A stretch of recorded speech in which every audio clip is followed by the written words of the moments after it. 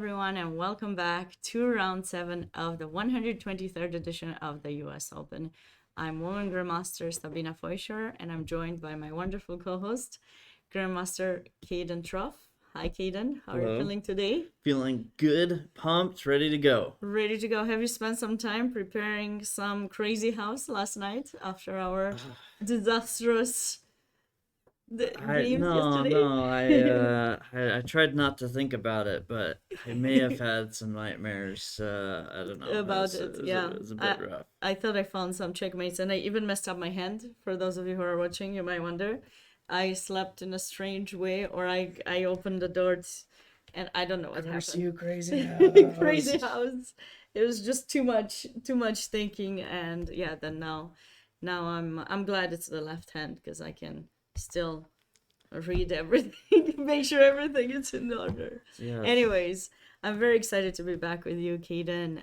All sections are merged today. They played. They still had to play some games in the morning, but now they're all together. And let's let everyone know where we're Yes. staying. Pull up these standings. Yes, and we are, by the way, for those of you who are joining us for the first time, we are in Grand Rapids, Michigan, and it's been a wonderful event so far. A plus. And yeah, Kaden, take us through it. Yeah, so we were taking a glance before, and definitely the most notable thing is that after 6 rounds, we have no perfect scores. The best we have is 5.5, which is still amazing, It but is. does signify to me that we're just gonna have no clue. We're gonna have no clue who's gonna come out on top. It is a close race between all of these sections. Everybody fighting, and we're just getting into the most intense rounds. No, I totally agree. And I think it's really cool to notice that um, some of the, I mean, I don't know how cool it is for them, but some of the top players have left more than half a point. So they're, on 1 point less basically. So we have Yes. 7 players with 5.5, and out of those, I see two grandmasters. Grandmaster Alexei Sorokin, I believe he's a grandmaster if I'm not mistaken, Yeah. but he's not gonna have the chance to qualify for the U.S. Championship because he does not represent the U.S. And we have Grandmaster Dmitry Gurevich, and all the other players are international masters, and it's gonna be wait, Andrew Andrew Tang, Tang. Andrew Tang, Andrew Tang. three, Yes. my bad. So we have seen, some of the other grandmasters that I was thinking would still be there sharing first place as they were merging with 5.5, but no, but still that doesn't mean anything. There are 22 players sharing basically from eighth position down um, to 29. So they have 5 points and they're going to try to catch up with the leaders. What are your predictions? Do you have someone in mind that you think Uh, might have a chance? Okay, okay, we shouldn't do no, that. We no, should, no. I put you in a tough spot answering that question. No. From following the game so far, I've been a really big fan of the way Andrew Tang's been playing. Mm-hmm. He had one game that admittedly was more than a little bit scary for him, but overall I think he's been a really solid player. I mean, this is a bit biased because I actually worked with him. Oh, Took okay. some coaching from Verusian Jacobian for a year, but I would like to see him do well, and he's played at many U.S. championships, always a great contender there. So those are Your two picks. my two picks. I hesitate to say it because all Oh, these players have been amazing, really amazing. playing really well. And as you and I were talking before going live, we mentioned, you mentioned to me, and I hadn't realized that Ronald Burnett had taken a bye, so he basically hasn't. He has won all his games Yes. technically, but he had that one bye, and we have mentioned his name in the Erwin, as we're doing commentary for the invitationals, as he lost that game a little bit too soon, but might be ready. He might be ready in shape to try to score well in this The tournament. Irwin was just a warm up. It was just a warm up, and it was better to make your blunders there and come back here and play really well. So it's gonna be interesting to see how he continues in this tournament. We also, of course, want to welcome all of you who have just joined us. We are very excited for this round and cannot wait to get you through the games. But before we do that, let's check out the pairings for today's round. I think you have to change the scene. Do you? Oh, brilliant! Wow. Yeah, it fits well. The pairing. Oh, it fits well. Okay, all right. I thought we had to change the scene. Okay, so take us through it, Caden. Yeah. So I'm at a little bit of a loss for words because Okay. some of the pairings I was thinking Would be different. maybe. are a bit different, but no, now that I look, it kind of makes sense.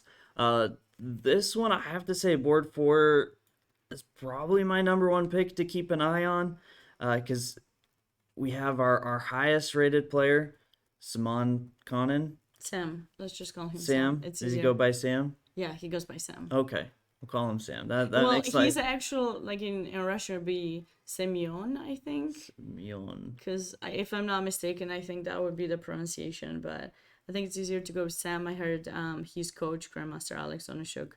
He's coach from Texas Tech. I don't know. Yeah. Yeah. I heard him call him Sam, so I feel that it's easier. Okay. I just made your life so much Oh easier. yeah. Now you're like, I mean, oh, I'm American. you're gonna No, crush all the other I names. can say that. No, but our top seed against our only technically perfect scorer. I don't know if that's fair to say with the half point bye, but has won all his games, Ronald Burnett.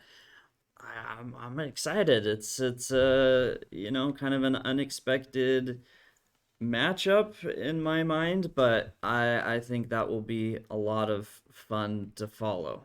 For sure, yeah. And I mean, the top boards, of course, will be our top priorities, the top four boards, because we also have like the players with 5.5 trying to kind of get out of that pack or continue staying in that specific pack and will try their chance to win. So I know a little bit about some of these players. For example, Bryce Diglon, I think I mentioned to you previously, but he had this really big chance to qualify for the US Championship a few years back, I believe in 2000, maybe 2020 or 2021. Might have been 2020, yeah, 2020, I think. But unfortunately, he did not. He lost in the Armageddon to Grandmaster Elshan Moradiabadi. And I saw yesterday, because we had basically the afternoon more relaxed, I went in the playing hall and I tried to kind of get a feel of the players, how stressed they were, whether they're like burning a lot of time, having confidence, or is this how they play? And I've noticed he seemed really confident in the way he was playing. Based on my approach now, it doesn't mean anything. Alexei Sorokin, I've seen him play like really well. I forgot it was him who won the US. I think he's the winner of the US Open of last year, potentially. Yeah, so I think it was him. I want to say he was tied with Elshan last Yeah, year. yeah. They But then both they had played 8 Armageddon. points. Yeah, and then they played an Armageddon game and he won. So Okay. yeah. Then we have Andrew Tang, who I haven't seen play as much lately. He's known as the Penguin GM, bullet player typically. But listen, that doesn't mean anything. It's He's really way strange. too fast. Yes, in bullet he is, but yesterday he's burned so much time against his opponent that I was so surprised. But in the end, he did end up winning. So after all, the win is what matters. Yeah, no, that was definitely a notable thing. He was playing Sharvesh, who we know from Yes, the Danker, exactly. and has traditionally been a fast player. Didn't stop that, but yeah, you saw Andrew Tang down pretty much an hour or Mm-hmm. more on the Yes. clock. So no, it was it is definitely funny to see the contrast of Yeah, Andrew Tate play online I know. versus Over the board. over the board. Of course, Dmitry Gurovich, he played in the senior championship in St. Louis, didn't do as great there. He did really well last year. We have Jason Young, up and coming junior, and Brewington Hardaway. We also saw Brewington almost winning the Barber. Unfortunately, due to tie breaks, he finished second, but still very good result. And yeah, as Sam Hanin, very strong grandmaster, also goes to Texas Tech University.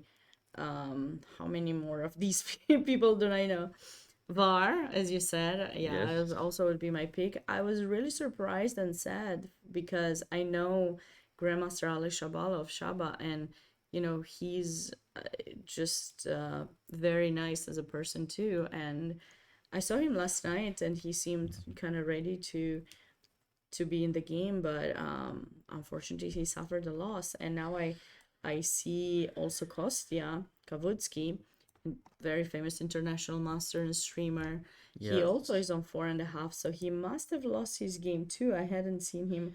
I was wondering what Yeah, happened Kostia lost to to Joshua Postuma. yeah, and Shabalov lost to Ronald Burnett, if Yes. I'm remembering correctly, which was Mm-hmm. a very it was a very crazy game. But anyways, enough with the talks about. Wait, do we get the we got the moves? We got the moves. So we Oh, gotta we got the we moves. can get started, Kaden. Let's go on to the games. Uh, welcome everyone. Oh, Oh, Is Matt your yes, co-founder of the? shout out to Matt Crossett in chat, who's I know trying to make some comments about who is this Caden guy. I Yeah, still hope he hasn't I forgotten was me. waiting for I was waiting for you to answer, and I thought it was a joke, but I wasn't sure.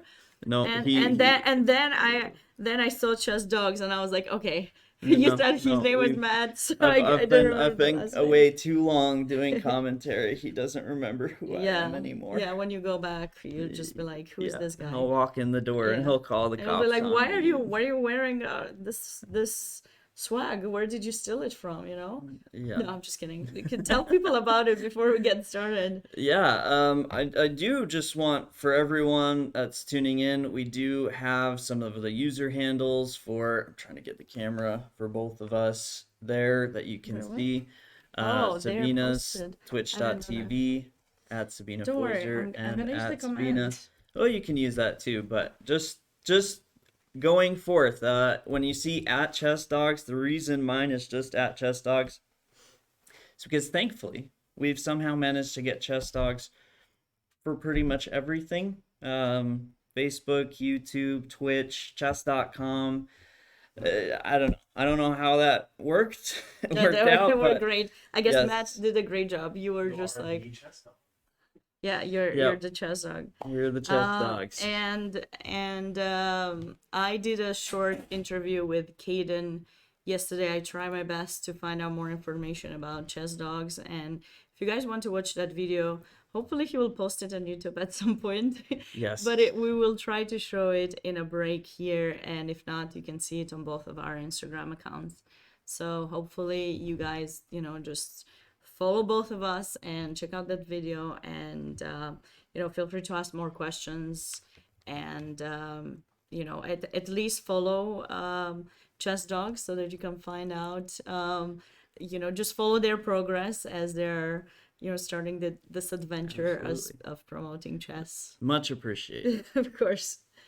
So let's get into the games now, Kaden, because you might get some. I have the feeling you were really upset for the invitations. There was no, Grunfeld. I was about to say Yes. Dragon. There's no Grunfeld, but maybe you'll have some interesting. I'm optimistic. You're optimistic. I I am admittedly too. do not know. Like I'm familiar with some of these players' opening repertoires, a little bit, I don't know of anyone here that does play the Grunfeld, Yeah, but no worries. I'm still sure someone will play it eventually. still hopeful.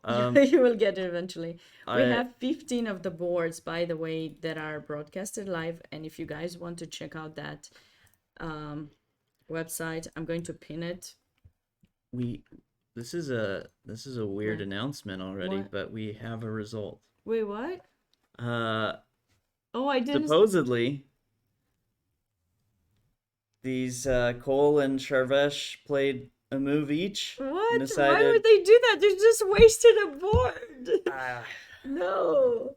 Oh. that's- I- We need to get them. We need to get them at some point and be like, guys, come on. I This is mean, unacceptable. Seriously, Shervesh, unacceptable. Shervish I has know been you're playing a watching. lot of crazy openings, and maybe his opponent just saw a6 and Was didn't like want to. draw, you know? In America, why is it that in America kids always come to the game like it's their turn and they're like draw and they just give you the hand. Like they just put the hand forward. So I'm not a fan of it, Yeah, I'm not but either, so No, I do understand it is something that can happen in America, and to a point was something I was told to watch out for growing up. Just be Okay. careful, like, hey, if they hold out their hand, they're not which resigning. normally would mean resigning. Exactly. Amongst kids, sometimes they try to use that as a bit of a trick. Not a fan. I do not recommend it. Some people get really into doing things like offering draws to be like a psychological advantage or try and get that psychological advantage. And sometimes, while I understand that chess is a mental game, I am very much a fan of playing good moves and like that being the focus of the chess game. Well, it's okay. It's okay. It's unexpected result, but it's fine. We'll keep with our main boards. But we'll look at what you want to talk more about A6. No. Someone was saying that The Grunfeld was not Alexei Sorokin has played the Grunfeld before. okay. But so I mean, I guess they got an E4. yeah, so Or he couldn't do Bryce it. played E4, but They maybe- played I mean, I like Bryce, but maybe I have to root for Alexei. No, no. I'm a bit opening biased, I would say. I see. Okay. So they played the Pelican. I was just making sure that's how it's called because I always forget. I always confuse this. Sometimes I'm confusing the Pelican with the Kalashnikov thing. Mhm. So yeah, but there's a lot of theory here as far as I remember. Yeah. What's always funny to me about this line, I don't know exactly when it happened or when I saw it, but at some point this position right here Yeah. is in my mind what the Najdorf was. And it got stuck in my brain like this was the Najdorf. So when one of my coaches recommended for me to start learning the Najdorf, this is what I expected to When be you thought learning. yeah, that's what I thought. I thought when you put the pawns like this with d6 and e5, Yeah, it was the Najdorf. right. But And yeah, one time I was talking to like a very top grandmaster in Romania, and I was like, "Oh, so that Najdorf was interesting." He's like, "What Najdorf?" Well, in that game. And then he's like, "No, Sabina, that's not called Najdorf. Come on, you should know this by now. You are a WGM. Like, how do you?" And I was so ashamed. But I mean, I wasn't ashamed. Like, I was just like, okay, I get it. I said it wrong. You could just have said it nicer. It's fine. But yeah, he was like, yeah, it's called Kalashnikov. Okay, got it. Thank you. No, I mean, I don't mind people telling me, but sometimes you can tell people in a nice way, Well, yeah. and they know, like if they know you, maybe it's fine to make a joke in a specific way, but if they don't know you, then it just turns out a little bit. yeah, I'm emotional, so I get very very annoyed by it. yeah. But is h4 is now right the move, or should he have played h4? Because or a4 first, and then I know there's something with h4, and then they don't take the pawn. That's you shouldn't capture the pawn if I'm not mistaken, right? And They go bishop h6 and then you go g3 and right. Yep. Okay. No, no. I just looking a little bit. It looks like rook b8 is a bit less Unexpected. common a move. Not insanely uncommon, but is less common than castling or bishop g5. Uh, I would sort of imagine it can in some cases transpose, but it does look like a4 is the move here. However, not being a expert in this variation, if you're gonna start getting into sideline territory or start surprising your opponent for Mm-hmm. Bryce here, I think this is sort of the moment you start thinking about it, or probably not thinking about it, but prepared it. So it'll be interesting to see How these he. next few moves. It just feels like a Yeah. preparation battle. Yeah, from what I remember is that white would love, of course, to stay with the knight in d5 versus the dark square bishop. That's why you definitely don't play knight c2 to e3 because it's going to be captured. And then, black manages to go bishop e6 and prepare d5 and, or they might play f5 and they're fine. So I was a coach one time for the Pan American Youth Championships, and I had to prepare one of my students there, and she really wanted to play this line, and her opponent was playing this, so I had to search up the theory, and I'm not the biggest fan in theory stuff. Yeah. So, like most things that I learn is probably because I've seen someone play it or they've explained it to me. If not, it's a little bit harder for me. I don't have the passion to analyze very much on my own, unfortunately. So that's something that can drag you down. If you're passionate about it, you probably should do it. But don't forget about other parts of the game, as both Caden and I still like emphasize every single time. So what I remember is that they were trying to get these like as like side moves in a way.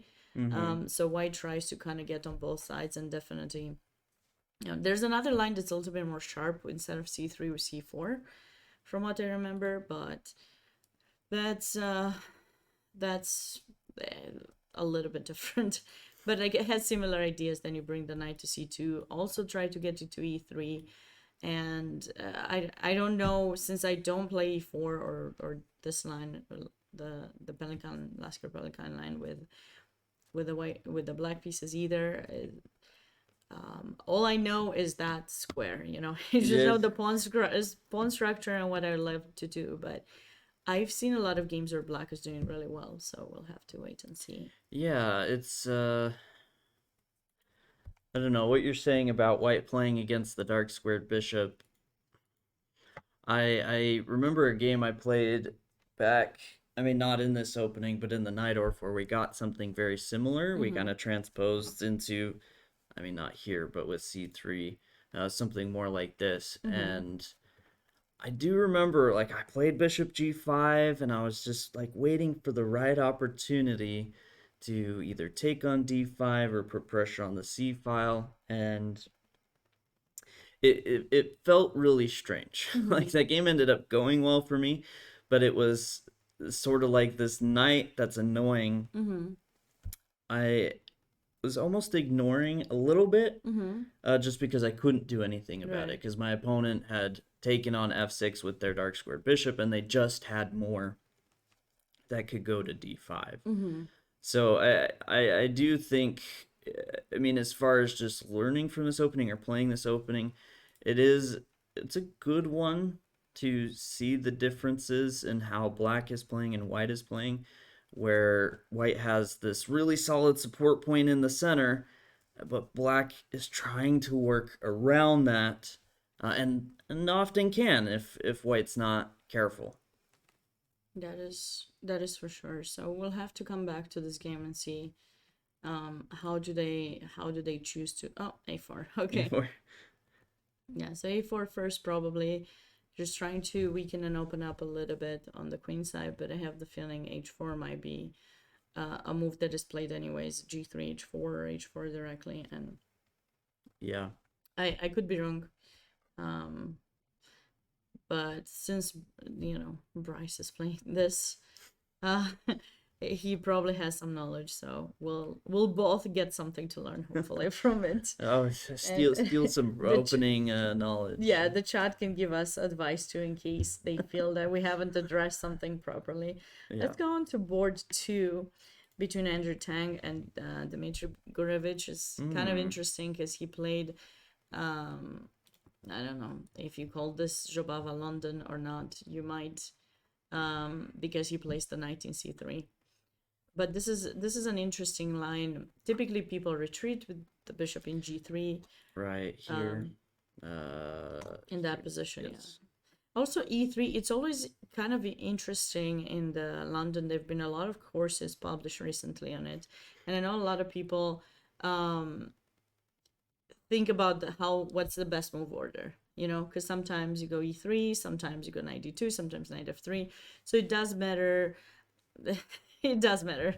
You think it may not, but it does in some situations. So if you retreat a bishop in G3, then you have ideas to bring the knight to E5 and eventually maybe play for E4. But if you leave the bishop in F4, I've had some people do that against me as I was playing with the black pieces. And this is a very interesting pawn structure as well, because you don't have breaks with E5. And even if you play C5, C3 will be played by white. And that bishop in C8 may be a struggling piece. So you have to find the right way to get it to do something. I was about to say I expected b6, bishop a6, but pawn to a6 is interesting. What are your thoughts on that move? I feel like he must be preparing c5 is at least my first thought. Like a6 clearly is targeting some sort of knight b5 or bishop b5, which if you were leaving this pawn on c7 is less of a worry. Right. Because you have c6, right? Right. If it comes down to it, you push that pawn on c6 and kick your opponent's pieces away. So the fact that he's playing here, I'm guessing he is Dmitry Gurevich is planning some sort of c5 at some point. I'm a little unsure as to who I expect to be better here. I don't know that I like the move a6. Yeah, it's So white, but he didn't castle, which is also very interesting because he's waiting to see whether white is going to castle long. Since you didn't play c3, those are typically some ideas that you want to utilize, castling long. So maybe he's just waiting with the king and wants to castle long later. I think that would be an idea. yeah. He's playing a game of chicken almost, leaving his king in the center for now, waiting to see what Andrew Tang's gonna do. I random thought, but since we try to keep things, I mean, it's the opening stage and we try to keep things exciting. What about a move like g4 here? Directly, because knight takes, rook g1, you take on g7, you get knight e5. I wouldn't feel comfortable with that. I'm sorry. No, I want to approve. I want to approve it. I really do. I like aggressive stuff, but I don't know. Okay, so I take it first. So I take it. Okay, g1. And I was thinking maybe I could, because you've just messed up all of your pawns because you have double pawns. I think if you had the pawn in e3, I would totally go for it. There are some lines where you do it in the Meran, but like here, I don't know. You're being really aggressive, and you what happened? What happened to you that you are so aggressive today? No, I mean, Could I do knight f6, knight h5, or like knight f6 when you take knight h5? Yeah. You have rook g4, but yeah. G4? yeah, sure. What about bringing the other knight to f6, maybe? Okay, 95. So I don't have enough time.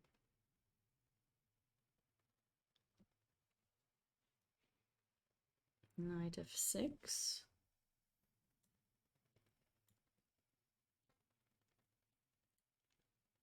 C5, I mean.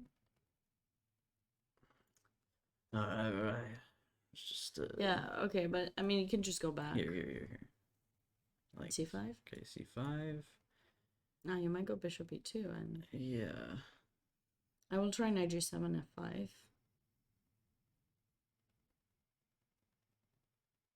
Okay.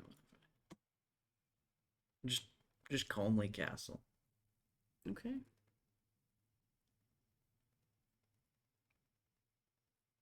I mean, it might be fine. It might be knight G7. You have Yeah, bishop knight D3. G7. Oh, H3 even Yeah, better. H3. Yeah. Okay. Uh, My knight. It's not all forcing. Okay, fine. G4. Let's go back to G4. I take it. Would it help me if I go H5 first? Let's see. H5 first. You're gonna play H3. Now you will not have that H3 for the bishop, but I also don't have the H5 square. Fine. I go knight H6. Knight F5. Hi there, Pete. And now maybe.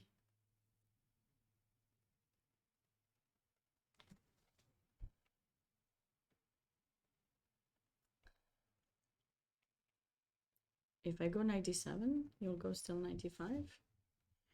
Let's see how aggressive you are. if you go 97, if Yeah, you go well- 97, I'll probably play. No, we did not get Bishop cookies. D3 We would first. love some water too, if possible. At least I would love some water. Oh, yeah. I'll get I've some. been leaving a water bottle and this Yeah, cereal.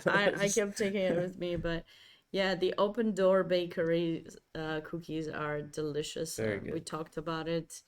It's a really wonderful mission that they have, and you can actually. I found out, and I told you, Kaden, but I'll let the chat know as well. You guys can order these cookies from wherever you are in the US. They will be delivered to your home, and you not only you'll feel good by having, enjoying this delicious cookie, but also it's gonna help you with your sugar craving, maybe. I don't know. But this company actually uses 100% of their profits to put into their overnight shelter, and they employ they employ and help transform lives of women. So I thought it was really impressive and amazing, and the cookies are delicious. They're Sabina approved, Kaden approved. Yes, Sabina very doesn't good. even eat cookies and she approved them, so you can be sure they're really delicious. If you guys want, check out the link that Pete posted, and you won't be sorry. Anyways, back to our chess. So I don't know. I feel that it's interesting, but I wouldn't go that aggressive. I mean, he's not desperate to win necessarily.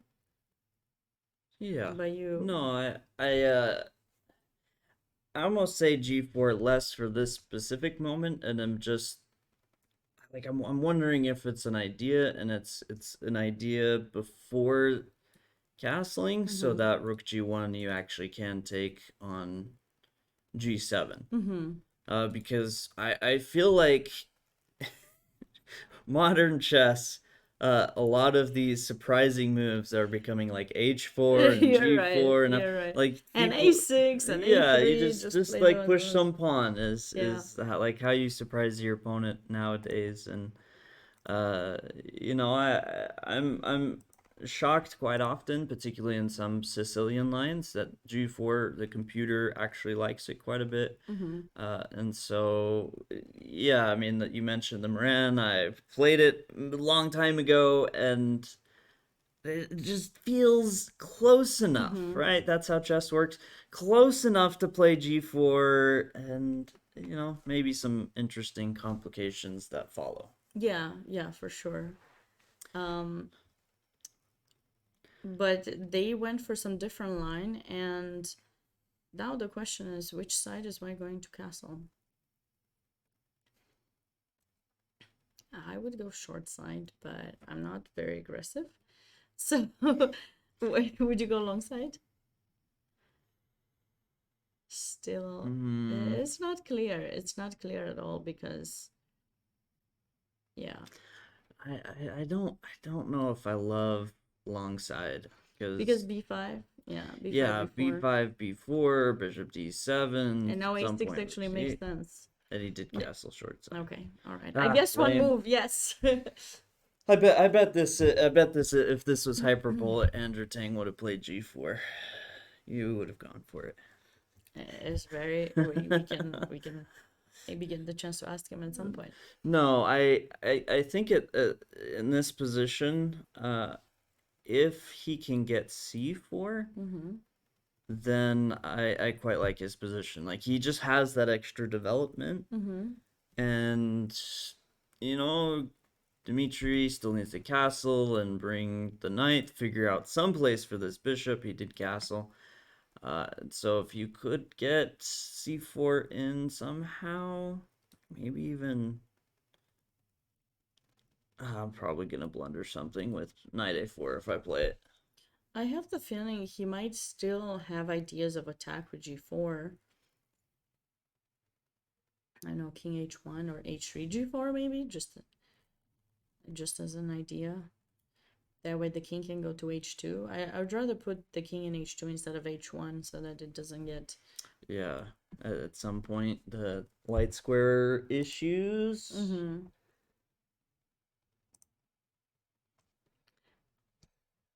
I don't know. I'm a bit scared of like b5, g4, Wait, bishop wait. b7. I Okay. just like in general though, like Okay, that sure. bishop should go to b7 and But then I will go to e5 too, white's knight, so hmm.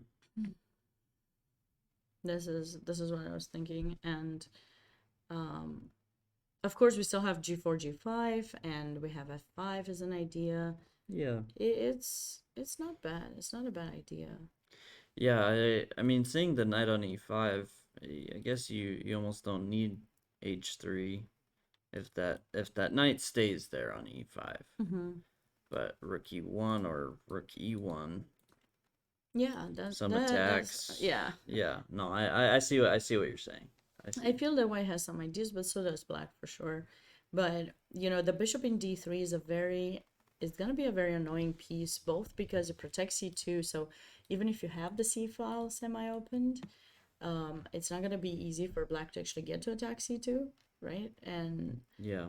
h7 is gonna look um like a very unpleasant weakness to defend, but maybe black will find its way with, like you said, b5, bishop b7, and maybe after plays the knight in e4. That way, the diagonal close things could go well. I do like Andrew's time spending here. Like he's not taking an insane amount, but every move taking a little bit of time, and since it does seem like this is a semi-unfamiliar position for him, uh, and we're looking at some aggressive ideas, I feel like, okay, sometimes you look at the opening, it's just like the stage of the game. You get through and hope you don't fall into your opponent's preparation, but it really is a good time to plan everything right. And if you take that little extra time, uh, you can create some real problems Yeah, for for sure. your opponent. I So, agree. what other openings do we have that are? I mean, there are no like super sharp openings that I've seen. This resembles some kind of. It does not really resemble. If you want Interesting. to go to that board 4, we can go to board 3 first, to however you want. Oh, okay. Oh, okay. This one So looks this is a interesting. Ruy Lopez, right? I would not have called that just Oh looking at wait, it. was Maybe. it Ruy Lopez or is it called? Yeah, I think it's a. Is it the Steinitz variation or something? Does it have a different name? Oh, Morphe. Wow. Because they play with d6, not with b5. I know it has another name, but Yeah. okay, what does Lee just call it? Morphe? Morphe. Okay. What Lee Chess is calling it. Now, this is something I've definitely noticed. Brewington, as you mentioned earlier, was really close to winning the Barber, tied for first, just lost on tie breaks. Brewington seems to have some good opening prep, but tends to play some fairly unusual variations, Mm-hmm. which I think I don't know. I feel like you see one way or the other. You see a lot of these youngsters that either play some really strange stuff just to surprise their opponents, Mm-hmm. or they're super theoretical. I, as a younger player, was definitely the very theoretical side. But Brewington is like this mix of playing like slightly side variations, but Mm-hmm. still seems to know what he's doing. And here to what Queen C8 to this point, which I mean is from what I can see has not really been played. Is your Brewington is the first time he He's playing stopped to pretty think. fast, right? Yeah, Well, not so fast actually. He did spend like 8 minutes to make that move. So, by the way, for those of you who joined us later, the time control for this tournament is 1 hour 40 minutes for 40 moves, and 30 minutes sudden death, with 30 seconds increment from move one. So the games could last up to 6 hours, maybe a little bit longer. We'll have to wait and see. We don't get all of the board cadence, so you can be relaxed. Then we won't have as many. We only have 15 games to go over, but still, it's gonna be interesting. And for those of you who wanted to know the final numbers of players that have registered, there were 494, but some of them have withdrawn. So we just take out like maybe oh,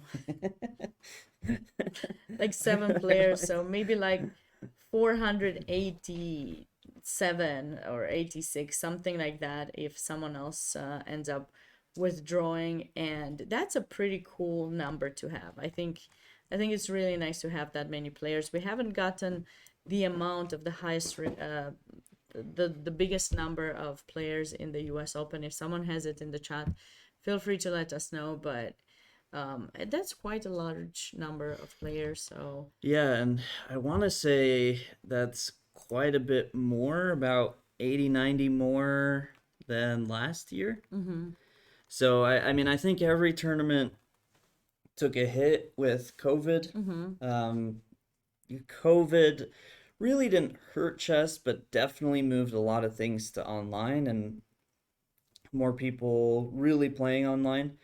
But still, 80, 90 people more than last year is excellent. I don't want to Yes. say, Sabina, that it was, just you're excellent, always encouraging people to play, I but try. I I don't know, try to get sounds them to that come, doesn't but seem like a coincidence to no, me. I actually had the opportunity, and we'll see if we can let you guys view that interview. But I had the opportunity to interview the senior TD who won the senior TD award. His name is Mm, Jeff Aldrich. yes. And Mr. Jeff Aldrich won the Senior TD of the Year for these awards that were presented earlier today.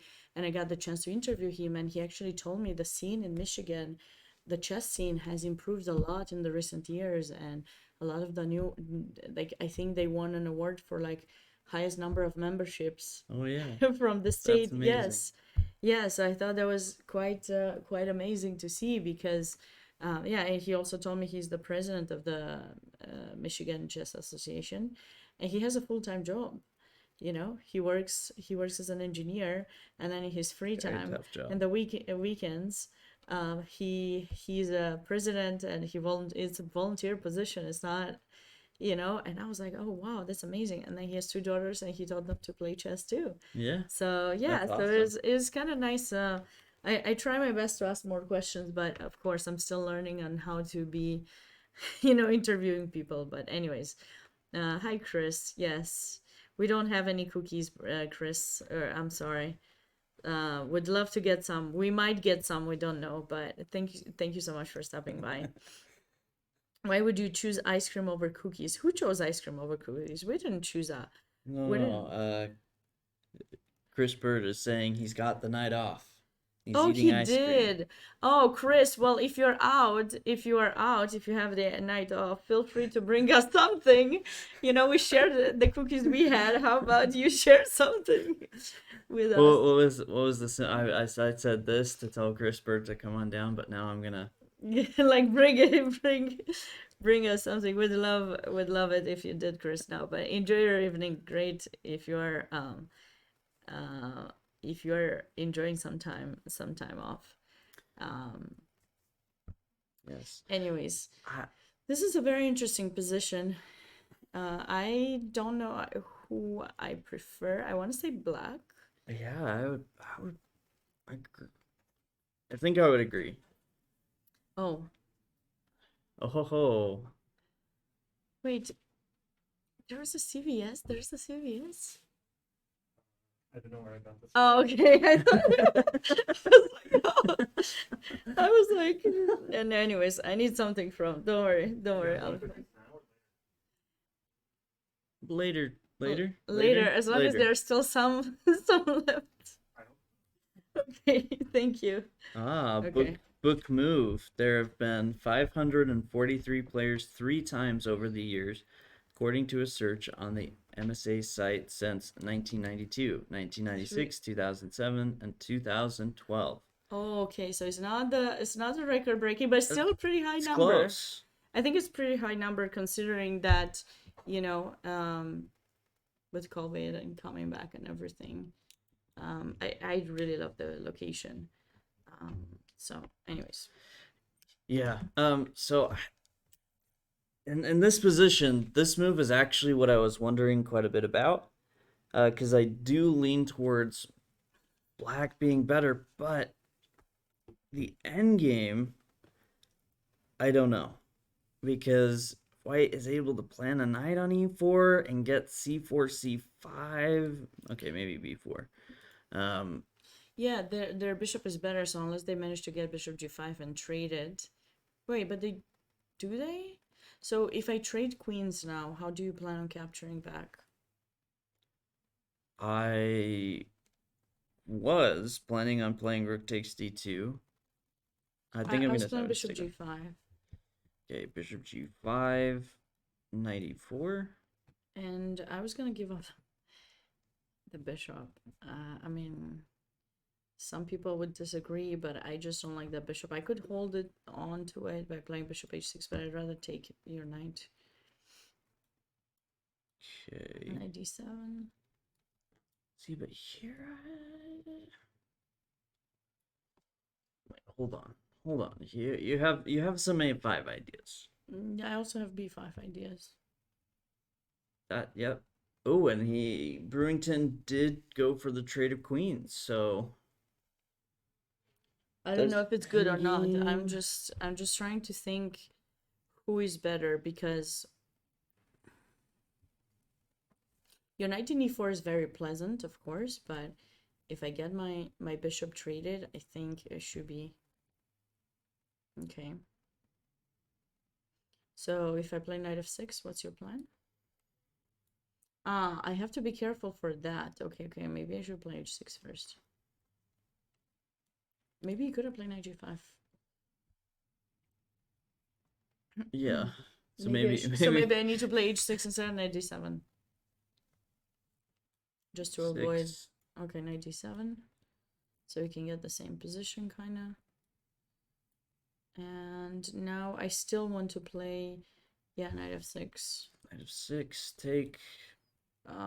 Yeah, I have to. Yeah, your plans are a little bit easier than mine. I figured I would have some ideas with knight f4, but it could be just a wishful thinking. Because you don't need to take. Right. If you needed to take, then I would feel comfortable. Rook getting to f4 is Maybe I go quite knight painful. e7 actually. I'll just kind of, keep some pressure. If you go c5, I'll go rook f8, maybe knight f5. I just want to try to infiltrate from the king side. What is board 11? It's Is probably it? that draw. It's probably that draw. Oh, yes. Yep. One game less for us, which is just sad, kind of. I would say. I'm unhappy about the situation. I really like people to fight, and I'm not a huge fan of the rule where they don't let you offer a draw ever. But I don't like I Not a don't fan like of one move the one draws. move draws. I've never seen one move draws. This is the first time that I'm seeing one move draws, so I'm just a little bit, yeah. Yeah, I think the earliest I've ever agreed to a draw was move 6. I wasn't proud of it, but I don't Move even remember. 6. I want to say it was move 6, Hmm. but I think it was because I was playing black and my opponent just offered me a really early draw, Uh-huh. and I was tired, so I was kind of like, well, I don't know. I think I must have drawn some games with my mom or my sister. Well, my sister, no, my sister. I was just complaining that I have to play and win, and she was like, "But come on, like no, sorry." And at some point, we're like, I wouldn't lose too much rating, but I was like, "No, I care about my rating. Sorry." yeah, that's this game, Chris, that's Chris, the one move this is the draw. one. Knight f3, a6. Unless there's an issue with the DGT, which could very well be. I'm sure they will let us know if there is. I don't know. Sharvesh has proven to play a3 b3. Just keep us on our toes. I think Yes. that's how I'd say it. He's you never know what to expect from Sharvesh. But yeah, no, it is. I mean, it is a bit sad because even from that, like, yeah, a lot of the games But he's it's played probably is his. very exciting, very aggressive games. They might be friends. I wanna check. Friends. Oh, Friends. okay. No. Friends is good, but like you play chess. I will say, like in the chess dogs tournaments that we've run, one of the most like respect to you guys moment was we've had two brothers that have played in quite a number of tournaments, and for this particular one, they just had to play. Like you have the setting that tries to keep family from playing, but they just had to play. There was no one else they could play, and so they play. And these two brothers fought it out. Like both of them wanted to beat the other person so badly. There was no like we're family. Like we just agreed to a draw. No, they were ready to fight it out and to give it their all, and ended up decisive. So a lot of I mean, I understand the family and friends, and it's sometimes if you've seen each other's preparation as well, that makes it very tough. But I also I like the fighting spirit. If I see him, I'm sure I get the chance to ask him, and we'll see why he took a draw there. We can get all here. I might try to ask him some questions about that, and then he already told me about his Is his, it A3? his A3 move, but Maybe he lost okay. another bet. Speaking of, Let's see what's the fastest way we can make a draw. uh, I feel like if he's watching, he'll just if he sees me next time, he'll be like, "Did you really have to talk about my game that much?" yes. No. It's there. It's live. No. See, No. but he has to understand it's because we've really enjoyed watching his games. That's No, it was why very. He's played entertaining games, Yeah. and even in tough positions, he found his way back. Typically, so yeah, we're just surprised of the result, that early decision of the game. Someone mentioned at some point that there was a game, Yes, this board 9. board 9. Let's Right? check it out. What is? That is an interesting. So for board 9, let me just check the players' ratings and stuff. So for board 9, we have Tolliver Cameron Lee, who's 2134, against Srivatshav Rahul, 2510. Okay. So, okay, so this was some King's Indian. Yeah, so this Four is the pawns. 4 pawns, Okay. which I actually played quite a long time ago, Mm-hmm. and I I enjoyed playing against e6. Like Mm-hmm. if I knew my opponent was going to play e6, I was very happy to play the four pawns attack. But there was this bishop g4 variation Mm-hmm. that I started to not like here, and is in a lot of ways what led to me stopping to play the four pawns. But here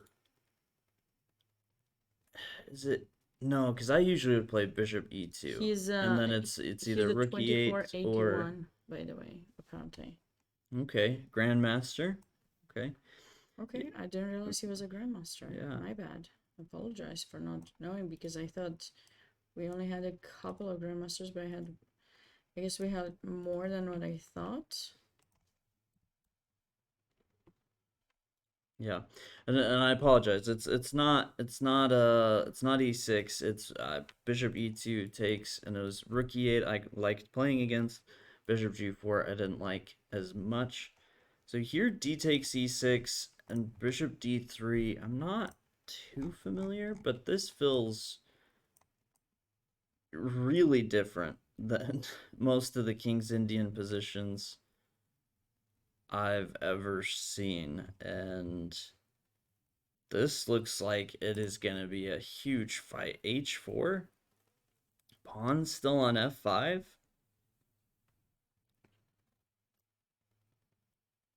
This He's is, the very aggressive. yeah, this is one. So Oh, go sorry. ahead. No, I was gonna say Rahul is from India, and I don't know if he plays for any teams here in the US or um, it doesn't show any state. You know, sometimes when you play for some state, so he might have just come here to potentially go to study in some place in the US, or maybe he just came for a visit. But yes, he Yeah. recently became a GM actually last year. Wow. What I love about these positions, or what I always find uh, funny but in a sad way, is I always look at one of these positions and I think, okay, one side's definitely winning, and then I see what the computer says, and the computer's like, yeah, it's equal, and then plays out like 10 moves to some sort of repetition. But here I don't. What is the idea if you take this knight? Like, obviously, h takes g5, but you really have. What was I thinking? Like, knight h. Maybe he Oh, also taken G6 and Queen H5. yeah.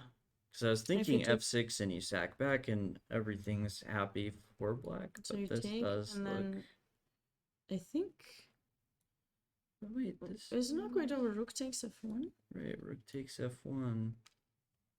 Probably bishop takes. Knight e6.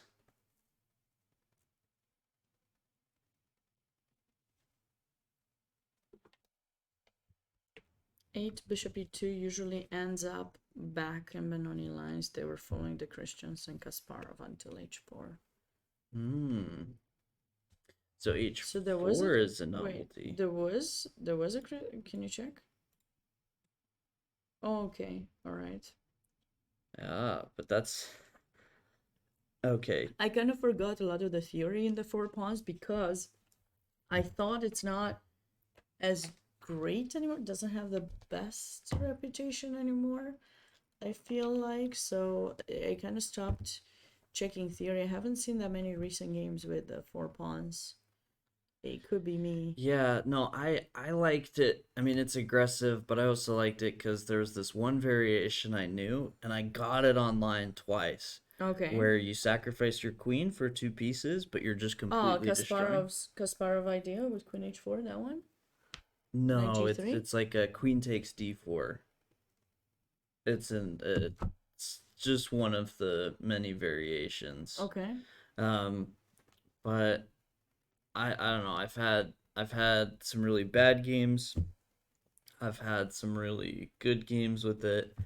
Um, I don't know. I think it's a fun opening to play, but I Hmm. do agree. I don't think it is considered to be the top line against the The King's King's Indian, Indian. yeah. I think these days, like, you usually see the classical very much. There's a lot of theory there, and maybe I haven't seen Zemish also in a long time either. They're more like G3 systems that I see are maybe back to systems with Bishop G5 and just E3 mostly that I've seen. If you play the kid, you have to know it though. Yeah, of course. But maybe, yeah, Rahul seems to be thinking here Yeah, quite a so lot, so he must not be that familiar with it. I can see he's burned a lot of time. I But have to ask. This is always the big question. Anytime we're in the opening, my big question is always preparation or over the board. Like, did they come up with this, or are they thinking about this over the board, or is it still preparation? it, And I cannot figure this out for Tolliver here, because okay, at this point, Tolliver has played very fast, which is understandable. It's only moved 10. Knight g5, 7 minutes. It signify that you're out of your preparation. 7 minutes is usually like, okay, let me actually think about this. But here, f5, only 3 minutes, and h4, only 4 minutes. I don't know. I wouldn't have the courage to play h4 after only 4 minutes of thinking. no, I feel like it's probably preparation. Yeah. But he wasn't remembering. Maybe he was trying to decide. I don't. The pairings I think got posted like within an hour of the round start, because all the sections had to be merged and make sure nobody Right. withdrew or something like that. So when everything got merged together, you know, um, you got the pairings, and I don't know how much time you could have, Cameron could have had to prepare this position. Yeah. It'll be definitely one to keep an eye on. I expect this to be a pretty serious thing for Raul. Uh, and I have no idea. Like I, I, I what does the engine say? Let's cheat a little we're bit actually and just okay. because That's that's crazy the. enough. Oh, Oh, black is fine. It's more than fine if he H takes the takes piece. G5. So it's all line. Does it go? Oh wait. Well, it's the King's It's kind of Indian. It's adjusting a King's little Indian bit. Benoni. You always. Oh, it says knight h5. Okay. Because of rook takes f1 again. Because But what was happening with our line? Was it bad for black? Yeah, that's what we thought. Okay, so knight h5. because of course you just play queen g4. Yeah, yeah, My definitely not bad. My our bad. line. Well, I was gonna take. I thought that was not too. You definitely need to know this. No, take that. That makes a lot more sense. Take and then knight f8. Oh, even better. Yeah, and control h7. Yeah, don't get greedy. Yeah, I'm sorry. I apologize. I You wanted the already took a piece. pawn. Okay, okay, we can go back. Anyways, f6. What's with f6? It might be prep, but drawish. Interesting. Interesting to see your guys's ideas. Yeah, f6. Much more fun than the move one game. That's. I'm sorry, but Sometimes some people get unwanted attention unwillingly. yeah, They didn't want, or maybe they did. Maybe that's why they did it. They did accept the draw. Actually, Bojanovic Ratko is not at the board. Seems like, did he not know? Did he lose the game? so this was actually in one of the other. I don't remember if it was this previous round, but I did notice that there was Players who don't on show one of up the in the top 15 games. boards didn't show Yeah, up, like which is why? like I mean I think it's bad not to show up to begin with, but Yeah. particularly surprising when you're playing on one of the top boards. But I already saw it in one of the other rounds, so interesting. I I feel bad because like we want to see game like we're here to provide commentary and see interesting games and bring you the action live, and I think it's just kind of, sad to see some games missing. We already, like, I don't know. I just feel like we have less games. Yeah, we Oh have no, we got 15. a result already. Oh my goodness. No, guys, no, no, no. Well, you know what that means, Kaden? It means that the last day we need to prepare for a marathon because most likely lots of players are gonna be tied for first place, and the top two will play at Armageddon for the Yeah. US spot and potentially an Armageddon for the winner of the tournament too. So that's gonna be huge. Yes, And yeah, so we need to we need to be prepared in case all these players are taking their draws. We need to be prepared.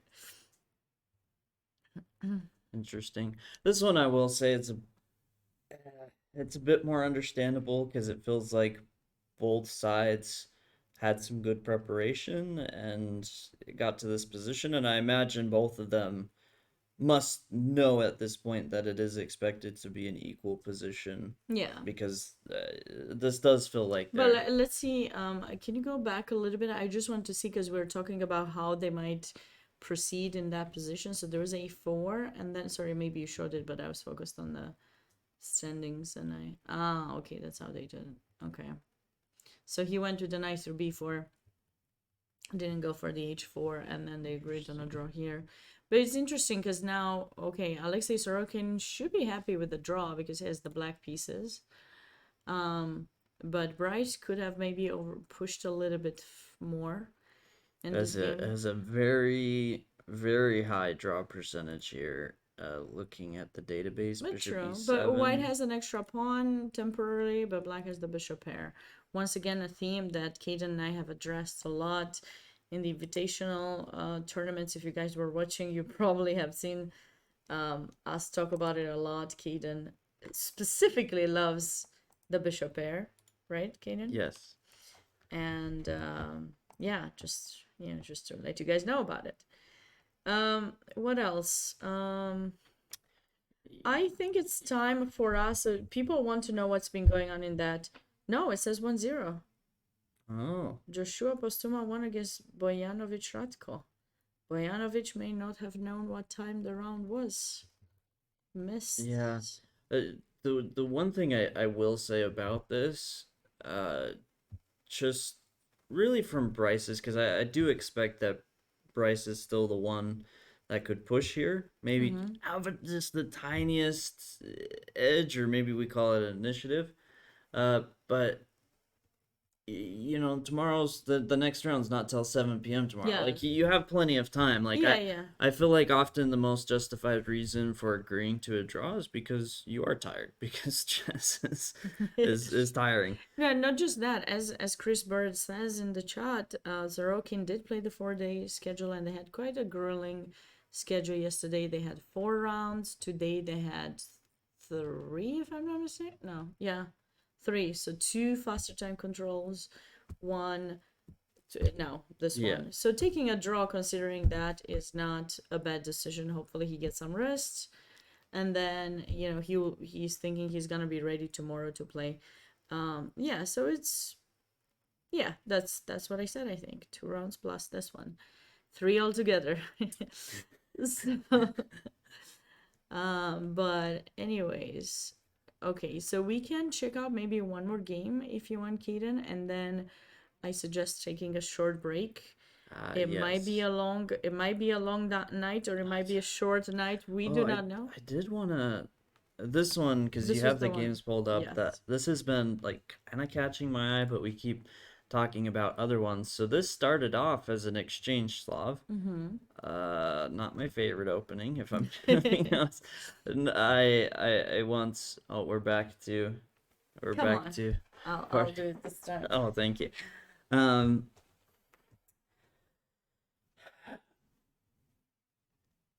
I don't. So I've been playing that line myself, but I usually play with e6.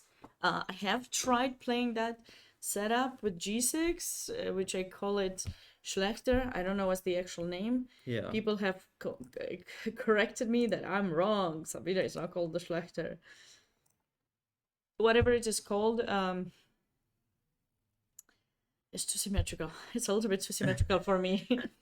It's just, I like to have my balance a little bit something in general. Like, it's not like I wouldn't play the position, but I just feel like the pawn structure is a little bit too symmetrical. And Yeah, so I actually had a period of time where I studied some of the semi-Slav as black. Like I'd been playing Grunfeld for a long time, and so I was kind of looking at it as a secondary option.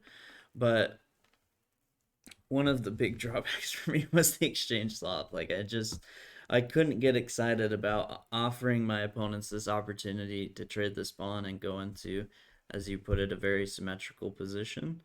But what's interesting is Sam here playing with the white pieces. Higher rated player, white pieces, has to be playing this from the perspective of playing for a win, which I wouldn't expect. I wouldn't expect. But with that said, they've gotten one of the more exciting openings that we've seen.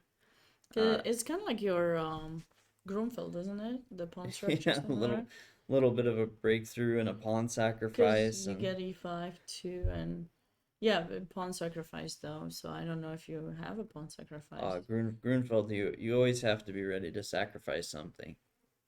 Yeah, but I thought it was sometimes white sacrificing. I could be wrong.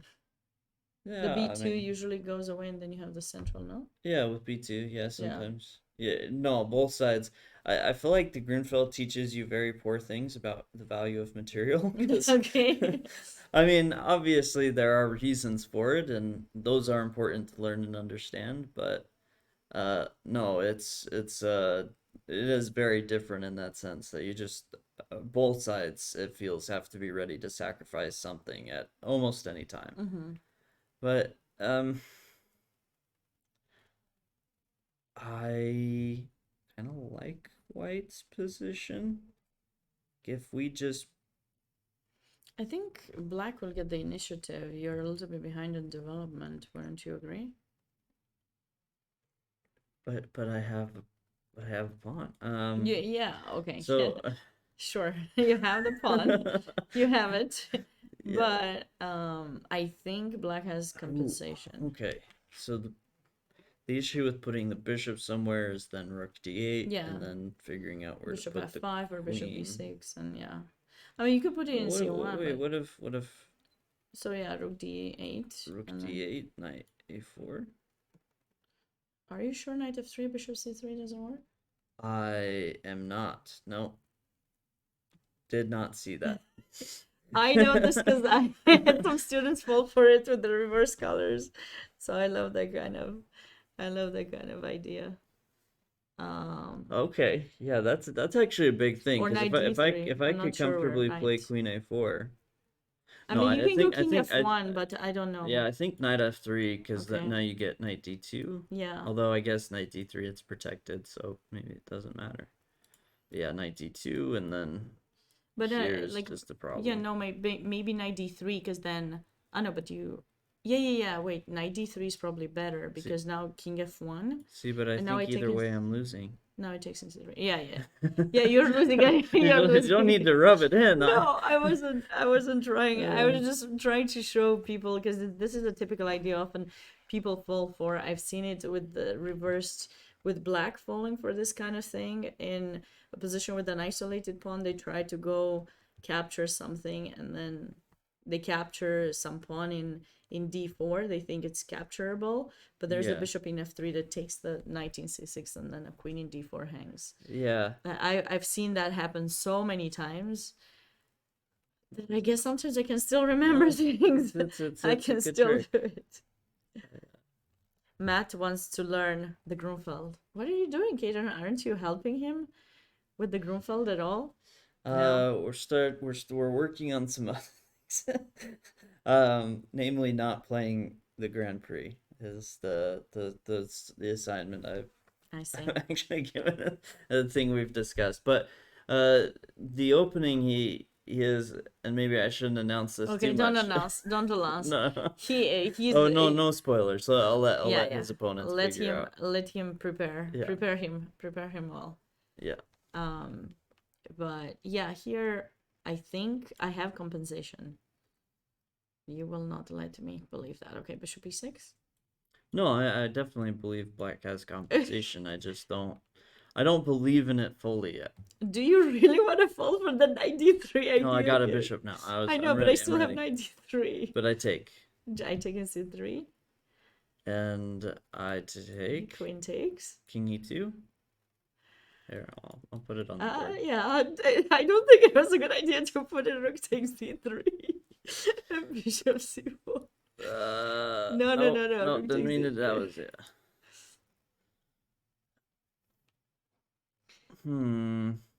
See, but now my king is gonna run, which we all know is an advantage. What? First of all, you don't have an extra pawn. Let's be clear about that. No. No extra I don't need it pawn for anymore. My you don't king is need so it. strong. Okay. Difficult. I have the feeling that wait. So I have this crazy idea. If it would work, it would be so brilliant, but it does not. Oh. I was gonna play bishop c4 and be fancy, but it does not work. Yeah, I Yeah, you take, and then I was gonna go rook d2, but you have king e1. If you play king f1, it would be a really nice idea because I go rook d1 check, and then queen d2. But I don't think I have mate still. Yeah. No, I don't No, have mate. I was just thinking king f3. Yeah, I don't have it. So no, but I have the feeling that this position looks So good for white. no. The material is equal, so you can't. No, but that's that's that hanging and pawn that's will hanging be. and I that's have my queen hanging. d2 check. Okay, fine. This is gonna be checkmate somewhere. Sure, Oh, queen wait. let's- It's more effective if I draw colorful arrows. Queen d2. Okay. Well, I escaped with my pieces from the attack. For now. Sure, temporary. Temporary escape. Aiden is feeling really like, come on, this cannot be bad for black. You cannot, like, you can even not play rook d1 because I potentially can sack. So I don't know why you like this position for white so much. Wait, sorry. I keep forgetting. I always have rook d5. Like, that's not. Then I take here. I got threats. Surprised Caden isn't playing king f3. I've already missed enough this variation. He doesn't want to mess it up again. My calculation is Okay, I'll just play still warming up. b6 just to be annoying. Like, Yeah, to make no. sure. Okay, I told you I played rook d5. Okay. Okay. I have queen d3, queen f5. See, but then I'll trade and I. Okay, wait. This position is. Go back. Yeah. Go no, back, go back. Maybe I have something even better. I mean, I feel that you have to find a way to hold the pawn if you want to. You're not really holding it there. John! Thank you so much for the raid. John Bartholomew. John and I. Good old John Bartholomew. John is like really awesome with YouTubes. If you guys ever wanna, you need someone to teach you anything, check out John Bartholomew's YouTube channel for sure. He's got great stuff. Plus, he has a lot of Chessable videos. He did nice. I watched the whole thing. He did the 100 Games You Must Know. Yeah. On Chessable, and I was like, I'm determined to study all of this and actually learn new pronunciations for words. That's why I know all these names, because they did that. I listened to John's Chessable course on De La Via's 100 Endgames You Must Know on Chessable, and then that's how I know everything. So that's your new homework. That's my bad. You have to that's do. my bad. I need to watch more John Bartholomew. Yeah, John and I did commentary one time a few years back for K through 12 championship. No, yeah, in Texas, and I keep messaging him every year. When are we gonna do a stream together, John? And Ventura. That Ventura, I didn't know it was pronounced Ventura. I thought it was Vancouver, and I always said Vancouver. And anyways, I learned a new thing. That was the one. But John never wants to do a commentary with me. I either talk too much, or he just pretends like he's too busy. I think it's Yeah, one of the two. that whole Just kidding. success thing is Yeah, a bit of a downer. No, but I think he's very nice. If someone is No, struggling with, he's too nice. I last time I played John, I got a much worse position out of the opening, and then he offered you a draw. no, somehow I beat him. Oh, I'm still okay. confused. Oh, But that's but John weird. is a nice enough guy that I almost feel like I need to apologize after a game like that. I'm like, I'm sorry. Like I should have Uh, let you win. I don't know. yeah. How did you know that that was the name? That was the name that I was struggling with, because probably you're struggling with it too. Anyways, yeah. Ventura. Ventura. It's the one with like a pawn on 6th rank, and you go rook Yeah. f1, rook f6. Uh-huh. Oh no, I know that one. I Okay, know that one. okay, that's the. I was like, if you don't know it, this No, I is know bad. that one. It's bad, Kaden. But yeah, hopefully you're doing well, John. Thank you so much for the raid. Welcome, everyone. I'm on Yes. Grandmaster 704, joined by my wonderful co-host, Grandmaster Kaden Trough. Kaden is back, and he has a new venture. Show people so they know. Chess Dogs. Chess dogs. And you say more about it. I feel like I became your spokesperson now. Hey, you're so good at it that I feel like I should just let it happen. But no, yes, Chess Dogs is because I sort of disappeared from chess for a long time, and Chess Dogs has been me and Matt Crossett, who has been in the chat, hopefully still there. Sort of our venture into starting a chess center in Utah, streaming, merchandise, all that fun stuff. So, no, it's been great to be here, and I mean the support we've gotten from people before, the support from people in the chat, and Sabina.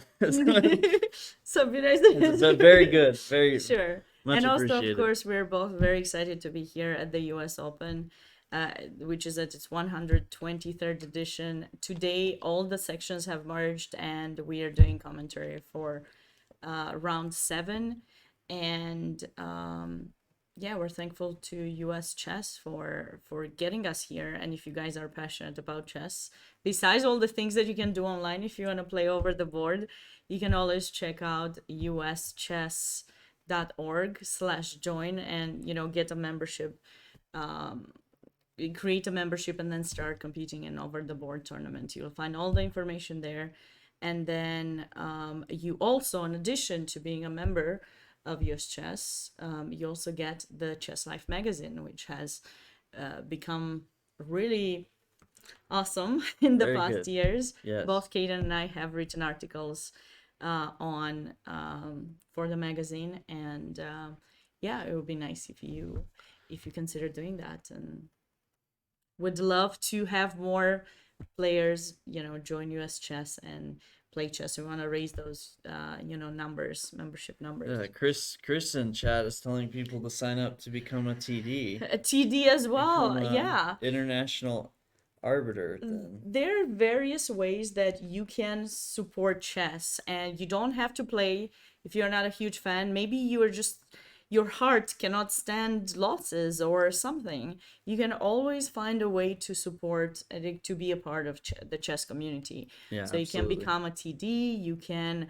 be like a tournament director, like an arbiter, more like I like to call arbiter, or actually an organizer. You've told me you got your TD Yes. recently as well. You can be a part of some of the various parts of the organization, help in various ways, help people, like create a club, teach so many things that you can do, and you can find a lot of informations on US Chess website. I feel like Chris has waited this whole moment to pitch to everybody being a TD. And what he said just there, TDs are the only folks guaranteed to walk away with money from these weekend money events. Oh, I didn't see that. I missed Yes. that. I just saw Matt saying he wants to be a Chris Bird when he. How old is Matt? Oh, he's mid 40s. Oh, okay, okay. And now Matt is like, really? You don't even know my age? I'm actually 30. You No, just no, no. really- So you just- we had this discussion. I don't remember when this happened, but somewhere when we were first really discussing chess dogs, I thought for sure he told me he was like 38 or something. Mhm. And then when he told me later his actual age, I'm like, wait, what? I Okay. thought you remember I'm sorry. things. I do not. Okay. Is there any other game you may want us to go over for those of you who are joining us now? Oops, that's not the link. I'm going to share the link of the broadcasted games over here in the chat, so it will also be pinned.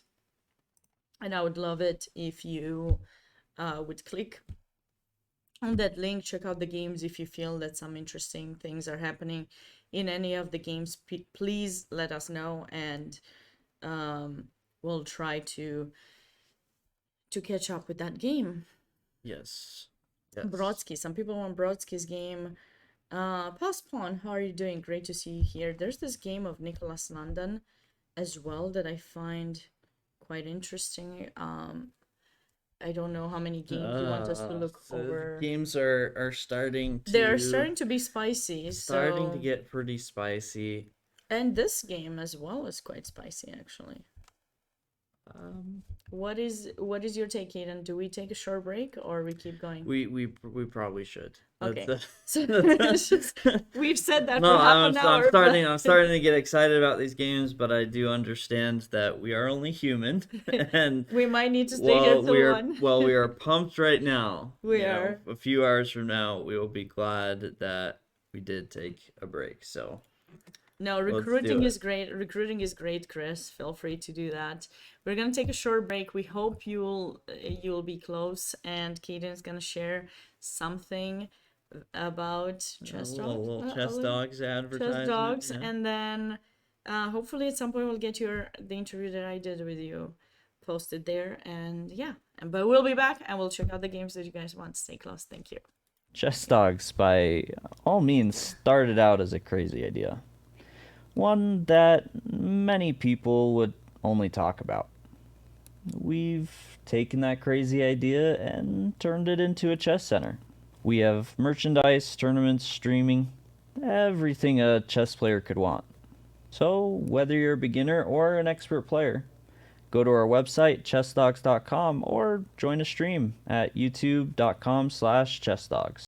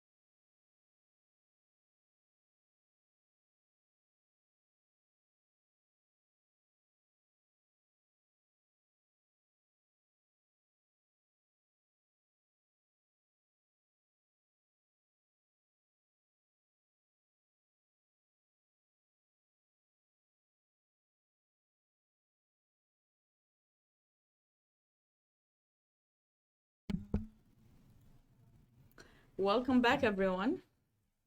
We hope Welcome you back. didn't go too far away. Hi, Aiden. Thanks for joining us. Evan Chessmaster, welcome as well. And Normal at Super. Everyone is here. It's great to see all of you guys. The standings, we can show everyone the standings as we're back now from our short break. There are 7 players who are sharing first place with 5.5. Well, right now there was a result already, so there are 2 players with 6 at the moment. Those players are Bryce Tiglon and Alexei Sorokin. The 2 of them drew the game that they played against each other, and they're on 6 points right now. But before the round, that there were 7 players with 5.5 and 22 players with 5 points. So of course everyone still has a chance to qualify. I think it's the last rounds are always very important. You have to be Yes. mindful as to what you're doing. But it's gonna be exciting to see how the players are playing it out, what preparations they bring into the game, if they actually have time to. Well, they probably will have some time, but typically the pairings are not made until maybe 1 hour before the round, if I'm not mistaken.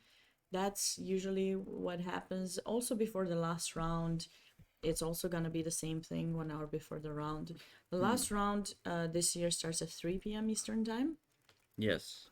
and Yeah, you had to remind me of that because I was 777. yeah. I was No, last I was round 3. set I was set to 7, and then I checked. I reviewed the page with all this, all the different events that are taking place in the same time as the U.S. Open. And I saw it said 3 p.m. and I was like, oh yeah, that's right, 3 p.m. Wouldn't it be fun to just show up at 7 and be like, oh, sorry, we missed it. Oh, whoops. Our bad, guys. Our bad. No, we won't do that. But before we went on a break, we were looking at that game between Sam Hanin and Ronald Burnett. But we noticed that there were a few games worth mentioning because they seem to be really close to being over or with a huge advantage for someone. So that was like board 14, Matthias Schundi against Paul Royal. Yes, this was when we were looking at, as you mentioned, Sabina during the break.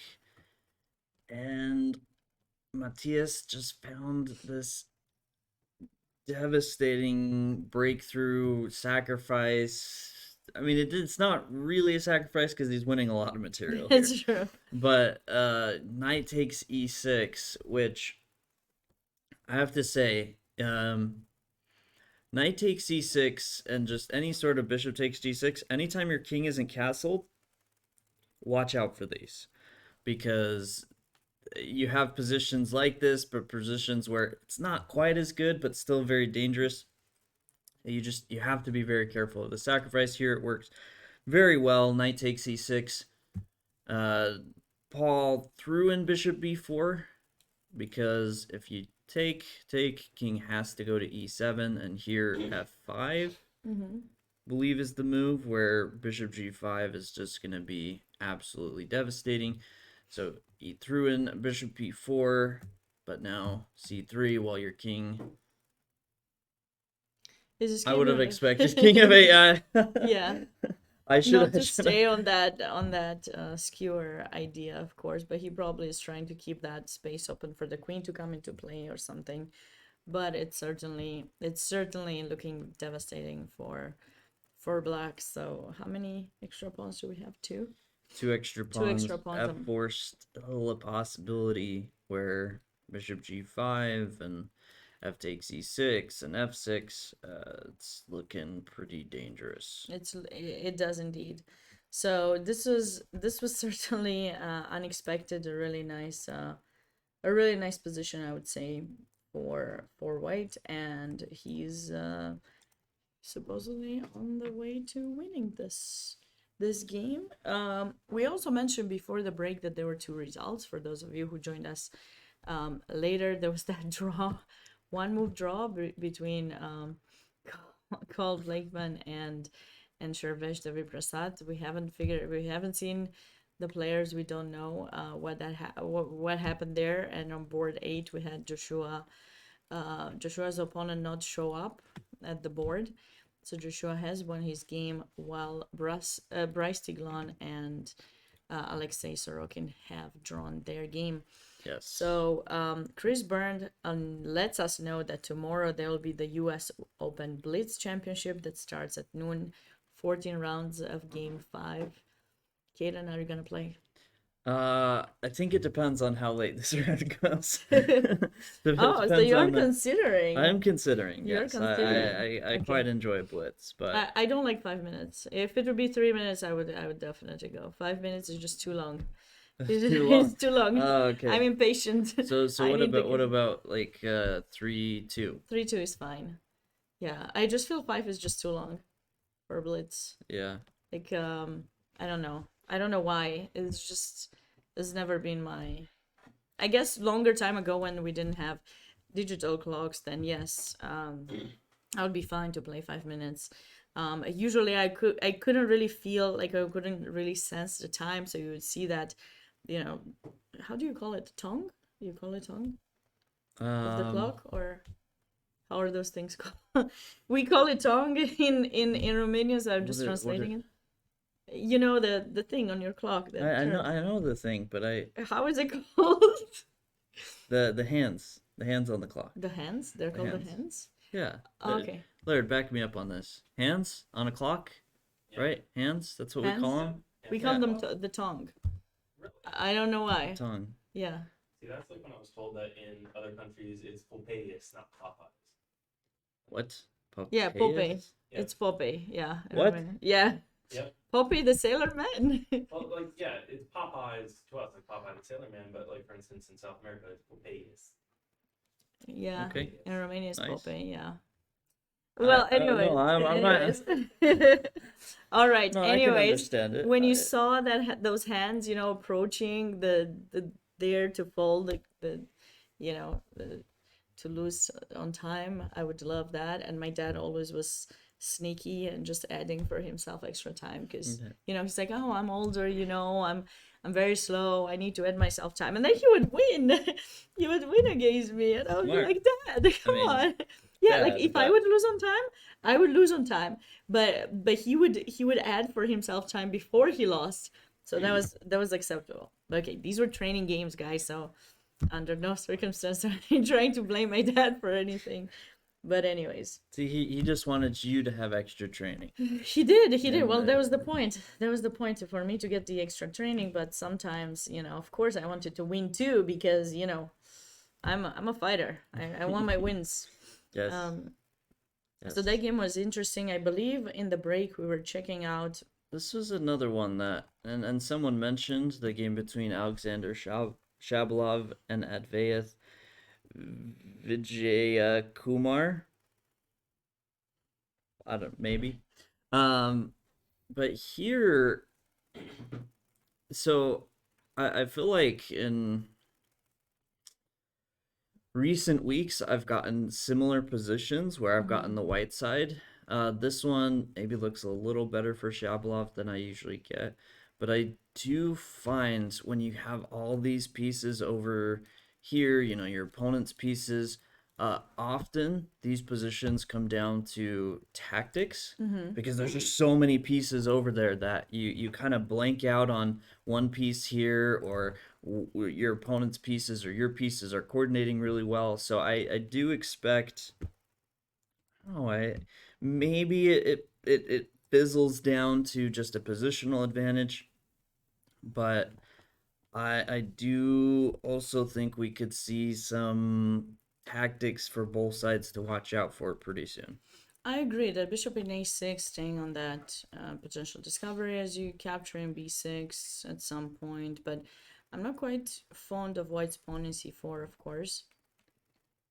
I don't know if knight b5 is a move that kind of has to be played in a way to make sure the pawn won't be lost, or how do you plan on protecting it? I would love it. What should I? I think he wants. Black may want some knight d6, knight e5 somehow and trying to get that pawn. What about? It's like I'm close. I'm close to this thought. Okay, knight b5. Yes, Vijay Kumar did play in the Denker. He did not. He seemed like he was doing well, but then ended up losing. That's for sure, unfortunately.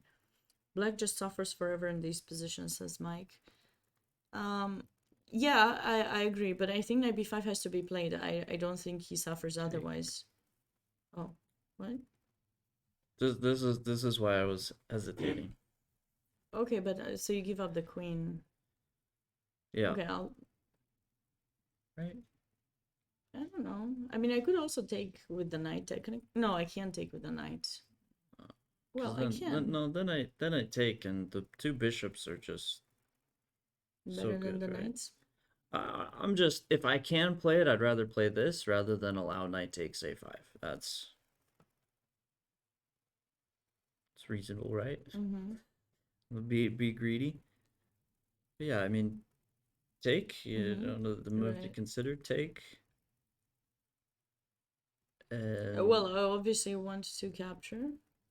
You take back, and now I was thinking to go knight f8, of course. Yeah, And then you take, and this remains to be evaluated. I like this. I like Yeah, the I bishop. like the pressure. King f2. The king looks super safe. Rook c1. Okay, I mean, okay, it's It's far if I away, get but 5 no. moves, of course. No, but no, no. But those two bishops should certainly be very strong. I definitely agree. But I think knight b5 has to be played. Like I could be totally wrong here. Yeah, it's. I mean, maybe black. Right now, black is starting to take knight f5, right? Is that a threat that we can say that? Yeah, I think taking on a5 is. So that's why knight b5 is with tempo, unless he moves the queen somewhere. So like knight b5, let's just say queen c6, for example. Queen c6. Okay, maybe I.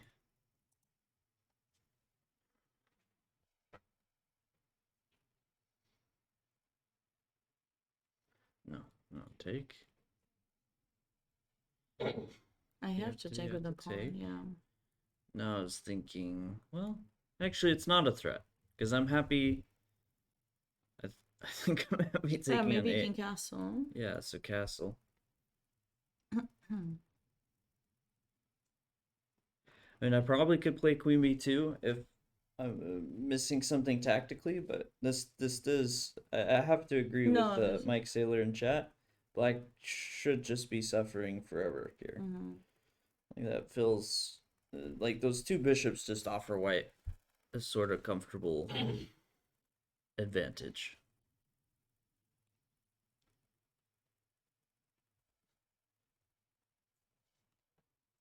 Yeah, I know. I love this position. I love this position for white. So he's definitely gonna push. He's gonna push for a win. I mean, Shaba has lost earlier today against international master Ronald Burnett, so he obviously has to find its way back if he really wants to have the chance to, still qualify for the U.S. Championship, right? Because you gotta win back. You gotta win back and get. Very, very unlikely that you will win the U.S. Open with 7 points. I mean, last year was 8 points. The top two finishers had 8 points. So even 7.5. Shaba is already slightly pushing it, just going off past results. But possibly 7.5 will be good enough. But 7, you cannot count. And in some scenario, it's certainly possible, but you cannot plan on that. You have to plan. It's very 8 probably. I mean 7.5, 8 depends because I feel that last year the tournament was a little bit stronger. There was like of course Sorokin, Murad Diabadi, Jacobson. Now Jacobson and Murad Diabadi are playing in St. Louis. Naroditsky was playing the U.S. Open. He's not here. Ilya Nizhnik was playing and he's not here this year. So I feel like this year is maybe a little bit less strong in a way. VAR also was playing though. I he didn't do very good. Like VAR was so playing. I did take a look last No, year, VAR, and I not do VAR. agree there are a few top players definitely missing from this year, but I do think as far as like the 2650 to 2400 has more Yes, players it than has last more. year. That is true. And also, Vladimir Akopian also played last year, by the way, but he Oh yeah. didn't do so well. So there were a lot of, and Andrew Hong. I don't know. I feel like there were more grandmasters, higher grandmasters, but this year, with the U.S. Open being kind of in the same time as the World Cup, I think, yeah, it's Maybe missing a few faces we would have missing seen a few otherwise. faces, which gives more chances to some of the other people who came in to play here. And, it's all open. It's really all open. Most likely, considering this point of the tournament with 2 rounds to go, well, 3 technically, because this is still in progress, I have the feeling that I agree with you around 7.5, 8. 8 might be a little bit tough, but it could be 8 or 7.5. You have to score in order to be able to qualify, to have a shot, at qualifying, like winning Yeah. and qualifying for the US Championship. Yeah. So I think, yeah, you cannot give up You half can't the give points that easily. You no. cannot. Yeah, no, Shabalov is definitely got to be in fighting mode 100%, no draws, giving everything he has. And so far, this looks good. He did just take on B6 and play castle. So, same idea. When I was first looking at this position, which I quickly started thinking about queen takes a8, but I kept thinking, like, oh no, you can't just castle. But yeah, here, no big deal. Just castle. And after bishop takes, queen takes, get the 2 rooks, go for pins, and he'll be happy Yeah. for Shabalov. This position Yeah, is quite good for him. He'll play this for sure. Yeah. Um. Did There was let's- another game that I wanted us to check out actually, and that was the one between Nicolas London and Esther Jou. I actually know Nicolas for a while, for some time. He's from Chicago. Very very nice kid. I told you that I was the head of delegation for World Youth last year, and Nicolas was there with his dad, and they have Romanian background. His dad, so I got the chance to talk to him more, and now I see him in all these tournaments, and it's really nice to see his progress. He was like around 2100 when he played the tournament, but I know now his rating has increased. His current rating is let's see, 23-21 USF. Very nice. So he's increased for solid. sure. Yeah, he's from Chicago. He might, as I understand, he might go to San Luis University. And I like when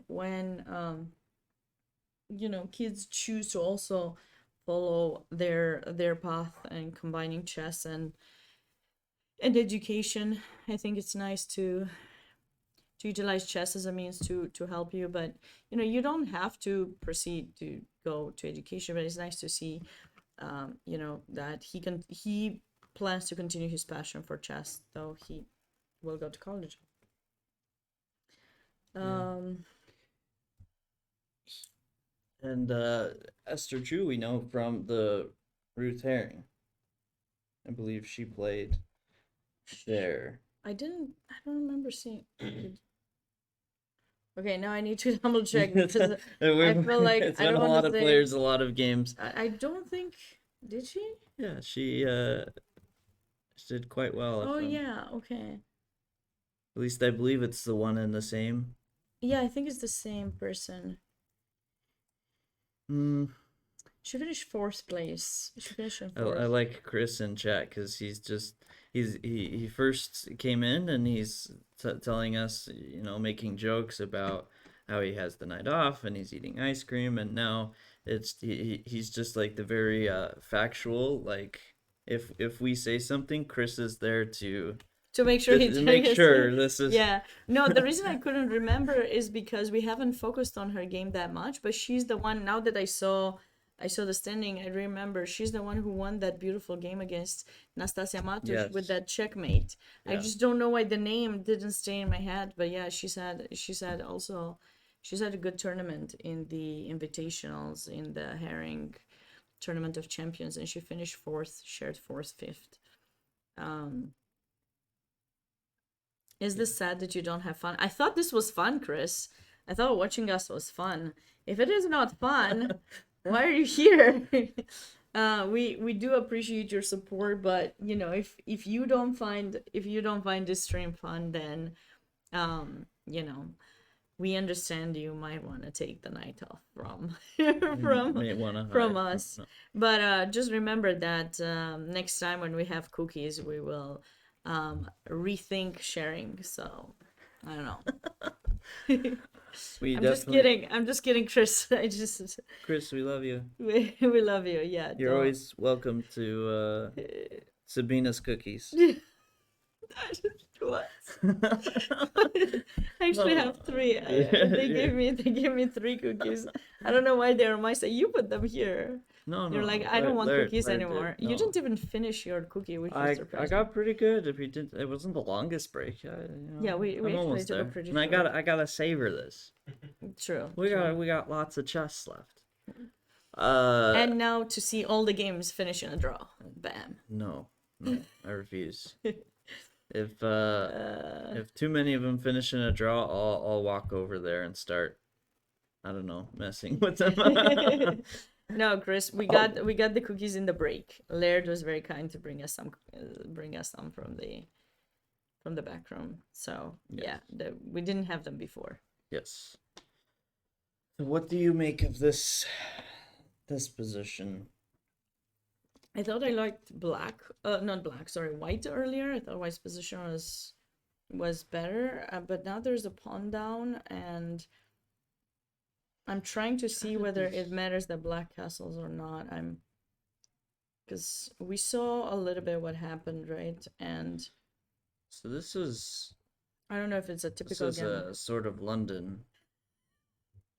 Chris wants a room delivery. Chris, come on. Come on now. No room delivery. No. How do we feel about this position? Because I have the feeling that I want to pick white, but if we don't come up with something fast, there's king f7 and rook moves. I don't know. I already had bad things happen to me in the other pawn down position. So I'm taking the White, initiative. I'm good. taking white. I don't Wow. extra pawns are just actually in all seriousness. You're taking white? In all seriousness, I may be taking white. No, I was so, thinking of so that, I play but bishop c5. like, let's just say I play king f7. I just want to see Okay, rook b1. rook d7 maybe, Okay, rook e1. rook e8 maybe. G8. You're supposed to take c2. Okay, no, this is... No, you have knight e4 somewhere. Yeah, knight e4 is Not right away. gonna be but- my next move, but I didn't want to play it too soon because I want to make sure my king gets safe.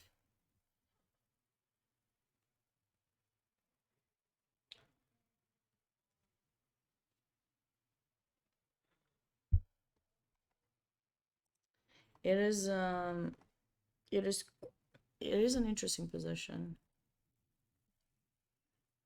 Oh, wait, I got Oh, an I idea. got a better an idea. Okay. I was gonna say the exact same idea, just a4 rook a3. I was gonna say the same idea earlier instead of rook b1.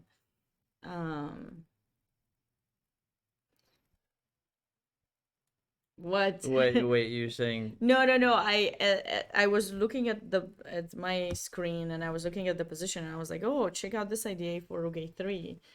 After moving the Oh, bishop, yeah. and then I was like, oh, and then you play rook b3. Yeah. I like rook b3. So, So I take the pawn because yeah. this was at least my idea here. Rook f3.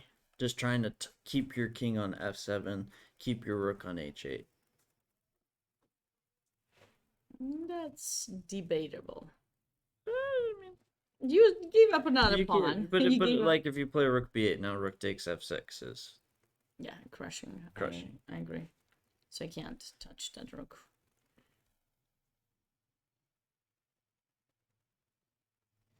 What about the a2? Pawn? You can have, yeah. Okay, I'll take everything. At this point, I'll I'm be the pawn grabber today. At this point, I'm already committed to the Okay. fact that I need to Rook checkmate you. b7. Okay. I can't wait to see the checkmate. We need to. I don't know. Queenie, Queenie 2, Rook E3. Okay. I have queen g4. I'm not dying that fast. But now no. Okay. That's good. That's good. It's good. I tried. I try my very best. I feel like I need to. Bishop C5 was played.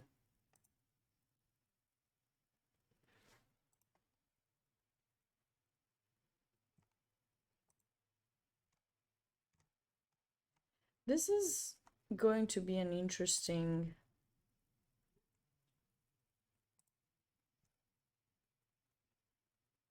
Yeah, I was looking at some of the other games I have. I have a few other game suggestions once we are done with this one. I think someone wanted the Brodsky game as well, which we didn't look at earlier. G4 is nice. So I guess an idea with the H6 would not do anything because you still have G5. What about Rook B3? Yeah, Oh, no, okay. Takes. Takes. I was thinking maybe Queen. I don't know if it helps me with anything. Okay, 94 maybe. You got that check and you have Queen there, check. Not looking too good for me. And I sort of lean towards black, but I feel like Esther will need to be pretty careful here. Yeah. And I think Bishop C5 was played already, seems like. Yeah. And after Bishop C5, King F7 is like really pretty natural, making right? sense. Unless you're gonna decide to put the king in D7, but it doesn't do so much. no. But okay, Rook B1 might have been a little bit too slow. I wonder if A4 doesn't do things a little bit faster. Or maybe it wasn't. Because you went Rook B1 and Oh, yeah, then I thought the Rook tempo. B1 Yeah, it was 'cause it- forcing Rook D7, right? Yeah, it actually gains a move. Yeah, I like this position. But I don't know, maybe G4 at a more optimal time. I don't know if you could play G4 here. I think I sort of think not, because now this rook is free.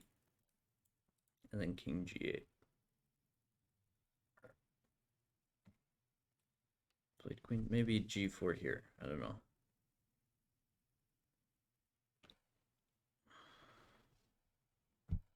I mean, I do have Queen E2 now, right?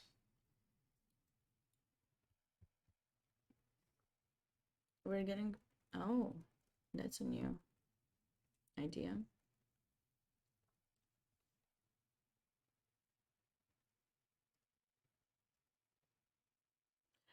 And you know, all of this time, did I happen to have like G5 and... I Oh, thought, you have Queen H5 yeah, check, Queen H5 first is, and then you take. and then yeah. take is this. Yeah, exactly. Ooh, that's actually a really nice checkmate too. If you play King G8. That's a cute mate. Oh. Love that. Yeah.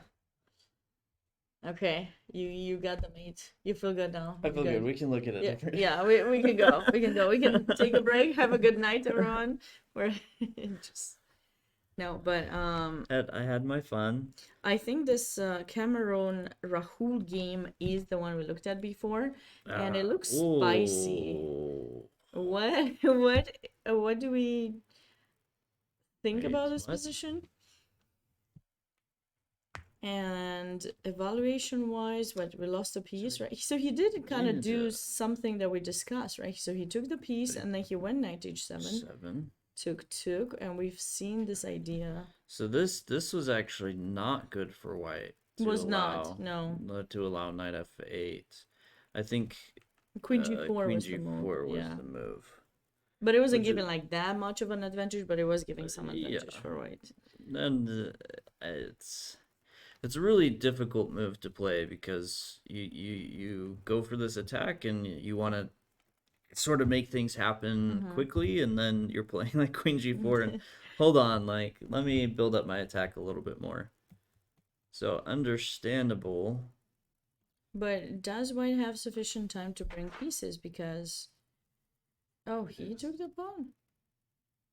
He took the pawn. That is I wow. don't- Doesn't that get trapped? Doesn't that queen get trapped? Rook b8.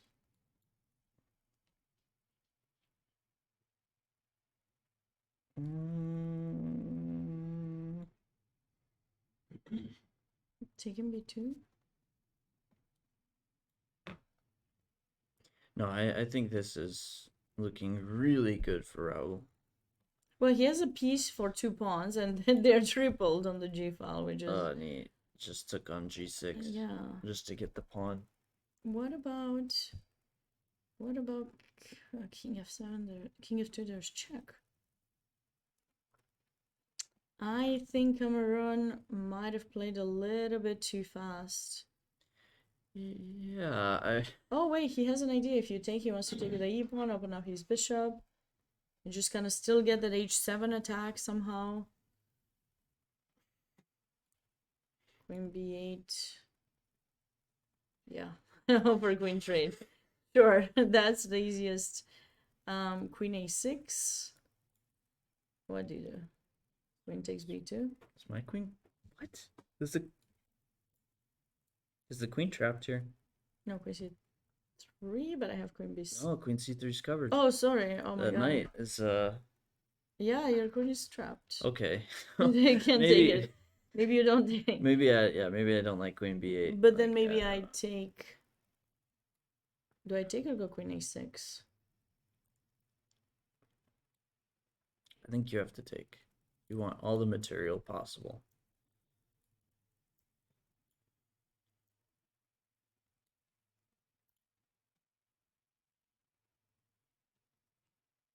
It's Still just two it's just so pawns. hard to get the king from g1 moving to get the rook, right? Like it's just I don't know how we can do this. Yeah. No, it's at this point it's definitely not over. You know, Tolliver can certainly try and trick here, but I think black has to be winning. Raul has to be winning here. Yeah, these you have no attack, and I don't know, these pawns, or at least the extra pawns, I don't think are fantastic. So sometimes if you have really good pawns, even if you don't have an attack, it can be worth it to sacrifice the piece, but the pawns just don't look fantastic here. And rook b8, rook takes b2 was played. So I do expect Raul to win this and probably the next several moves. That's a lot. No, I just don't see how white can continue their attack. And they have 2 pawns for the piece, but those pieces I think are doing pretty well. And yeah, white cannot really get the coordination between the queen and the rook. Okay, another game that I thought was interesting was the one between Alaaddin Musa and David Brodsky. And a lot of people wanted to kind of take us through that game. It was some kind of, I think, Nimzo mix accepted Queen's Gambit accepted kind of transposition. Okay. And I think these positions are always interesting because sometimes black gets sufficient attack in the center, other times white can build up an unpleasant attack on the king side. And I like how white has set up is bishop in c4, pawn in b3, just keeping it supported, and now he's trying to build up some pressure. The bad thing though is that they don't have a dark square bishop. So in a way you're happy you don't have it because you have all the pawns, but in a way like, oh, I really wish I had a bishop in b2 so that I could take in c5, open it up, g7 would be weak, and so on. Yeah. So how do we evaluate this position? Looking at it, I do find myself liking white quite a bit. Same. I like how all the pieces are working towards this light square attack, and not. It feels like for Brodsky that he's a bit defensive right now.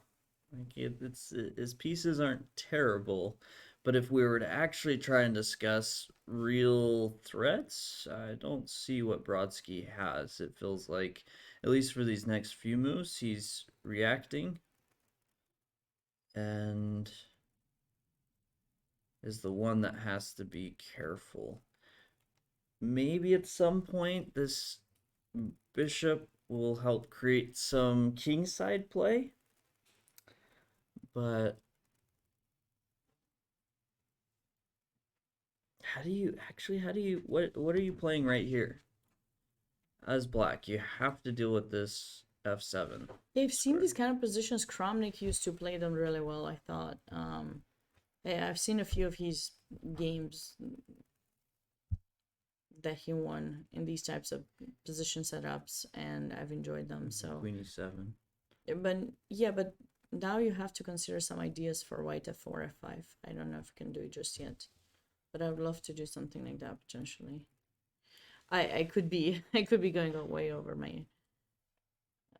the top with that idea, but yeah. So Pete has posted this link in the background, and yes, we have to say once again we're thankful for the Open Door Bakery. We really enjoyed their cookies, and because of that website, anyone from the US can go on the website and make an order, and you won't be sorry, we promise you. What I love about this bakery is that it employs and empowers a team of passionate bakers whose lives have been transformed by the Open Door Women's Center at the Dégagé Ministries, and 100% of the profits actually offers hope and a warm place for women in their overnight shelter, which is amazing. There's not many businesses that find a way to give back to the community. Some do, but I personally love the small businesses. Those are my favorite, actually. I always try to support when I can, because and you're learning new things and you're getting to have a connection. It's not just a transaction. You actually get to talk to people and support what it is they're doing, and that's a lovely thing to do. So if you have the opportunity to do so, feel free to check them out. Yeah. And both Kaden and I really love them. All the cookies have been fantastic. Yeah. Very good. My favorite was probably the caramel chocolate one, which we did not receive today. So I'm feeling sad. But next time we're gonna send the Laird only those. Those will be the special request for Sabina. Oh, it's possible some of the other people have taken them, have gotten and them. they didn't make it to me. They said, oh, don't worry, we will take it to Sabina, and then they just ate it on the way because they're like, oh, it smells very good, it looks delicious. Okay. Yes, your recommendation was too good. Too good. Tucker Josie, hi, welcome, thanks for joining us. I should probably post the link for not for the standings. I was gonna post the link with the games. Yes. For those of you. Yeah, and for anyone interested in a particular game, we have 12 games currently, 15 total, but 3 have already finished. But let us know what game you are interested in us talking about and going over. This one... I found one. Oh, you found one? I found one. This one, I think it remains to be seen how white, if white is gonna be committed to go f4, f5, or is gonna try to find a way to go d5. I'd love to play d5, but I'm not sure exactly. I may be doubling up, and Yeah, queen d5 could be something to be worried about if they protect f7 or not. possibly, but I feel like the big concern to me, if I was playing here for white, is going to be the center. You have knight takes c4, c takes d4, this rook will come to c8. And I think you will need to be a bit mindful of your center pawns here. So now that you mention it, I actually do have an idea. Maybe you can just take in c5 now, because I am destroying your pawn structure at least a little bit. I don't think you should take in d1. You're wasting. You're giving up the file. Okay, I'll take. Oh, really? I think. No, I'm thinking if I could, I don't know, like take it with the rook. That's my thinking right now. Maybe I can capture with the rook.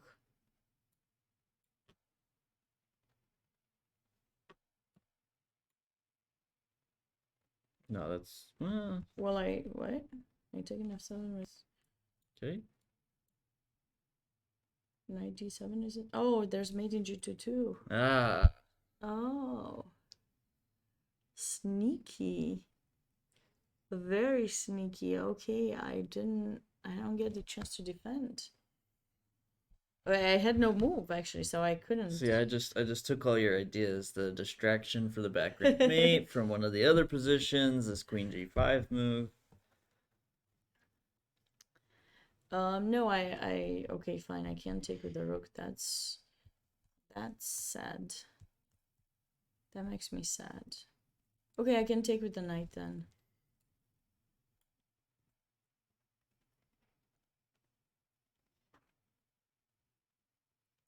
You can still play. Gotta move my mouse so you don't know what to expect. Yes, not. I will not know what to expect. That is good. This is very, very good. Because you never know. You never know. I might have some. No, I like this d takes Some d5 idea. move. I mean, I feel like I could possibly either take first or just take on c5. I was thinking something like this, where I imagine it's a draw, but black probably is the worst side of this draw.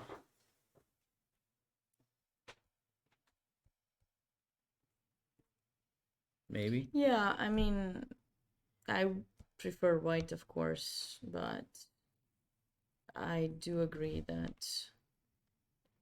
it's not easy. Yeah. Can I go knight e5 back? D takes c5 was played. Knight e5. I just want to know if g6 works. Because if it does, then I might be in trouble. I think it does. fb4. But then... yeah, no, I can't go knight e5 back. It looked too good to be true, and I knew it couldn't be. So I have to kind of decide on whether I want to trade queens or not. Of course, I would rather not, but... wow, b takes c5 was played quickly. b takes David e5. Brodsky. Okay.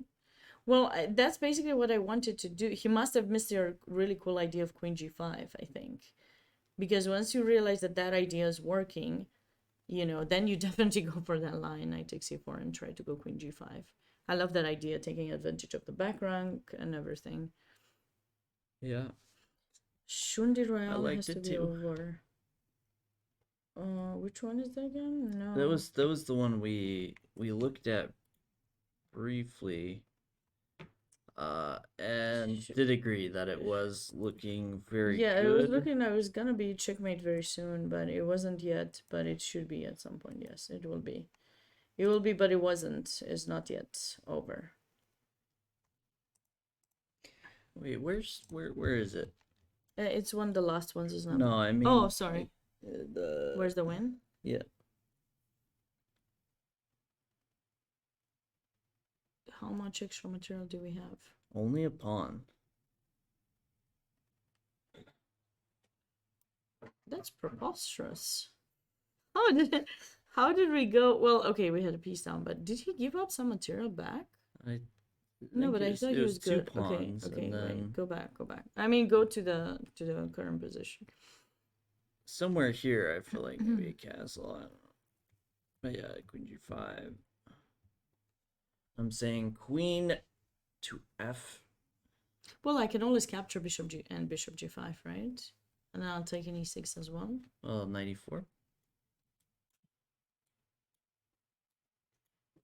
I don't know. I'm just saying for what we did see, Yeah, I thought it crushing would be here, crushing soon. this actually seems Did he like miss? a Did he miss pleasant an summer opportunity? breeze. F takes e6, but the bishop is hanging. Oh, he's just saying right away, Oh, right away. Okay. which But what does make about sense. what about knight capturing the queen trade and then 95? What would it have maybe? Yeah, I take in g5 and 95.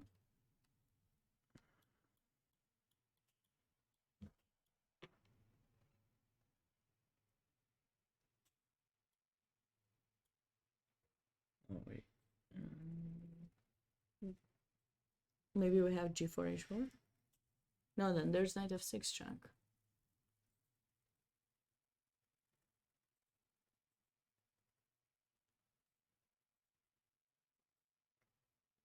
Yeah, this is very interesting. Oh, I was hoping Chris would have Like a pull up. No, but I mean, Uh, this is still good. Like this is pretty good. You don't like you? Yeah, black has No, some it's still stuff. Compared, good, I but thought it would be mate. I thought this game there's no way it wouldn't finish with a you mate. also wait. Let me think. So, what's the threat? Like if I play knight d4, Bishop h7, right? okay. And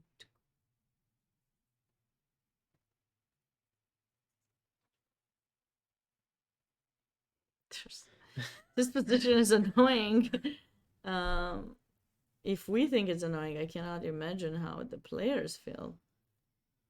Do I save myself? Do I not? No, wait. What am I saying? Bishop e8 is the threat. Bishop e8 is the threat here, right? Oh yeah. Yeah, I think we're getting tired. I think it's time for us to take another cookie, Keaton. It's been another hour since we came back, so. Bishop 7 recapture queen, then castle kingside, getting rook in. I couldn't find mate, so went for development. Sounds good, Chris. Great. Yeah. Great approach. Queen f6 was played. Great approach. Yeah, we love that. I have to believe somewhere here there was a missed opportunity. No, I have the feeling it could have been because I mean, it seemed like there could be a mate, so he did play queen f6, and we might see something.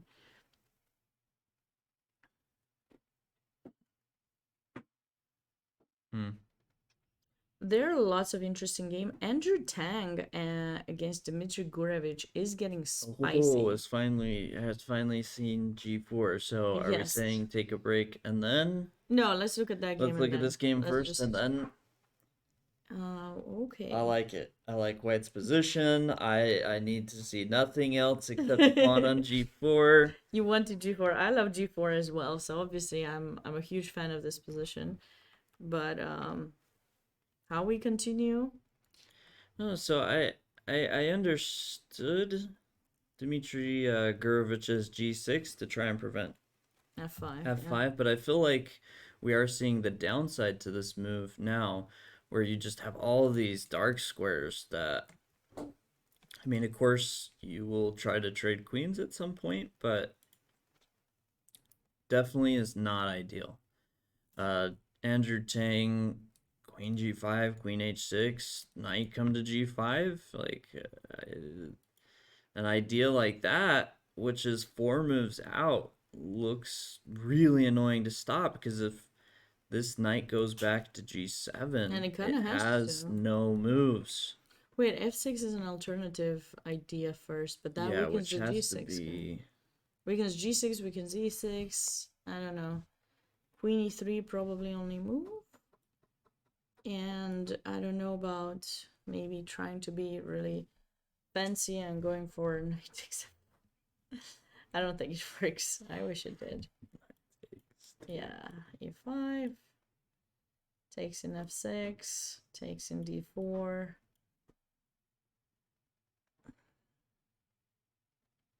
Of course. No, wait, you just win a pawn, right? If you capture in d4. Yeah. Yeah. No, we don't have enough. It would have been nice though, but we cannot. Yeah, Okay, but very that kind of idea with e5 could still be something to consider for black. So maybe just going back knight g7. No, like, oh, Well, yeah, he did play knight g7, but yeah, I Okay. agree. Somewhere, here I think knight it's a g7, serious consideration to. and then try to kind of hold on there, push the queen back, and then try to go e5. You could stop it with knight f3, but then, you know, queens get traded, and I think black would be happy with the trades, unless we could go queen d6 here. No, I don't think so, right? Maybe. I still can go knight g7. But oh wait, you're not pinned. I was gonna say rook c6, and then I would realize your knight is not pinned because you got a second Double pawn. F pawns for the win. Pawns. Double pawns are certainly helpful here, and we don't have time to go e5. I mean, we do, but it's not. Yeah. Yeah. Okay. So this remains to be seen after knight g7 how white is going to proceed. Are they doing with the time?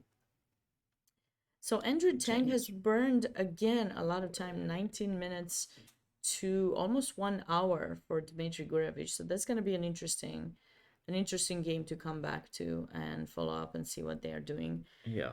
But yeah, I think, guys, we're going to take a short break and we'll be back after. Caden's going to show you a Cool ad about chess dogs, and we'll be on the other side of the break. Chess dogs, by all means, started out as a crazy idea. One that many people would only talk about. We've taken that crazy idea and turned it into a chess center. We have merchandise, tournaments, streaming, everything a chess player could want. So, whether you're a beginner or an expert player, go to our website, chessdogs.com, or join a stream at youtube.com/chessdogs.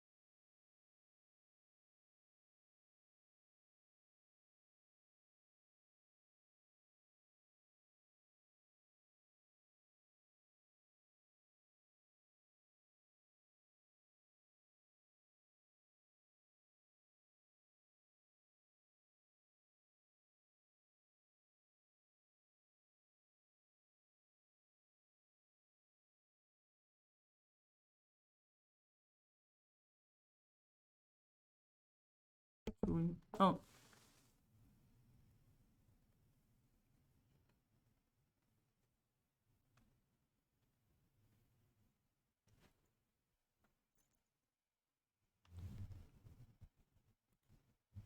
Welcome back, everyone, to round 7 of the 123rd edition of the US Open. Jaden didn't let me have a longer break. No, I'm just kidding. I had to get you back for that. You were the one that unmuted the mic I before I did. transitioned. I And then I know. kept looking at you like, "Are you sure?" Yeah, I want and to make sure. I was still trying to decide if I wanted to have more snacks, but no more snacks. We're No more excited. snacks. We're really Just excited more to see. chests. We had a result in the break as we went on the did. break. We did, and it was Nicholas Laden versus Esther Zhu. and I know Nicholas, and if he's watching, him and his dad are really nice, and he I actually met them on the way back. I mean, on the way coming to commentary, they were ahead of me by a little bit, and then we got to the sky walk, Oh yeah. and you know how they have these like doors that open up, and there's some reflection. So I kept like making signs, hi, and then they panicked. They're like, "Who's this crazy lady in ahead of me?" And then they turn around. They're like, "Oh, Sabina, hi, how are you?" We weren't sure who you were. But anyways, yeah, Nicolas was mentioning he's had a good tournament so far, and he was happy about his pairing, and said he will try his best to play a good game, and he did. He Yeah, they played the few moves we were discussing back when we were looking on this game, but it was an unfortunate moment for Esther. She, instead of playing rook d7, which is what we were looking at, she went for rook b8, which does make sense. You're trying to completely prevent that rook from playing on the b file. Often you do want to contend against your opponent's rooks like this, but it opened up this nasty possibility with queen f4. Yeah, there was a really nice move found by Nicolas. I think, Yeah. and friends call him Nikki, so I don't know, Nicolas or Nikki. Yeah. We're considered friends, right?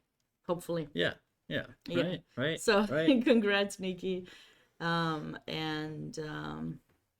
Yeah, tough game for Esther, who didn't realize how strong that queen getting to the 7th rank would be, and yeah, that's looking devastating.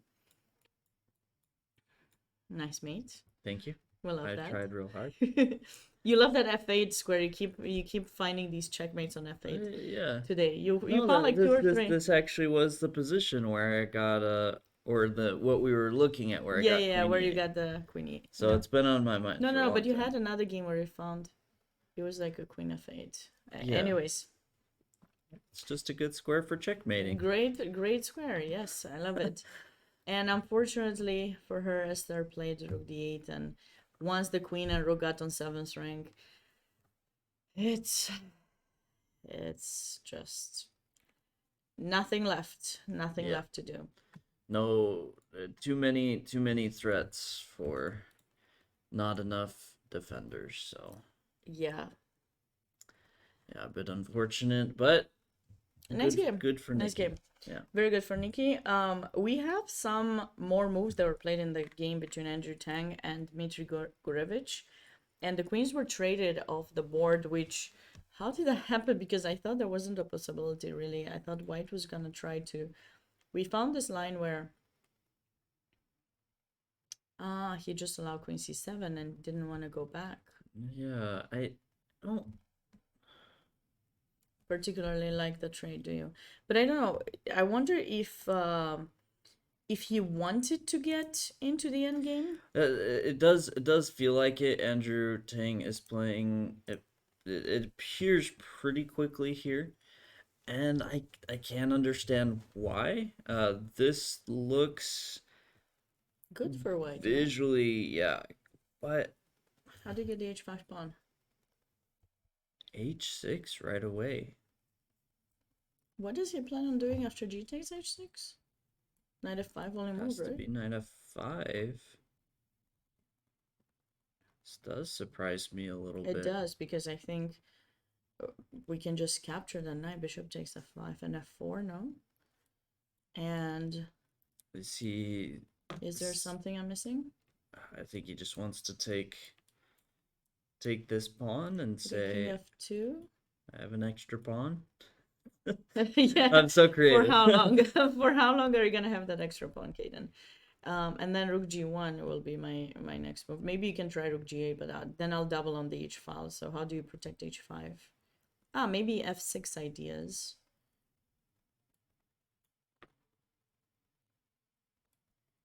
Wait, after take? What's the... Rook e4 I was thinking, but I mean...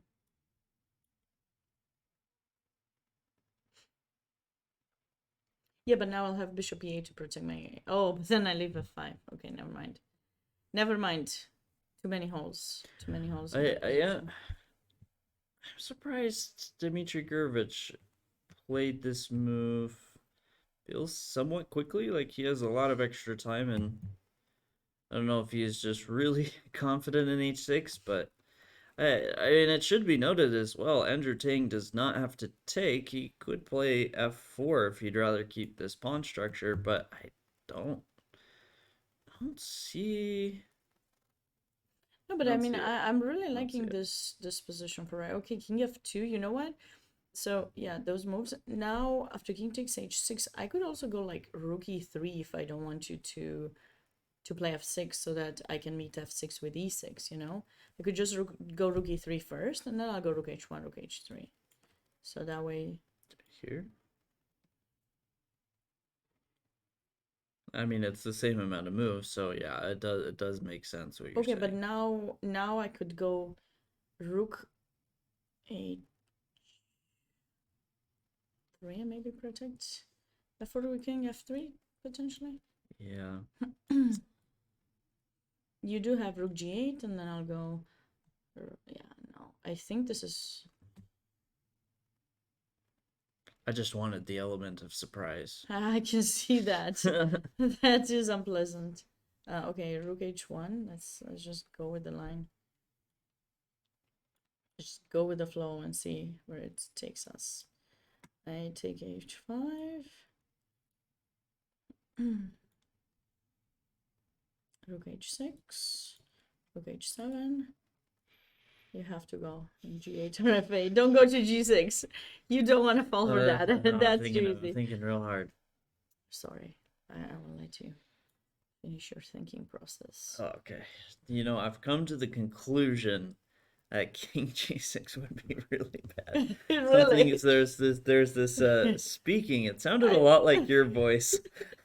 It's like Sabina's gonna catch me with another trap, unexpected trap. And I used to kind of figure her out, but now it's been 2 days. We didn't talk about this. Now I don't know I anymore. don't know. Rook h8, I'm I'm just losing kidding. left and right, and No, you're not losing. We're just analyzing, and I'm- you happen to be a gentleman and let me have the good positions, like the positions that are better, right? So you always take the worst position, so that's the only reason. oh, sweet. Yeah.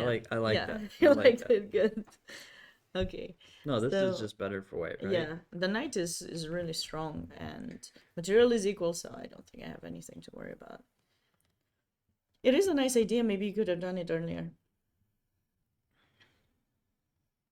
I feel like if you can somehow Yeah, calculate I it thought earlier. about it, but unless the king is on f3, b4, I could just take back. Right? Yeah, but you have rook c4, right? Oh, you mean take back there. Okay, Yeah. but then I was thought rook b8 and trying to get rook b2 and king g7. And I mean,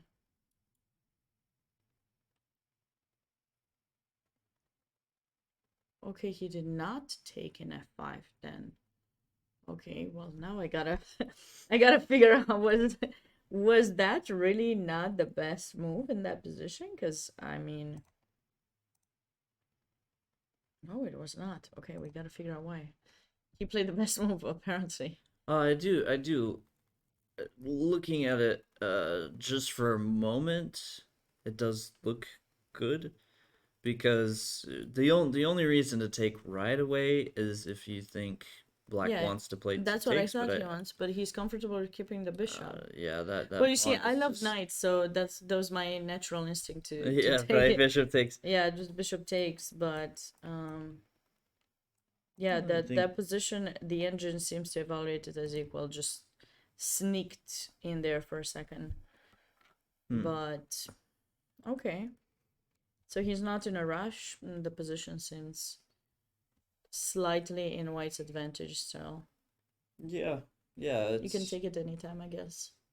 yeah, You can change your mind. Maybe you want to take with a knight and then right. get a rook to g5 and take it. Right, because if we play out that same line, king h7, king takes h6, this may already be a moment you do want to play knight takes, because then rook h1 and bishop e2, and you just try and create problems that way, and b4 you now take any time, and the bishop covers some really helpful True. It squares. does. Well, I thought the knight did too, but interesting. Okay, all right. So slightly better position for Andrew, but we'll have to see how he's managing his time. He's getting kind of low on time. 14 minutes for another 13 moves? Yes, which I mean, I don't know. for him, I guess It's not a problem. I'm sure he makes like 50 moves yeah, in a he only minute, but- needs 1 second per move. Yeah. Really. He also but gets the increment, so that's good. still, That is the- definitely he's better on the board, but Dmitry Gurevich has that extra time, which is nice for him. If you guys are watching us, let us know where you're watching from. And then if you have a particular player you're rooting for to win this US Open, or you have a particular game that, piqued your interest, please let us know and we'll try to address it.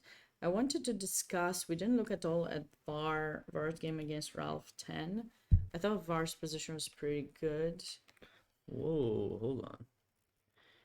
He is quite seriously up on time here. He is. Both players were playing kind of fast at the beginning. They're King's Indian. But VAR has certainly outplayed his opponent on time. And he also has a much better position because Black didn't get anything on the king side. Yeah, I really like this maneuver by Akobian where he brought the knight back, eyeing knight c4, but when his opponent stopped that, bishop e2, now either forcing this knight back, which you don't want to play, or forcing the other knight to f6, which just shuts down f5 for the moment. So little... Oh, and another...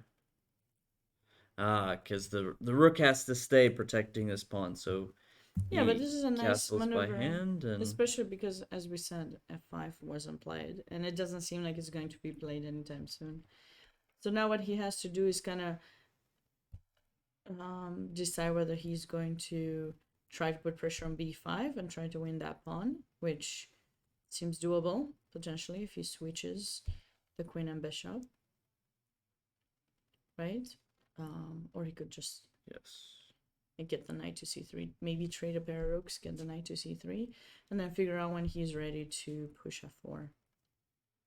I think f4 could be a break. Do you agree? Or Yeah, I think f4. I what really has caught my attention is what you said, trade rooks. And you said one pair of rooks, but I'm actually... no, but Oh, do I have issues with... yeah, I was thinking this, but yeah, I think I can take an h3 first. Okay, it's probably the same. yeah. I don't know that you can play g4 in between at some point. But you probably don't want to. Watching from Tennessee. Hi, Pseudosham. How are you doing? Great to see you here. Welcome. But I was thinking something along those lines, and then really go after this b5 pawn, because black wouldn't have rook b8 anymore. Mm-hmm.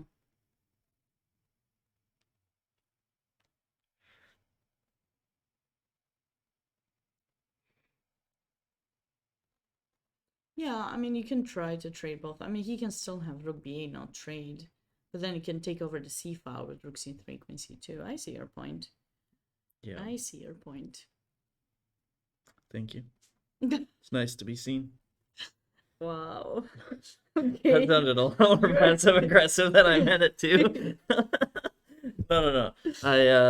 Yeah, I'm glad you like my idea. yes. Clearly, that's exactly what you wanted to say. You're trying to get me back, as I said, I don't know what earlier, but you said something too. We just keep getting each other back. Yeah. Let's go to this Sam Khanin, Ronald Burnett game. Like, Oh yeah. Or No, before I we- think we do agree. So far, it's been a really well played game from Akobian. A lot Yes. of really nice maneuvers. He is at that point where it's time for a breakthrough, and it feels like it's close. Knight c3, trading rooks. Yeah, there's g4, f4, but tasks for him to fully figure that out. Maybe in a long run, you also mentioned switching places with the queen and rook. Maybe queen b1 at some point is an idea. But yeah, we'll come back to this game. So you're saying I have a lot of games that are really interesting. Whichever you want to pick from my choices, I thought this was an interesting end game that we haven't seen um, in a while. And then Ala Aladdin against David Brodsky, I thought was gonna lose a pawn when we looked at it. The all the materials back on the board, like nobody lost any pawns, so we can go to that game after too. Just kind of wait, which one? maybe this one. Oh, what? I thought he was gonna lose a pawn. Yeah. Yeah, so Okay. we'll have to go to that game too. Lots Chris- of stuff. It is funny because we start the games and you have the openings, and when you have the openings, there's some to talk about, but you know it's still waiting for the games to heat up a little bit, and then you hit a moment, which I think we're hitting right now, where it's just every game has some pretty big developments and is Yeah. worth checking out. So last time we saw this game, We're sorry you couldn't make it, Sudasham. Hopefully you can make it next time. man, planning on playing the traditional schedule. It's a really long schedule. Yeah. It's a really long schedule. The weather has been a little bit challenging for some players to make it to that traditional schedule. If you didn't plan to arrive one day early, if you plan to arrive that same day, it could have been tough. So white is up a pawn, but it's opposite color bishops, and double pawns, and Yeah, I like this bishop g3. do we think black has chances? You're looking at me like, really? That was a joke. That was a joke. But I mean, everyone has chances here, but I just feel like this position could probably end in a Draw. it should end in a draw. Yeah. I mean, you have to be careful because it's opposite color bishop. Thinking something know, like okay. this, right? Get out of the Rook d8. pin. D8. D8. You're not worried No. about. No. Why? Why would I? No worries. Oh, it's because it's the But pawn. you take and then you go rook f1. Yes. Okay, rook d3. Rook d3. Okay. Really? Come on, take with the bishop. You take with the bishop. Luckily for you. You can But actually, I'm not sure. I Give me a mean, sec, give you me a have sec, to be give me a sec. careful because you take with No, the no, bishop. no. I take. Okay, I can take with the bishop. Okay, Okay. I'll start there. Okay, king of 8. No, I don't. No. I Sure. think Okay. I'm Rook back. takes a3. Okay. Okay, rook takes e3. Take. King of 8. King f8. Back. Okay, well, I'm just up a pawn. Clean pawn. Definitely no concern. no concerns. No concern. What are you talking about? That's wow. No, this is This is I take any 4. Go. Let's go. I'm aggressive. I'm playing aggressive style. Burnett is having an amazing tournament indeed, and we were talking with Caden at the start of the round. He is the only player who hasn't lost or drawn any game. He has a draw though with a bye by taking a bye, so that's been impressive. so this probably should be a drop, but what about what's wrong with rook p8? Well, if he's trying to play for a win, I don't know what he's trying to do. I was just trying to come up with some mating ideas because you're Oh, okay. restricted and we're playing for your king attack weakness. That's number one thing that I always tell my students: don't go for the material, go for king safety. You know what I'm saying? Yeah. Clearly, he's teaching chess a different way. We need to No. find out Good. your. I'm Go just for the attack. Think about the attack. That's where you start. That's where you start. Is this is just what? Yeah, rook b8 was played. No, I just But why do you just keep wanting to trade all these pieces so fast? because I'm down a pawn. So trades are okay, fine. I like that idea. And then try some rook b2, rook f7, rook f2 as Yeah, well. if you avoid it, rook b2. Mhm. And now I think if anyone's playing for a win, it's probably not white.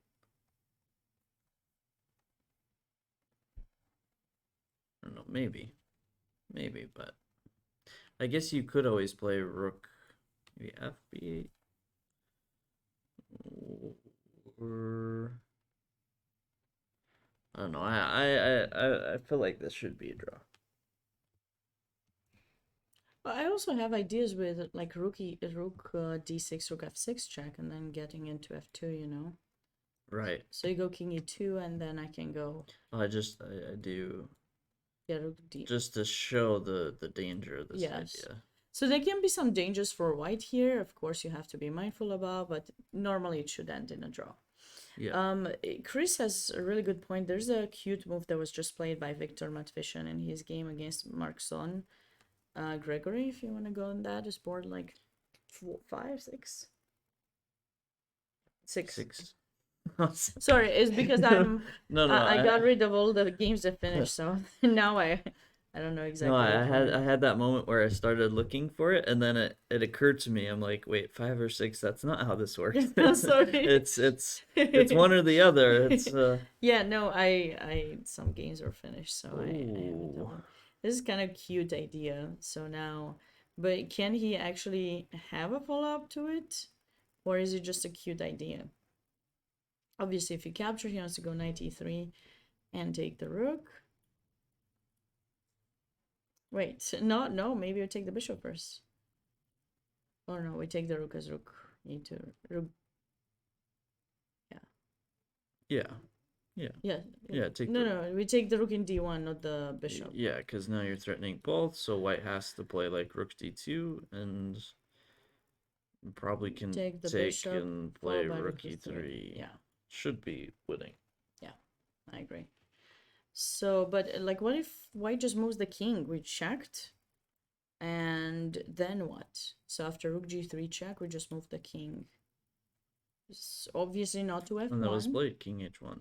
Yeah, I mean, what if you can perpetual check, but that looks nice for sure. Trying to get the same idea. Hey, when knight c3. Oh, Wait. because he has knight e4. But he doesn't have knight e4 because if bishop takes, protects the rook. Oh, but wait, no. Where does white move the rook? The question. Let's take it. No, let's take it I'm easy. too Let's take excited. it- I'm too excited. No. He just escaped with the knight from the attack, and I think he wants to take g4. I think that's his plan. So he's probably thinking, but then there's rook takes f7. Yeah, rook takes g4. And if you go rook takes f7, he's thinking probably rook e3. I bet he's thinking rook e3 or something.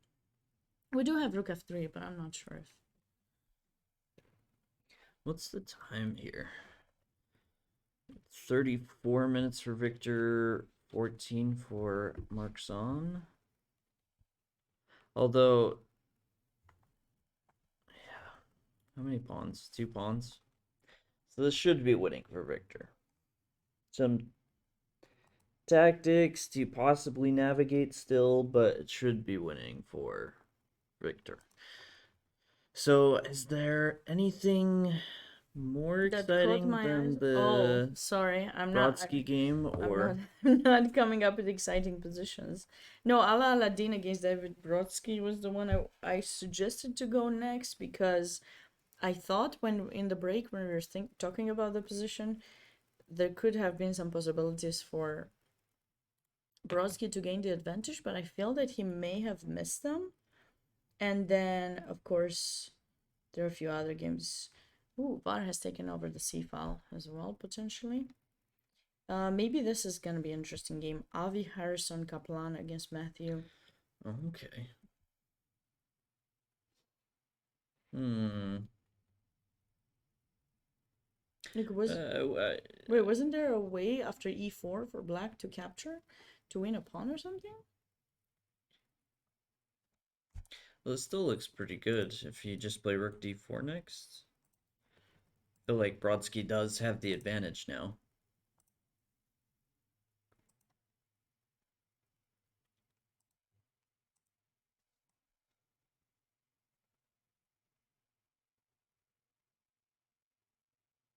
Yeah, big advantage now.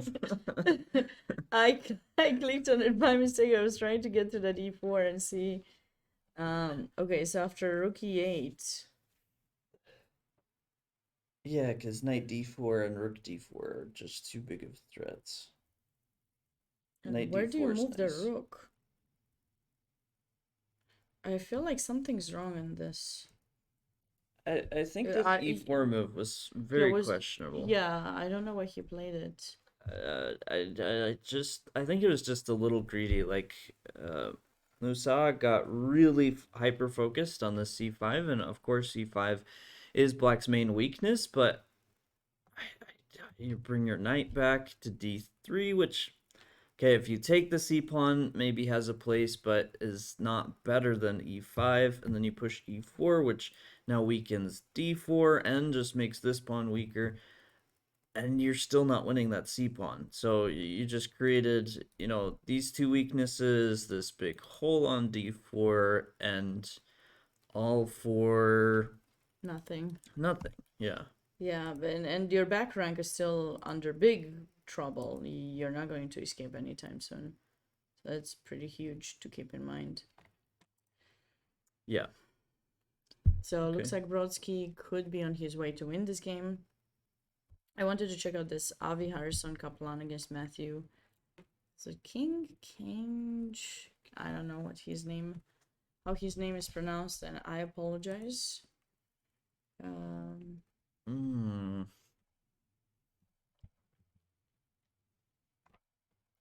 What? How did they? Oh, it was a King's Indian. H4. I was saying it. This move, H4, it's a big thing. A lot of people playing it. It's Matthew NG. Matthew NG. Yeah. I just wanted to make sure because it had the K and I wasn't sure if it was King or something. Oh, no.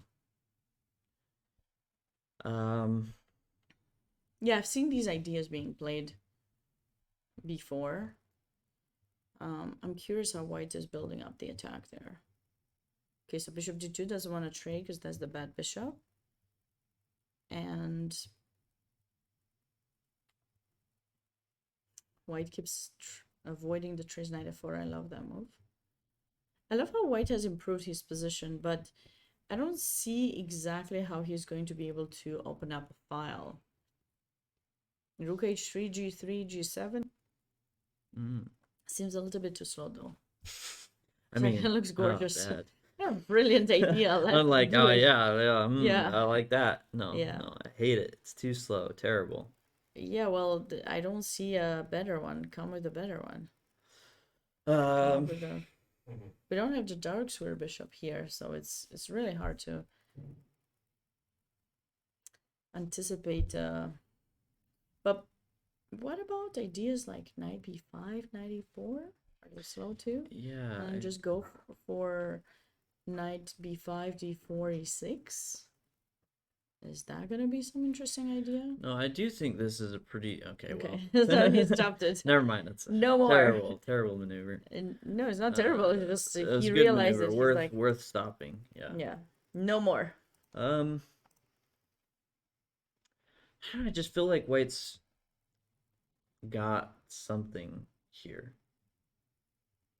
I just can't quite find it yet. Could you just play? No, if you play bishop h5, knight takes, you do open up queen g6 as a possibility. You could.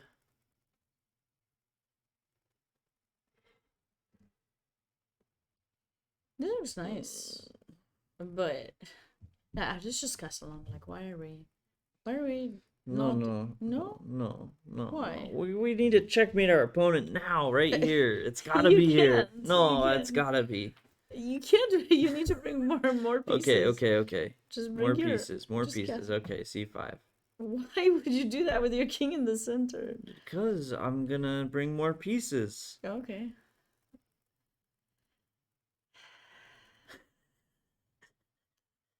C6. You play c6. Yes. Okay, now I'm gonna get. Wow. Wow, you just didn't want to do it because Well, I no, said it. because I don't want you to play knight a6. You're right. See, I can see. still play knight a6. See. No, then I take Why couldn't you do that? Oh, because I need see. to push c5. Oh. Ah, Sneaky. Okay, I see. You got a point there, but you wouldn't explain it, so it's just like, why would you even?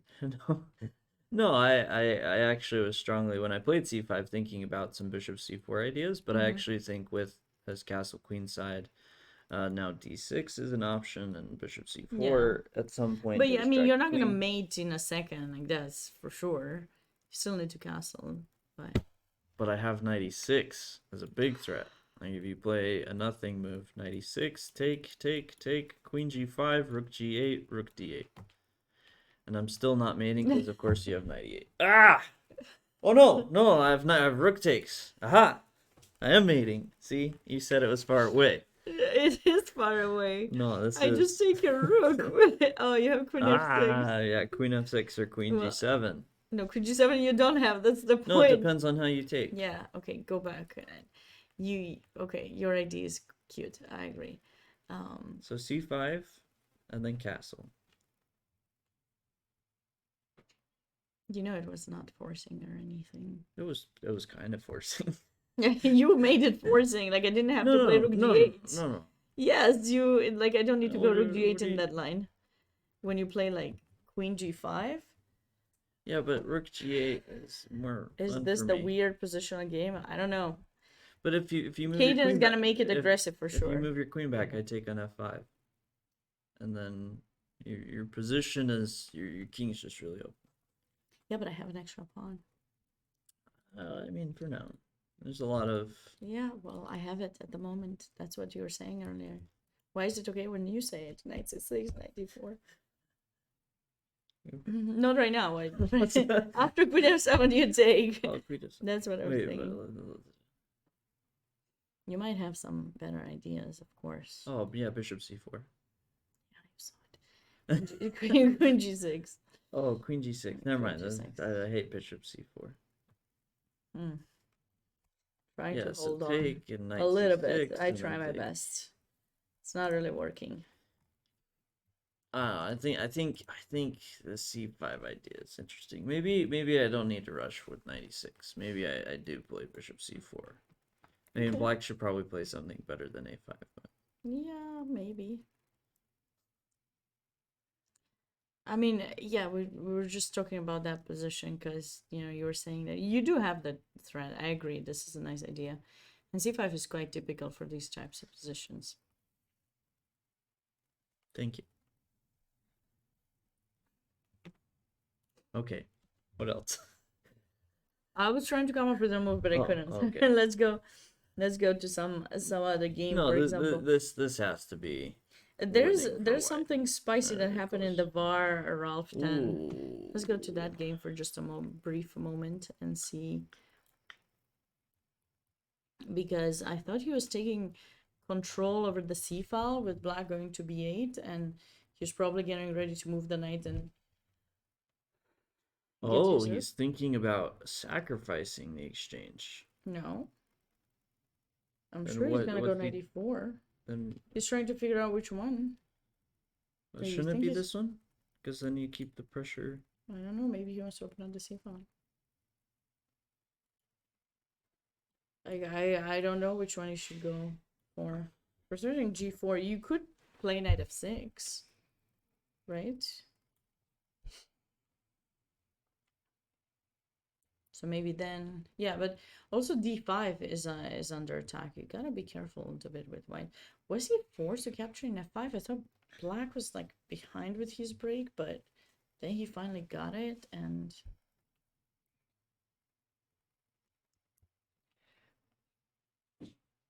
But what if I really want to play queen takes b5?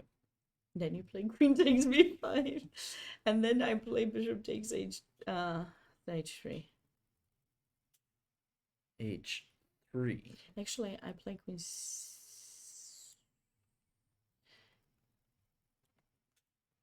I'm gonna play king g1. That's the. No, I'm gonna play queen c8 now. You're gonna play queen c8. Mm-hmm.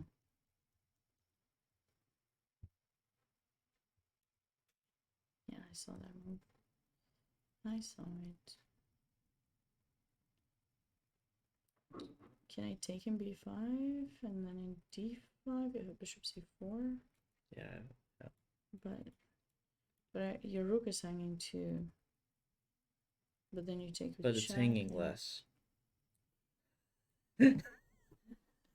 Well, you take a check. That if you didn't take a check, I would right. be fine.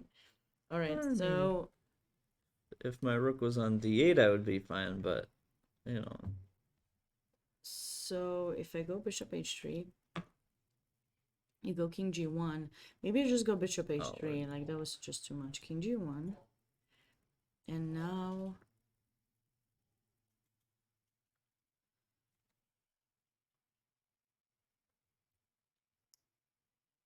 Maybe,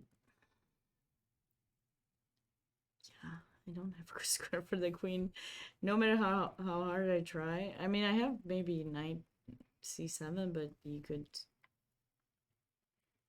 come up with something.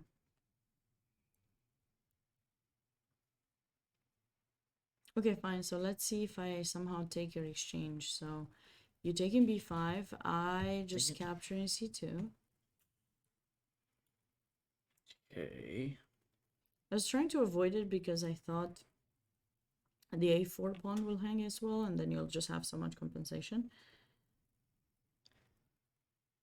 Vax, hi. Welcome.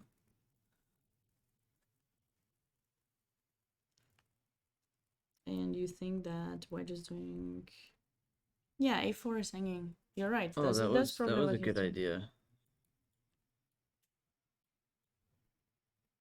Bishop g4 and this. I mean, not that we were looking at bishop takes c2 now, but Oh, true. Yeah, this Bishop seems good. Well, I Uh, had queen takes. Yeah, I didn't have it. yeah.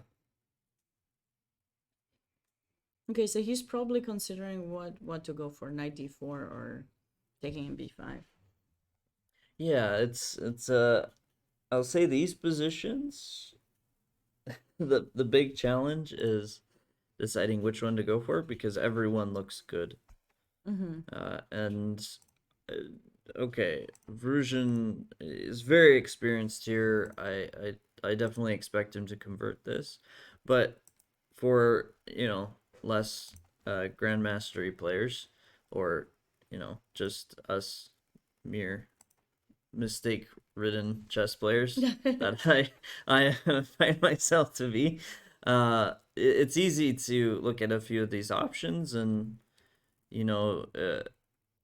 if you don't find the right one or you don't find the best move, sometimes you can lose some of your advantage. Like you play, I don't know exactly what it'd be in this position, but you play between one of these moves, one that's maybe not as good. You lose a little bit of advantage, you panic, and because you panic, you make a few mistakes and you lose a little bit of advantage. So it's good that Akobian is taking some time here. Mm-hmm. Because I agree. Oh, we got a result in the game between Gregory Marxian and Victor Medveshin, yes. yeah, and we That's have at the end. another result as well. So Yeah, we saw expected it. that one, but this one we thought there was still some stuff to go for. But yeah, he didn't have any defenses left. Nice finish by Victor Matvishin to kind of catch a little bit with the leaders. Right now he's on 6 points. He had 5 before this round. So now he's on 6 points Very good. out of 7. Which is the highest so far, is Which 6 is the points. We highest, have a yeah, few so people that far. have gotten there. Some people that could still go higher. The top 5 boards. No, sorry, 4 boards. Yeah. 3.5 percent. The first board already finished in a draw, so those players are on 6. And boards 2, 3, and then depends what happens on board 4 too. One of those players could win and get 6.5. And the other result, it was expected by us for a while, because that was that interesting, H4 idea in the Benoni / King's Indian, but then that, it was a little bit too much. Yeah, it's maybe a good idea if you come in well prepared, but it seems like for Tolliver it was kind of just going on and Yeah. just going for it. So here, yeah, we last saw it around this point and felt like the extra piece for the 2 pawns was just gonna lead to a win, and things actually happened. Oof. Really fancily. I was gonna say really quickly, but really just Oh, and now oh, I have to point this out just because I because noticed it's so cute. now that it's done, the Lichess computer pops up with its evaluation and shows Queen takes G5 is the best move. Yeah, because you're trying to mate in G1, Yeah, and take. that's really But cute. okay, Rook takes C2. It's good Rook enough. takes It's F1. good enough. Force Extra the resignation. 2 pieces, right? 2 pieces out for black. Yeah, and soon to White's be game. more. Nice game by the Indian Grandmaster. Like Chris's suggestion. Say what you will, but I do think Shervesh will have to watch out for Chris tomorrow. Once it's not his night off, Chris We'll come to the game and just be like, listen, no drawers allowed. Go back and play your game, and then they will just repeat knight f3, knight c6, knight g1, knight b8, knight f3. challenge accepted. It does look like we should have a result here pretty soon. Yes. We expected this, but Matthias with his final fork. Yeah, there's knight e2 to take the bishop, but once the bishop is captured, king f2. Yeah. And this is, white has an exchange in 3 pawns. It's a lot of delicious Up pawns. is just too much. It's definitely too much. And it seems like, I don't know, my time. It seems that the time ran out for Paul, but it could be just a DGT error. We don't know yet. Yeah, since we are down here, unless you had another game in mind, I did want to check in on this Shabalov game. Yeah, we haven't checked in on this game for a while, and we thought Shabalov was doing a little bit better, was pressing with a lot of pressure on the queen side, and things may not have gone that way. There was a game in the Olympiad this year that did the knight thing and was declared a double forfeit. Oh, wow. Okay. I did not know about that. Seriously? That's wow. I didn't know they could do that. See, I don't understand this though, because if you're doing the knights back and forth, obviously you have talked to your opponent before the game. Is that allowed though? No, actually I don't know the FIDE rule, but I know for sure that it is against USCF rules. Yeah, it is. I just checked that at some point. But it has to be against FIDE rules. But I mean, okay, what if it's very tricky though, because if it's a really good friend and you want to draw, what are you gonna do? I see. But I usually surely you know don't like. some I opening never. I line, don't like remember ever doing that. But if I did play against my mom or something, we would decide like, do we play or not? You know, right, we would talk about it, and then if not, we would make some moves. right. But we But I didn't feel talk like at home what I feel moves or like something. everybody knows like some drawish line in any opening. Yeah. And so, like, if you really want to do that, like, at least play the Josh variation. Like, if you're gonna break the rules, don't break the rules. But if you're gonna break the rules, like, at least be Just don't smart do it. about it. Like No, but it's still like bad. It's still bad it's still because bad. I But I mean, read the what a rules. slap in the face it is just to move your knights back. Like, I mean, surely going for a quick draw is kind of a slap in the face. Like, hey, I know you have these rules, we don't care. But moving your knight back, like you didn't even try. If you're just Well, moving your there's knights some back fun and forth. games. I think there's some fun draws that you can get stalemate to do a lot of pieces on your board. I think at some point there's someone who did that. Someone searched for it and showed me the position and was like, "Did you ever see this game? Look at how cool it is!" And you get stalemated. Like, of course, there's some lots of blunders for that to happen, but Yeah, you the get I maybe could still do it, but I used to know the fastest way to stalemate. It's like 10 moves. in 10 And moves. 10 moves, fastest way to stalemate. Okay, I never thought about it, so I don't know that one. I didn't. Okay. I saw it, I found it. What is this knight thing? So basically, you want to show it like in the starting position. We're just talking about this thing. So you just do that, and you repeat the position a second time the position, three time draw, and you even put the pieces back into the starting position. Don't do this, guys. This is like against chess, against the whole idea of promoting chess and loving the chess game and everything like that. It's just I just feel like this is wrong. I love that USEF has this rule that like if you're a family member and it's just USEF rated tournament, you can ask the tournament director not to pair you.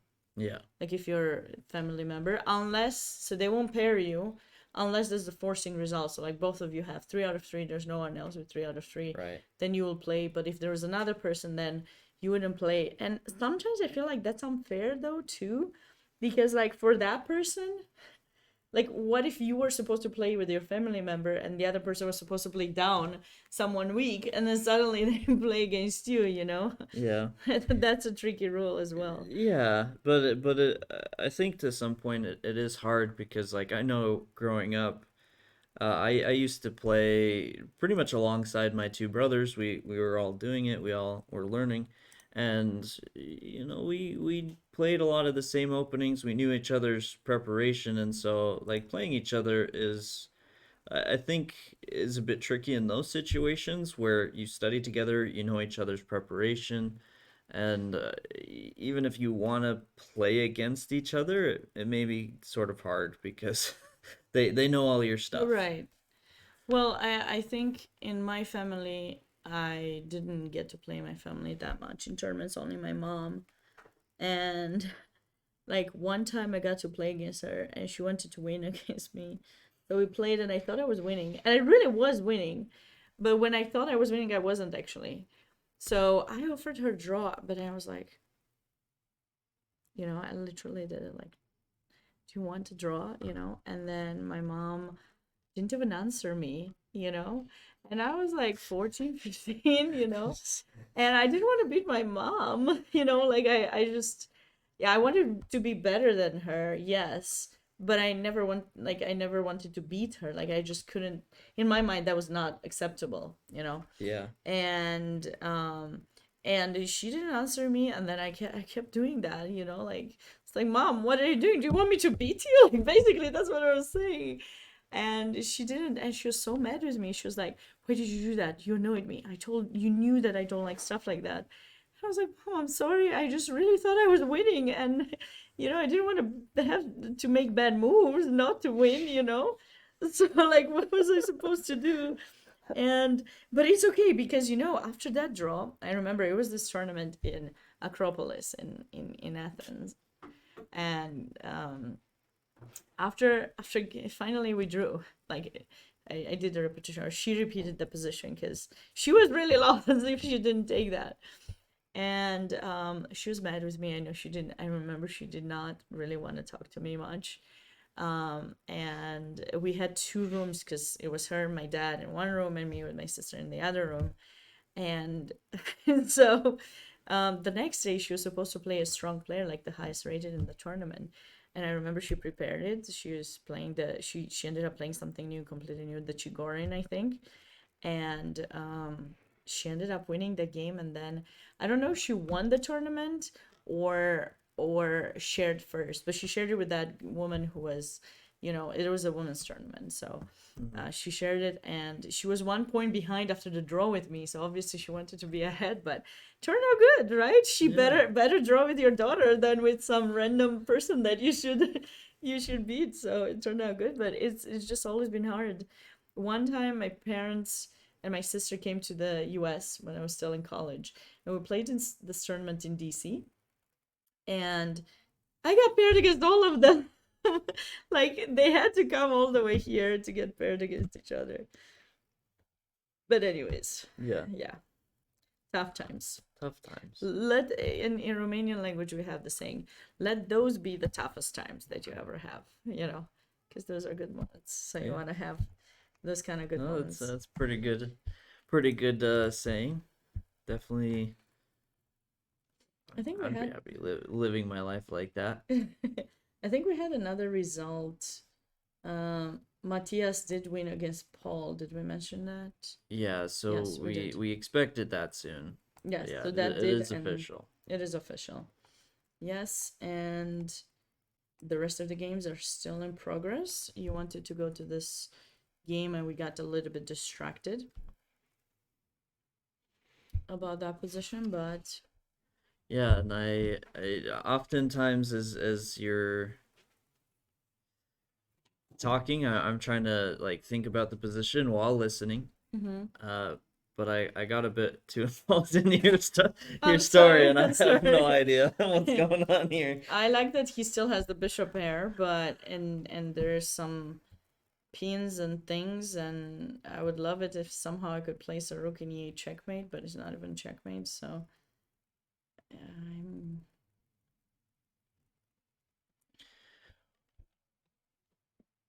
This just feels so close to. draw. Casual player, how are you doing? Great to see you.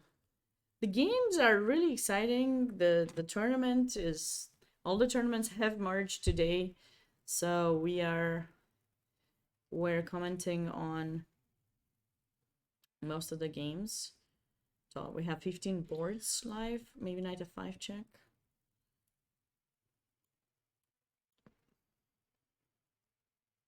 I was thinking rook d1. I don't know I like what how is you say what it so tendency casually. what tendency do you have, Kaden, to always choose the moves that go into a mating net somehow? I think you do it on purpose. Just like I need to let you win sometimes. No, I just need to. It needs to be exciting. It does need to be exciting, but is it here? I have the feeling that I can come up with something some way. Rook c1 was Chris's idea instead, but no, I like this.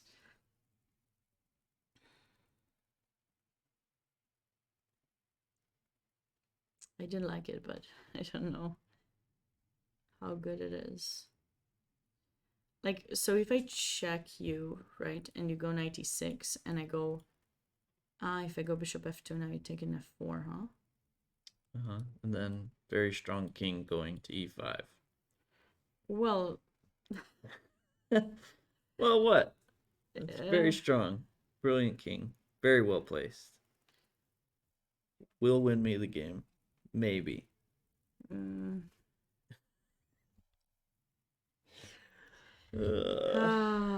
Is this GM Alex Shabalov? Yes, it is. Yes, it is. The one Okay. and the only.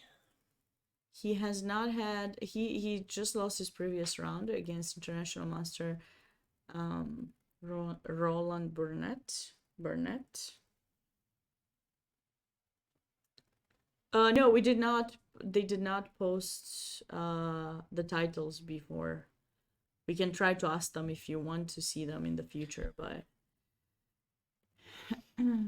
No, but I did see some mating nets. I just couldn't figure out how to do them. But no, there are some mating nets in that position somehow. I just don't see a path to it. Like, what if I play like? No, you're getting back. Like, why are you getting back? I can't. We All have some cookies. We have calculated. not taken a break for a while, so we might be taking one soon. It's all calculated. It's all been calculated. No, And I have the feeling like if I put the engine and you check, it might be no, but like Rook here, C1, like Chris was saying. just for you. See, it's like equal. No, what about earlier? Oh well. Just a couple of moves. No, I don't want to like, spoil it. I wanna don't want to spoil it. spoil it. We're not spoiling anything. So Rook C1 here was the The request by Chris, he was saying that black's pieces are tied down, but I wasn't sure about it because no, I was thinking first G6 maybe, but yeah, maybe G6. wait threaten, but Bishop B6 is not. There's a knight. Chris is very soon gonna join us for some cookies, possibly.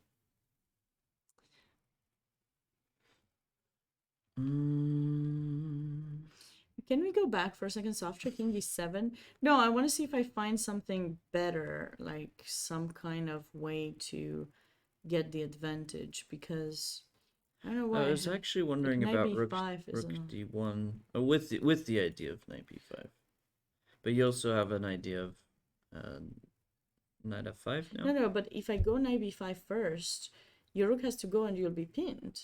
So then I Then go. Rook D8. Yeah, but then I can come back with the knight, maybe.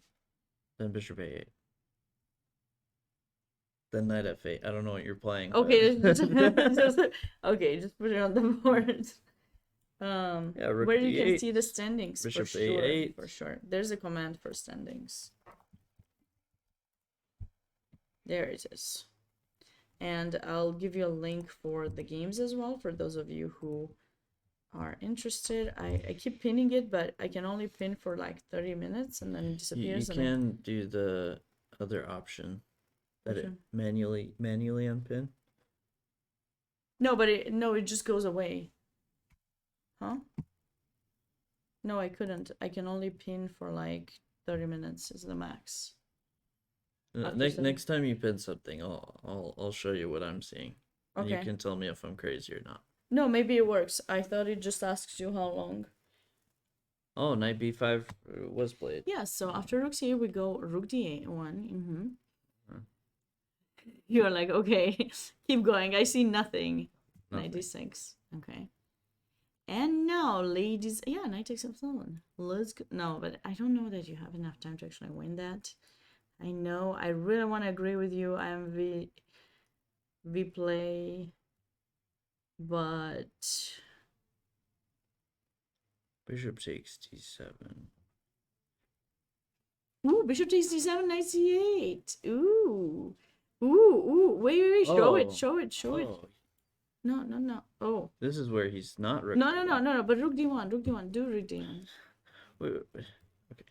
No. But I saw the But this was already played. What? This No. But was that not possible? Just knight d6, rook d8, bishop a8, bishop takes d7, rook takes d7, knight c8. Knight f7, knight c8. Yeah. So I That should was play. winning. That is winning. Oh, So I should play Bishop A6. that. Okay. But isn't this just winning? Is it the same thing? Well, okay. You have to So go I- king e7. King e6, there's f5. Then You're really playing with fire. yeah, I know. But Okay, rook d7. rook.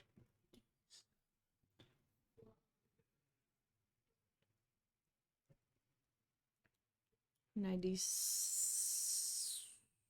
c7. Wait. I'm not sure. I get rook d6, rook takes c6. Thank you very much. You know, Yeah, you were just thinking. I was know, just thinking. I know. I was just thinking. Okay, so What- maybe what this is it? What is it called? Like you're not out loud, but like with the mouse. I don't think that exists, Kaden. It should exist. No, it doesn't. You made it up just to kind of make yourself look good. We won't let you anymore. Why not knight d6 instead of knight c7? I don't know. I just thought it was winning because there was rook f8, and I just didn't see after that. Did play king e6. Okay, but f5, right? Like, what am I missing? I King e7. No, Bishop c5. Bishop c5. And this is, I know Chris was suggesting rook d6, but I thought this was part of the reason you want to avoid. Well, no, now king f6, actually. So I thought you wanted to avoid rook d6. So after king e8, you have Yeah, knight I wanted to d6, have but, knight d6, yeah. But here, yeah, king f6 now, because I have king g5. Okay, you have a lot Although of things. it doesn't. No, knight d6. Knight d6. Let's go. Let's go. Oops. Rook b8. But what? Wait, what's wrong with your ideas? No, but That you I had didn't have the before. bishop in e3 anymore, so I thought it matters if you go to g5 or not. But maybe not, because I have bishop e7 I was instead. thinking. You're saying knight c7. Yeah, but now you have king g5. I don't know if it does anything to you. In the other line, we didn't have that, right? Who is up on time? You have to go back to the... Shabalov has 9 minutes, just under 10, and Advayath Vijay Kumar. I think it's... Vijaya? I don't know. I think it's Vijaya, but I'm Vijaya? not sure. Vijaya Kumar? I'm not sure. Yeah, I gotta watch my pronunciation there because It's I'm fine, getting it's fine. awfully close. But anyways, what is... It's move 30, what? 33? 33. And move 40, they're given 30 extra minutes. So this games will last a while. But this is definitely the best option for black, right? To play king e7. But here, rook d7 should be. Yeah, that seems kind of 98. Even better. You Even just better. you just love the mates. You've gotten into this idea like mates. Where's the fastest mate? Yeah. H4, G6, 96. Yeah, we want a lot of I'm here mates. to win games. We're here to win a lot of games, and yeah, the more the merrier. So no, it's good. It's good. Yeah. If Shaba wins, it's good for him because Brodsky won his game. Yes. We expected that, but Yeah, this which let's see the end. So last time we looked at it was around here. yeah. Oh, We said that black was doing really, really well. Another pawn was lost. Ooh. Lirio, yeah, rook d6 might work too, but the king might escape. That's just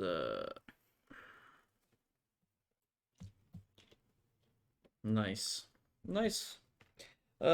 Good game from Brodsky. I mean, I know at first we slightly preferred white when we were first looking at it, but still just a very good play from Brodsky. I think his opponent was a bit optimistic when playing e4 here, and Brodsky took advantage excellently. Mm-hmm. Calculated this all very well. Yes. Oh, Congrats to Brodsky. we did know that one. We did know that one. We did show that one. So That we one- can go to Sam Khanin against Ronald Burnett. That was an interesting game we talked about. We thought there might be some chances for Ronald. Where I thought it was Roland. Is it Ronald or Roland? Ronald Burnett. I think I've been pronouncing his name wrong all this time. It's fine. In my culture, when you pronounce someone's name wrong, they usually get lucky or something. Like it brings them luck.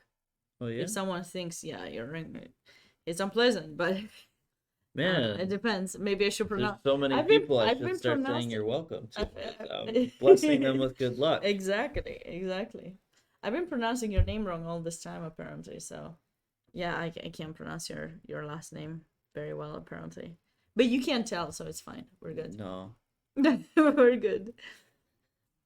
This We position. did have this conversation off stream where a mutual friend of ours was the one to correct you and say, Yeah. "Oh, it's actually Troph," but every time you say it, your accent hides it enough Yeah, that that's I good. always thought It's great. I thought you were saying it correctly. It's fine. It's fine. Now you know I'm not, but I don't do it on purpose or something. It's just the accent. Blame the No, you're accent. just giving me good luck. So. Yeah, so you just now you feel like you have to play tomorrow the Blitz tournament.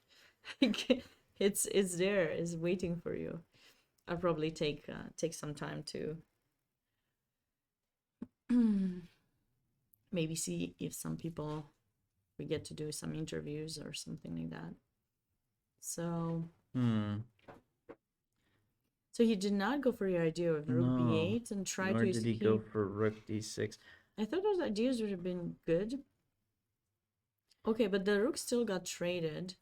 So what was the problem? What? I think this was just a little passive. Like looking at this end position, I feel like Ronald Burnett likely will still hold the draw, but I don't know. When it comes to end games, anytime your rooks remain very passive, I think you want to be very careful. Because in an end game, the difference between an active rook and a passive rook is astronomical.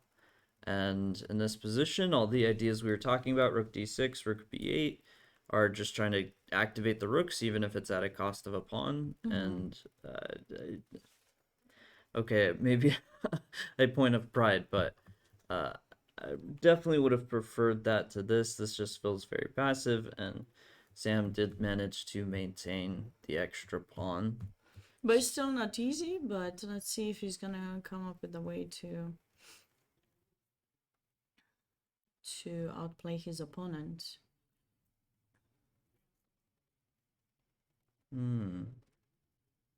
I like the g5 and trying to trade some more pawns, maybe getting the king more active. Cannot play e5 anytime soon. Rook a6 is probably going to be met with rook f6, I think. What about e5? It doesn't work. It would be bishop cute. f7?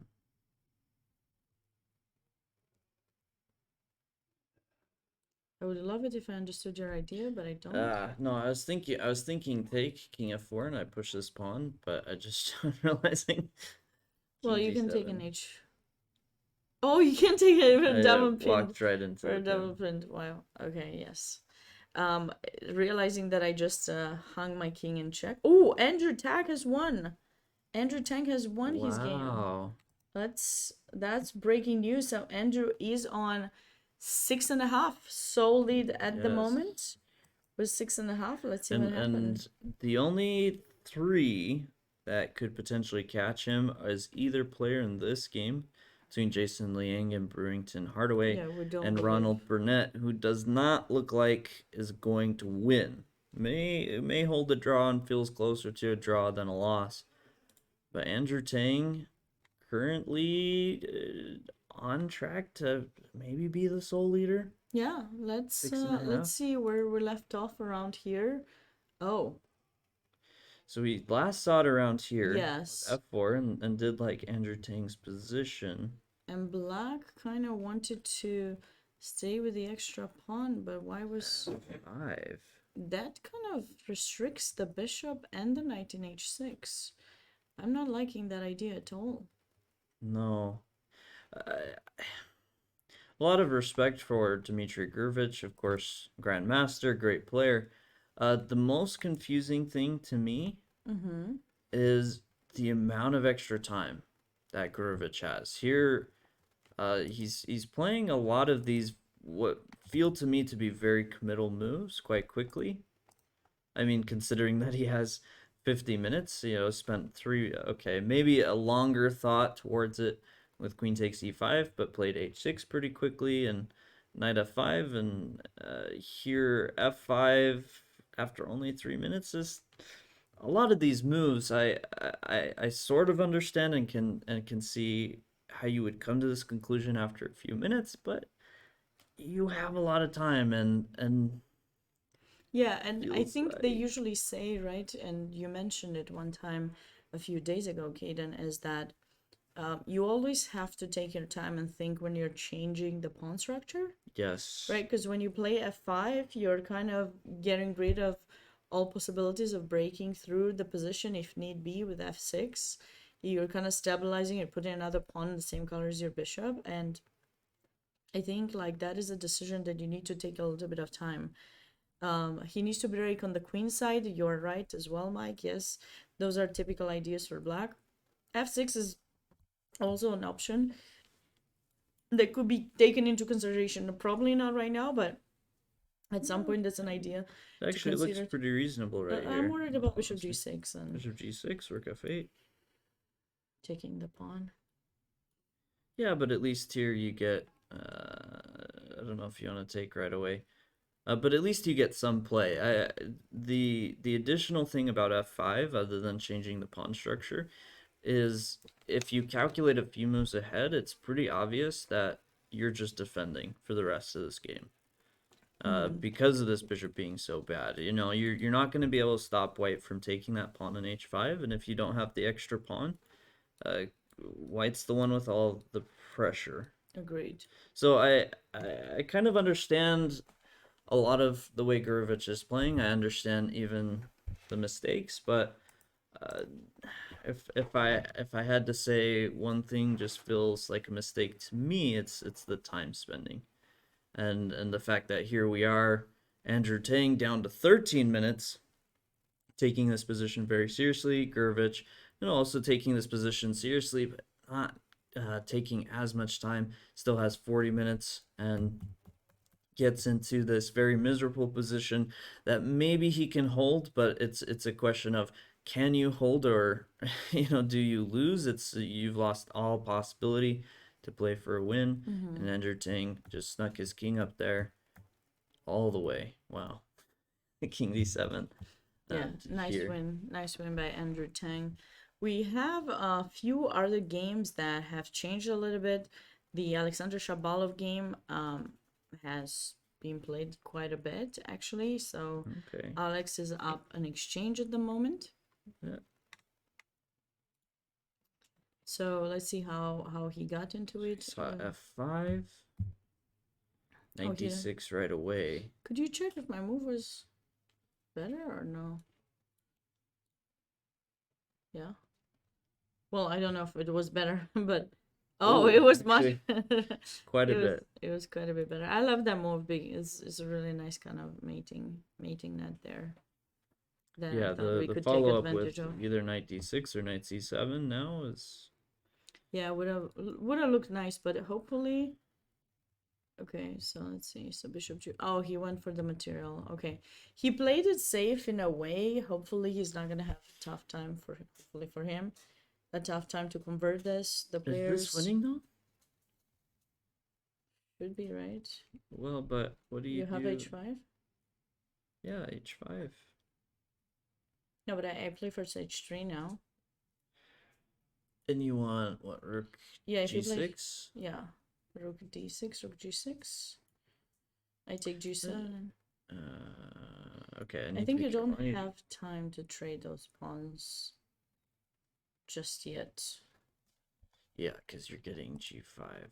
I mean, you would love to, but I just Oh. don't think you can that easily. He did play h3. And that was move 40, so he was probably like rethinking it. I mean, it's not gonna be easy, but I have the feeling that, you know, it's last chance he's got. He's gonna try to keep those pawns on the board. But yeah, he needs to get his king to g3 very fast. So wait. If I play h5, rook Mhm. d6, king f7. G5? No, yeah, I don't think you should allow that. You have bishop e4. That's what I was thinking about. So is that f pawn, but we still have the h pawns on the board.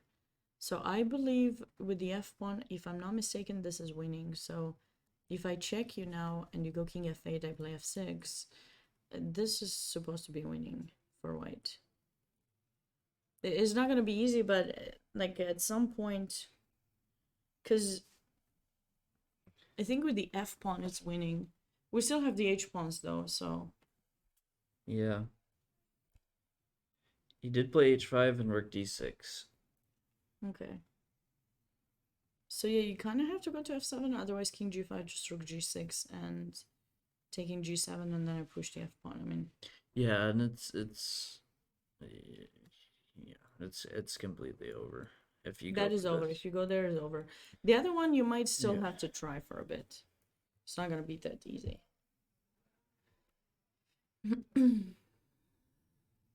Let's go over to that game between Sam and Ronald Burnett, because Sam did play your He move. did play bishop f7. What? Hayden gets so happy when he guesses a move. Wait. It's like, So no, ooh. of course I like this idea, but I actually don't see the progress. Like I like bishop f7 because you're blocking the rook and keeping pressure on h5, but I didn't see the follow-up here. I also want us to go to board between George Lee and Luke Vajjaja.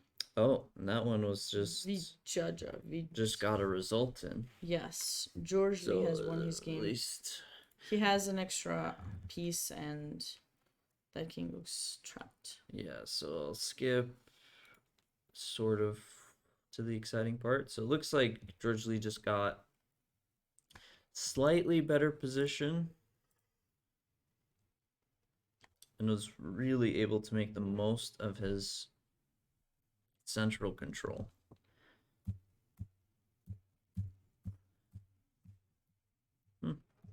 Nice. Doesn't look like it was necessarily one big mistake from his opponent, just kind of slowly getting So crushed. outplayed. Yeah. Very nice. Very Congrats to good. George Lee. So George Lee moves to 6.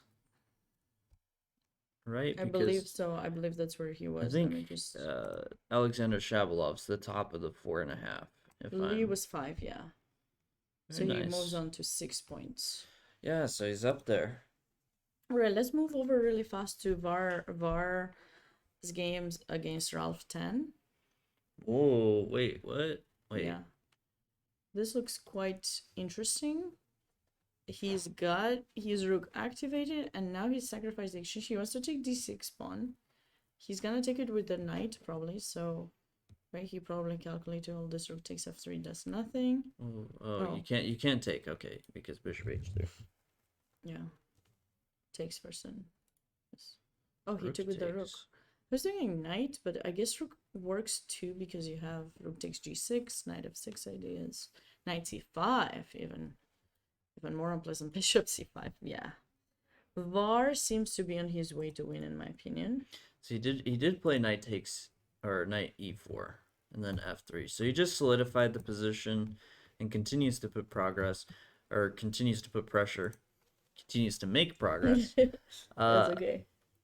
I mean, You're getting a little bit tired. We haven't taken a break in quite some time, so yes. But the games are exciting because they are approaching the time control. The players are, well, they just reached move 40, so they might take a little bit of time here. I just wanted to see if there was any other game that was still around there. Maybe we can go to the Avi Kaplan against Matthew and Yeah. G game as well to kind of see. But this one looks good It for looks VAR. good. Bishop c5 or queen c6. G4 even is an option here. Yeah. Well, you do have to be a little careful of the Right, pressure. right. I But yeah, don't- I mean, it should be really, c5. really nice. I'm gonna regret saying this if somehow he ends up losing this. Let's But a hope really, not, really for his nice sake. game from Akobian, and I would say, assuming he wins, one of the best, if not the best games. Just very methodical, really good Positional. maneuvering, positional, slowly. Like, if there's one game so far of the ones we've watched that I would actually recommend for people to study and learn from, this I think is it. Mhm. This is just I agree. very, It's very really good. Just outplaying his opponent, honestly. Okay, sorry. What was the... So I want to go to the Avi Harrison Kaplan.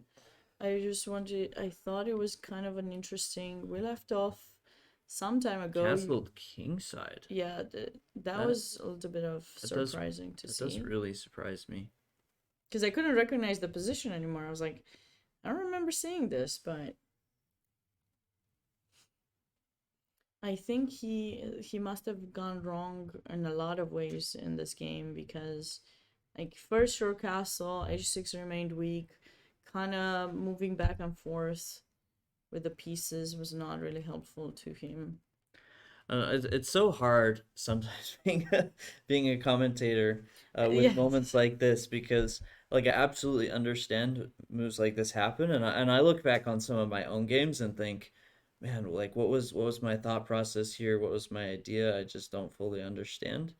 So I look back and I think that, and you know, obviously it's very different when you're playing it, but then you get these moments and you want to keep that understanding, but at the same time it is, you know, it just doesn't make a whole lot of sense. This rook is very useful on h1, and you could instead castle on the queen side, as you were mentioning, Sabina, bring this rook closer to the action, and your king is very safe on c1. Yeah. Sometimes it is a bit scary to castle queenside, but you are controlling the center. That king is perfectly safe. And this just looks beautiful for white, but definitely something didn't go well. Now, Avi Kaplan was low on time, and they're both getting pretty low on time here. Yeah, but White has lost way too many pawns, all these trades and everything, and has remained with a lot of weaknesses, which is devastating to see, considering we felt he's had a really good position, and Oh, and I didn't even process in my mind. He he has two currently pawns. sits down 2 pawns. I mean, of Yeah. course, he's gonna pick up d3, but I mean, maybe it's not that bad. I mean, but White does have quite a lot of pawns on White square, so the bishop is not doing very great too. yeah, To be able to attack the opponent's pawns, and there might be f4 being played potentially. yeah, absolutely. And that rook will open up, and black like is for choice for sure in this game. Yeah. Yeah, no, things did not go well for Avi, unfortunately. No, they did not. We should go to the game just to check out like a little bit what's been going on in the one between Jason Young and Brewington Hardaway, and then I suggest we take one more break as these players are taking their time going into, you know, their second time control, as all of these games have reached move 40, and I think even VAR's game did, right? Yeah. So all of the games did reach move 40, so probably the players will take a little bit more than usual to kind of take a breath, you know, realize where they stand. If they're better, they will try to hopefully work with in their mind not to relax too much, because they still have to completely win the game. If they're worse, they will probably think about how can they try to come back. And so it remains to be seen what's going to happen, but It did finally hit me what Sam's idea was, so that's a game I want to go back to. But wait. So I'm gonna ask what appears to be the obvious I believe question. they Rook were a7. repeating. I think they were there. And they were Ah, repeating. okay. So rook a7, knight c8. Yeah. So the question is, do they want to repeat, or is either one of the players going to try to play for a draw? I think they were just trying to repeat to reach move 40. Brewington is probably happy with the draw because he has a worse placed bishop. Do you have another? Because if you play Rook somewhere else, knight takes d5, because you no longer have bishop takes d6. Yeah, so probably they might have to take the draw in this game. You could play bishop takes d6, but now this bishop starts to open up. There's also rook b3 idea. Maybe that could work. That's an idea, actually. This knight on e4 is quite good, and we've actually seen a few endgames where you get into this knight versus bishop when the pawns are locked, and if the bishop doesn't have many targets, the knight can But he's not definitely be forcing though, Kaden. better. I think I can go king e6 when you take. I'll just go king e6 maybe. Take. Oh, sorry. Oh my god. See, that's why we need to take a break. That is why we need to take a break. So, you want to go rook a2. So can you put it on the board again? Rook a2. The question is, should white play for a win? Like, what about rook a8 and just trying to trade the rooks? Yeah. I don't know that white is. Ooh, okay. I have a even better move. Rook a6. Because now I already have pressure. Like if you go for knight takes d5, I already No, have but pressure. like, Bishop what do you want to do with rook b8? sacrifice, and then bishop takes, bishop takes. Okay, that's very aggressive. Two pawns. It's unnecessary. Very unnecessary aggression. No. But I mean, you have I want to something, win, yes. right? Okay, I mean, I don't have to go to rook a8. I was just asking what was going on after that. Well, but what else do you play here? Because if you avoid it, I play king c3, protect my bishop, then I play c5. Well, Or the unless you d5 leave your d5 pawn will hang. yeah, if you leave your knight there, then maybe I play like bishop d2, bishop e3, or bishop a5. I mean, what if I just go back knight c8 anyways? Yeah, King c3. here's king c3. Yeah.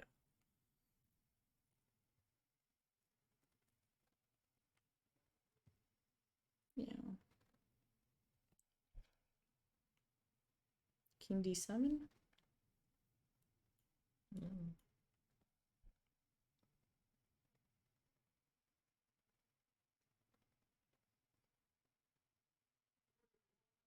Maybe I can play bishop 7. Wait, yeah. Knight is kind of dead on 8. Yeah, I agree. It's kind of dead. Yeah, But, I mean, he could technically play for. Did he play it? no, he played rook a3. Okay. Yeah, I guess he's gonna try to push a little bit more. There's nothing to lose here. He didn't spend too much time playing for that move. And I don't know if Brewington didn't get the 30 minutes. He should have. Probably he didn't get them yet. Yeah, So he those gets 30 it when the minutes. time. Yeah, when the time It's is it's a running out. very nerve-wracking functionality of the clocks, but Mm-hmm. necessary because you're supposed to keep notation to know when you hit move 40. So anytime you get that 30 minutes, it always waits for your time to run out before giving you. So it kind of keeps you on your toes of knowing exactly when you did make the 40 moves, and That's true. you're not just relying on the clock telling you. But we're gonna take a short break, and we'll be back with the last games. See, maybe in like 5-10 minutes. So hope you stay close. Bye for now. Chess Dogs, by all means, started out as a crazy idea. One that many people would only talk about. We've taken that crazy idea and turned it into a chess center. We have merchandise, tournaments, streaming, everything a chess player could want. So, whether you're a beginner or an expert player, go to our website, chessdogs.com, or join a stream at youtube.com/chessdogs.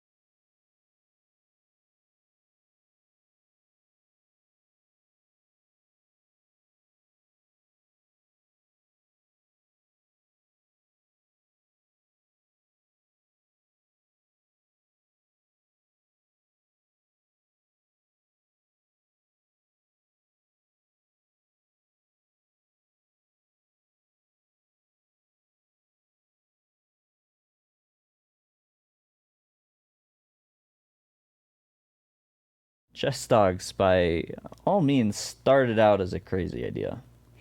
One that many people would only talk about. We've taken that crazy idea and turned it into a chess center. We have merchandise, tournaments, streaming, everything a chess player could want.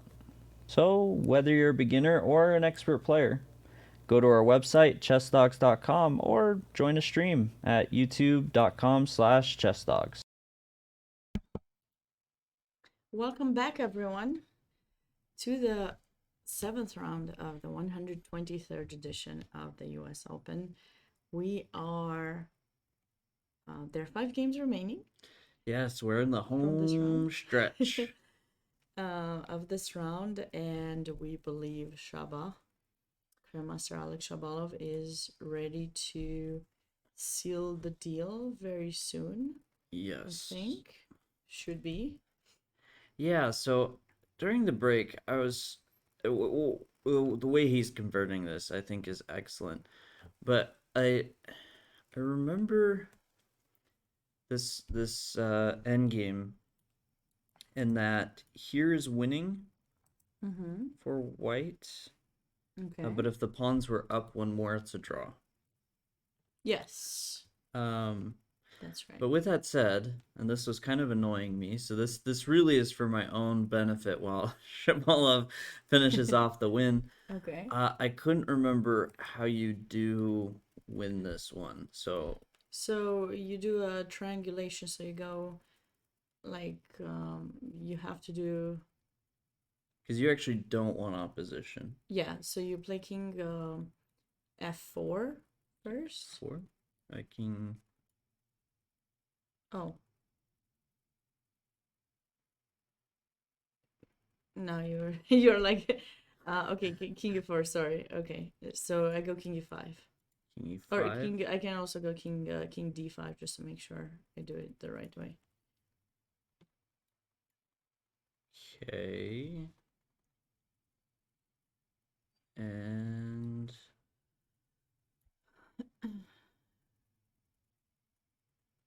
King e5.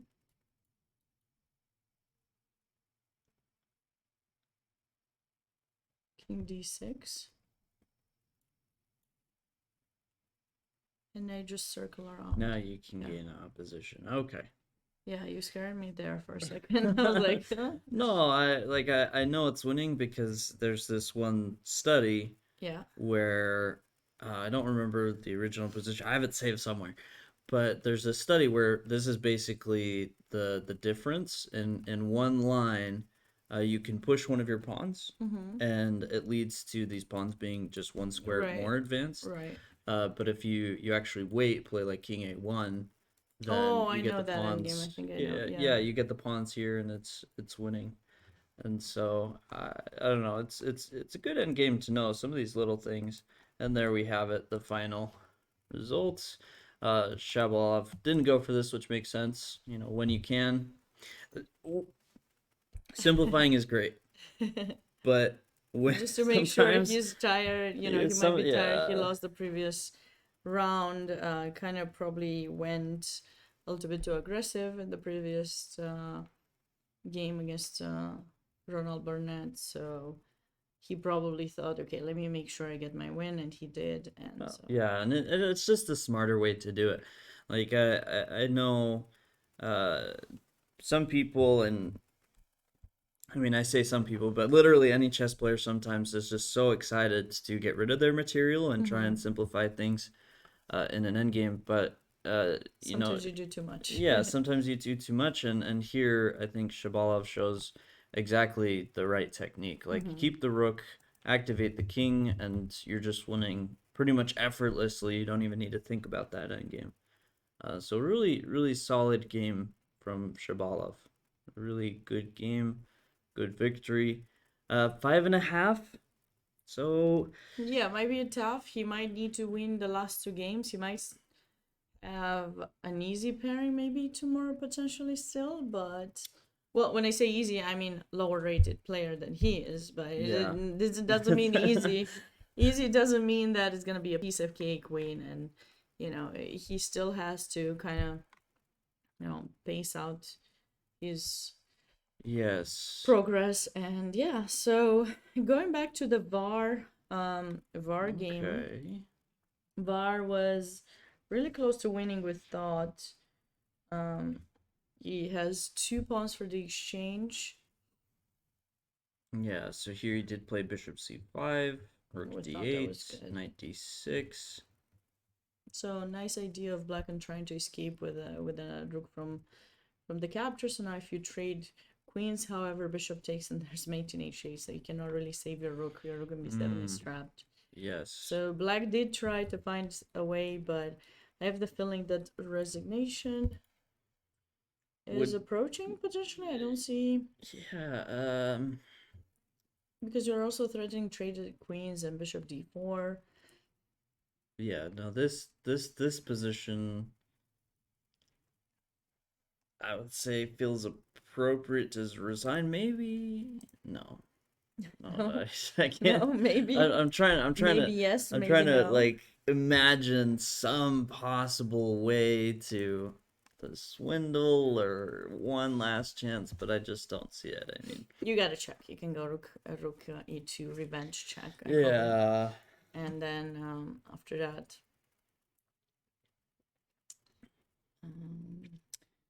what about knight takes d5? There, I came up with my counterplay. Okay. I mean, I had knight d3. There's one more check. But yeah, I was just trying to find more checks. But no, queen d4 is very strong because it does have escapes with the queen from the attack, and it does have that rook h8 checkmate idea. And I'm not really seeing a defense for black.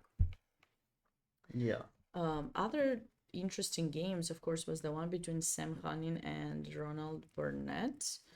That one we've spent quite some time on it because, Sam had an extra pawn, but it was doubled, and also it was opposite color bishops. And you mentioned that you kind of understood why he played Yeah, bishop f7. so it's just it's funny because I originally suggested bishop f7, but my idea was to play king f4. Right. Very quickly realized that loses. But here, what a Burnett was trying to avoid, and I think Sam's idea was actually to play rook a6 check. I forgot king g5. King g5, rook g6 would be a very sad way to end the game. King g7, bishop takes h5, and Sam continues his pawn up, pushing for a win. So Burnett trying to throw a check in, try and confuse things a little bit. Yeah, and then he went on getting that h pawn, so now he's created some kind of counterplay for himself. The tough thing here for black is to be mindful about, because if somehow you have to sack your bishop for the d pawn, you're gonna lose the bishop is the right corner of that a pawn. So those are not options to make a draw. Like if you're gonna have an option to make a draw, you need to make sure you're keeping your chances with the h pawn, I think. I don't know what would be the evaluation in that position. Would you have an answer? An evaluation? I feel like it should still technically be a draw, but I think the reason Sam is spending quite a bit of time is he has two very critical ways to push for a win. Rook takes a3, picking up that pawn with some concern about this pawn, or e7 is a move here. And surely has to be thinking about this. Oh no, rook king f6. Okay, so this is Burnett's idea with king g5, is not to push this pawn, but actually he's ready to move back.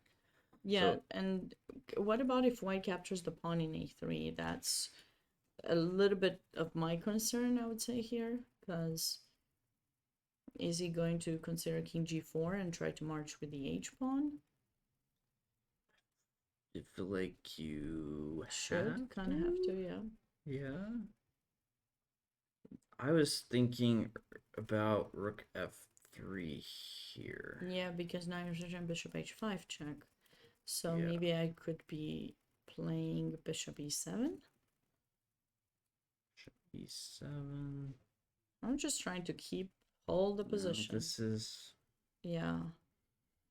Like, I Hmm. have the feeling this game should end in a draw, but obviously both players are gonna try more. This so Ronaldo was playing in the 6 day schedule, I believe, and Sam was playing in the 4 day schedule.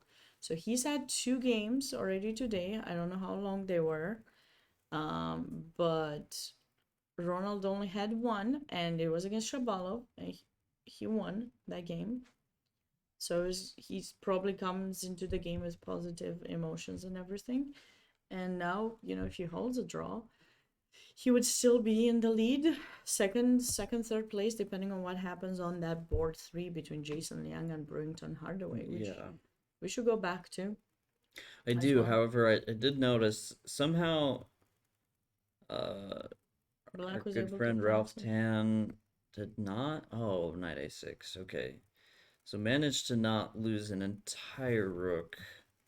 Okay, Oh, but but now the knight's loses a trapped. knight. Yeah, Okay, I that's was tough. just I was just curious how that happened. Yeah. So this So unfortunately for him, Ralph will most likely end up resigning very soon. There's no follow up, of course, if that game still is played.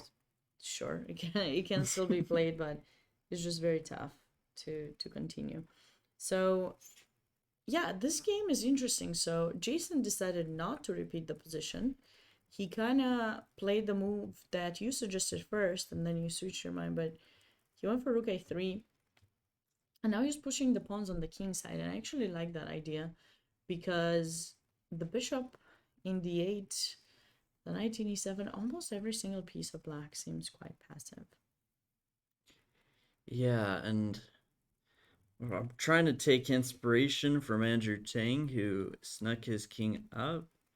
Is the idea somewhere some knight g3, king e4, knight f5? Because if the king can get up there, it is quite dangerous. But maybe I have some of my own pawns I have to watch out for, because that rook is on an open file. Okay, king e8. Wait. Actually, kind of like this f4 move here, because you open up this diagonal, and you also, with the bishop on f4, c5 feels a little bit more threatening. I also think somewhere like we play f4 takes. I was trying to sacrifice stuff earlier, but I do think somewhere Yeah, I like mean, a bishop takes I d6. agree. I loved your idea of sacrifice. I was just, it was really tough It's to try just to defend. yeah, black didn't need to go for it. And seems like we have seen a resignation from Ralph. So VAR has won his game and is now Nice. on sharing second at the moment, considering the standings. Yes. With 5.5 out of No, six out of yes. 7. 6 points out of 7. So the only player with 6.5 at the moment is Grandmaster Andrew Tang. Yeah. The legendary Penguin GM. Indeed. I like this king c2 move, just keeping the rook out. Rook b2 or rook b1.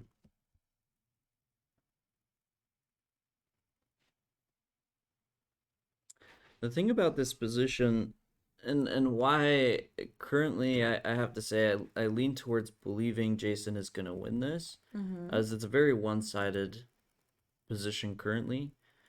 Jason taking it very patiently, playing king c2, keeping that rook out, eyeing moves like f4 and g5 and c5 and potentially some sacrifices. Meanwhile, Brewington has nothing. Nothing in Yeah, the way no of breaks. aggression. No breaks are possible. for sure. G6 you can't, because bishop takes h6, c6, knight takes d6, and this rook is now completely shut out. So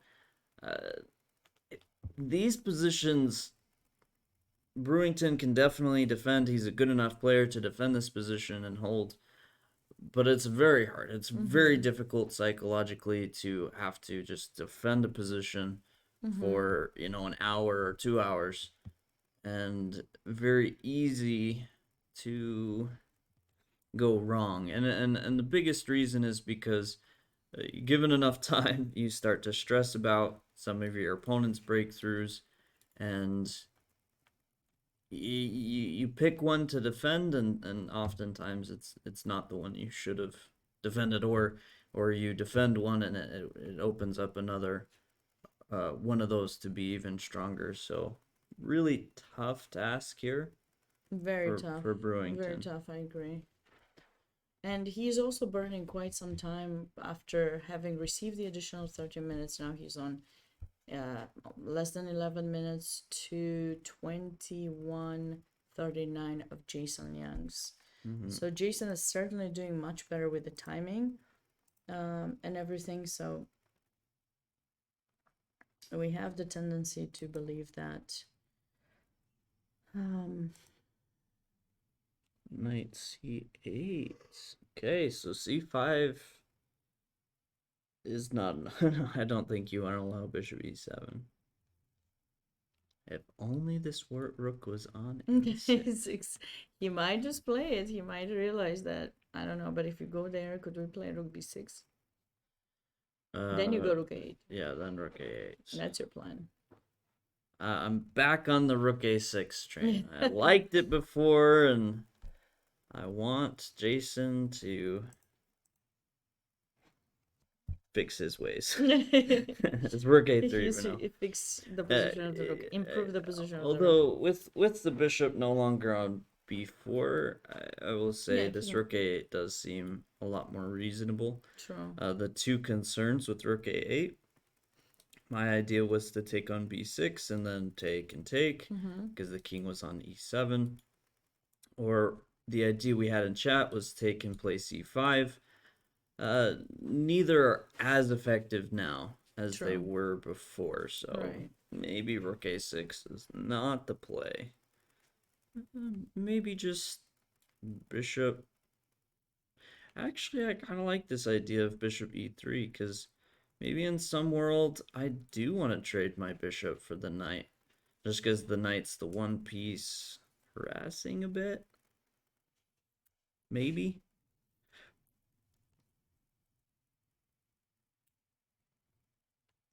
Yeah, this seems just very hard. I'm trying to find some improvement of the knight, but the only nice square I see is d4, and there's no way that the knight can get into d4.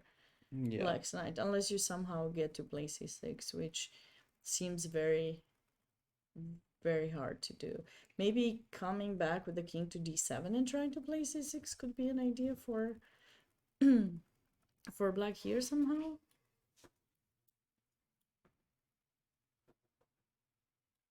This will be the most instructive game on how Liang breaks black's position. Sure things, Mike, sure thing.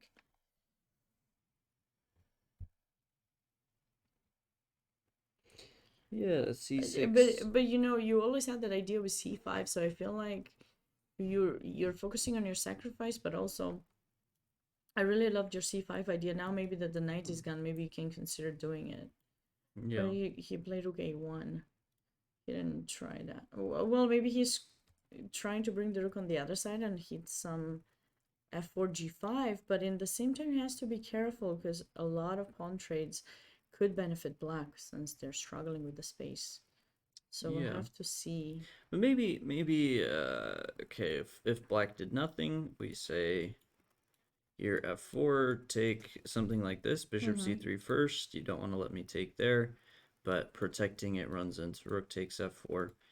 You could play rook takes f4 first with the idea of bishop c3, but something along these lines where the rook actually cuts the king off from either side. If you go here, the king will be cut off. If you keep it on e8, the king will be cut off. Pretty decent use of the rook, I would say. Sadly, this rook on a1 currently, it's actually not doing too much on the a file. Like it's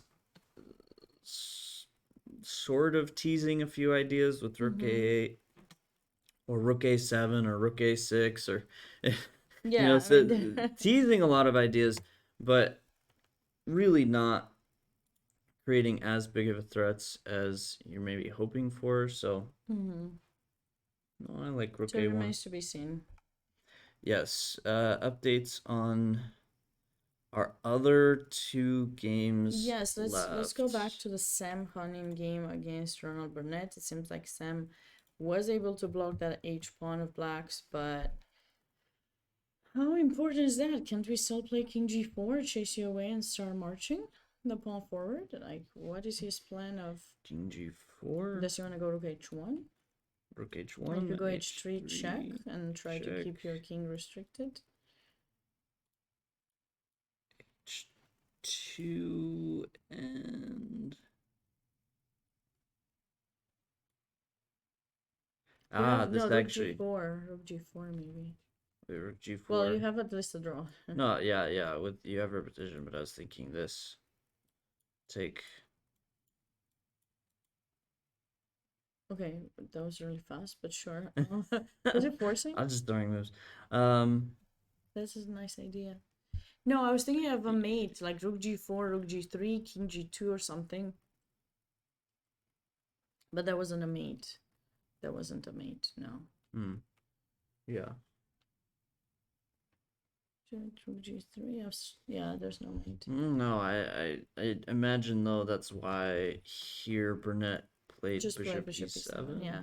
This is a safer approach, why But risk it? But still Rook H1, right? Yeah, is this okay? This has at least changed my variation because now H3, if we went for this exact same thing, H2, there's no E7. Mm-hmm. Although Okay, but could we go for my idea then? Rook G4, and do we have any kind of mating? No. H1's just too big of a problem. No, but oh. Yeah. He did play Rook H1. Okay. Well, he kind of has to. Like, that seems the only point to try to get the king. Maybe he's gonna check, and Black is gonna be so kind to go King F6, and then Yes. H3. I showed that on the board. That would be a very, very sad day. But I mean, these types of checkmates can happen. I recently witnessed a game. For their own sake, I won't mention who, but it was a blitz game between two pretty good players, rated, and it was a rook and pawn versus a rook endgame, and one of the sides accidentally stumbled into a checkmate where they had like a pawn on G4, rook on G5, king on H5, their opponent king here, Oh my rook goodness. H6. Oh no. And it was just that must be so painful. it was a really No. tragic, but those types of things happen. You know, when you Yeah. play these very long games, you get tired, and Certainly. you know you're dealing with so many different checks and checkmate ideas and tactics, and you just blank out on one. The sometimes nice thing, but also the tragic thing about chess is all it takes is one mistake to completely That's ruin right. hours of work. That's right. That is totally true. So but I still feel like H3 is the move you want to play here as Yeah, black. you do want almost- to play H3, so how can white be more? No, the only thing I see is check. Like, you gotta go for the check. Yeah. You cannot stop that pawn otherwise. I mean, unless you want to. Well, The bishop is stuck in f7 too, you know? Bishop e7, I think, was a really good move by black because he just stops everything and now he's just focusing on pushing his counterplay. And I do not see a mating idea. I was looking at it a lot, but I don't see could it. you actually run the king? King d5? Well, there's always gonna be a check and cut you off, right? I can just check you now if I wanted. And then king g4, right? Or no? King g4? King g4. Now I start pushing this pawn.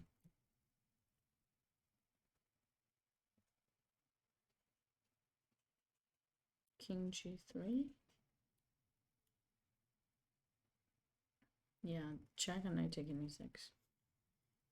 King g2.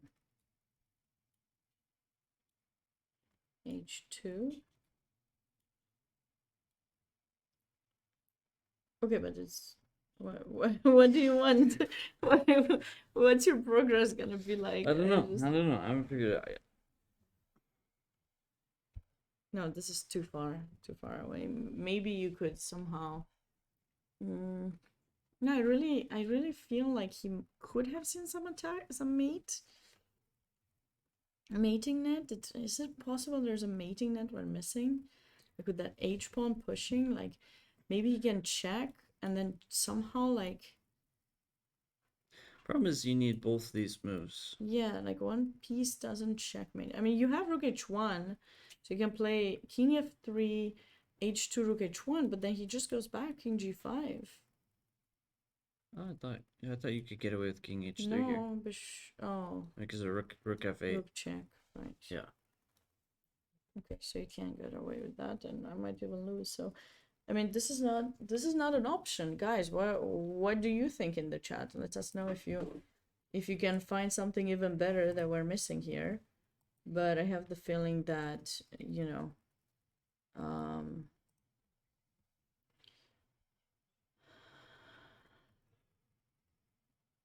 it's like what could be the idea? Bishop h5, like some strange thing like that doesn't work. Only if he brings the king. That's the only thing that can come to my mind at this point.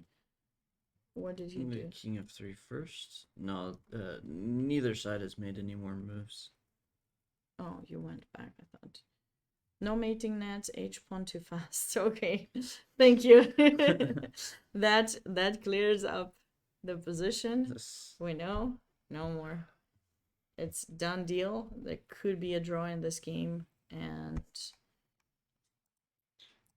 yeah. No, I think h3 seems to be the move here for black.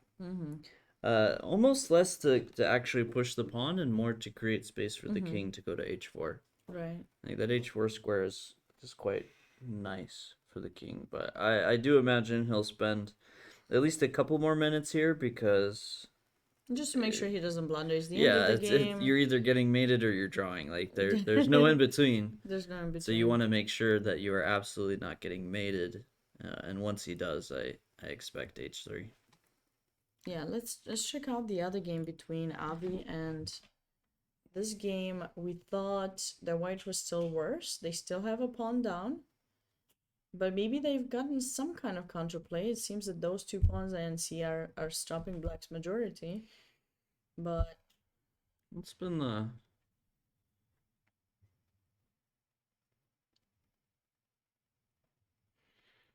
okay? So king f8 was played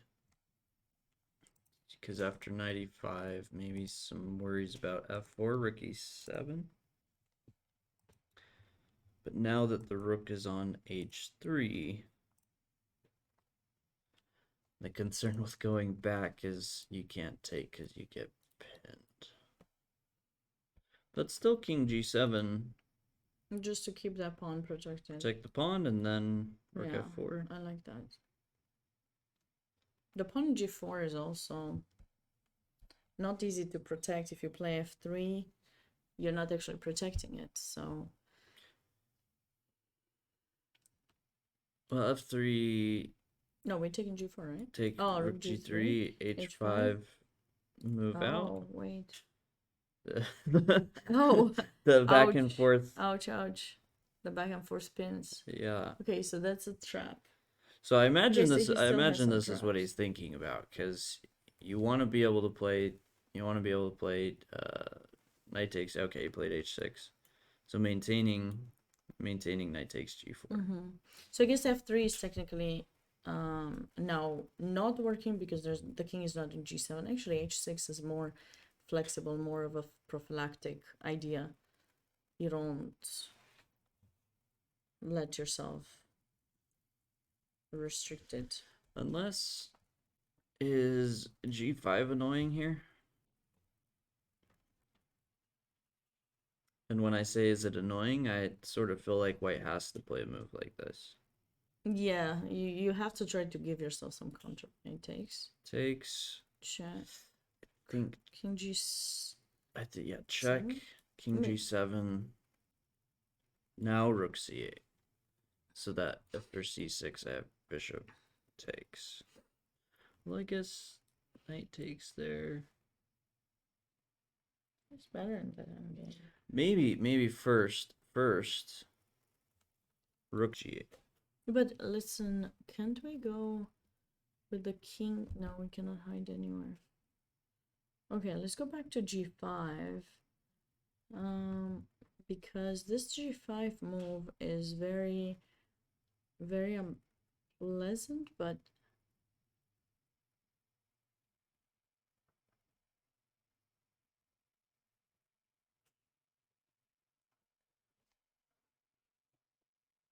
I think you have to. you're You have gonna to have to take? take. I don't see any other way. I was trying to find some other move, but I couldn't find another move. Oh, you Either could G suits. It's king E7, and the only way you could play knight F7 here. No, but you could also go. Yeah, Because if you go here, yeah, check. check again, and then I have nothing to cover my king. Yeah. So Yeah. and G5 was played. Okay, that's a nice, as you said, a really nice, trying to get some kind of counterplay activation of the rook, but This is still kind of annoying because your knight's pinned, pinned, yeah. not only to the king but to this pawn on But C7. I could try king f8, king g, you know? King F8. Ooh, okay, okay. Hmm.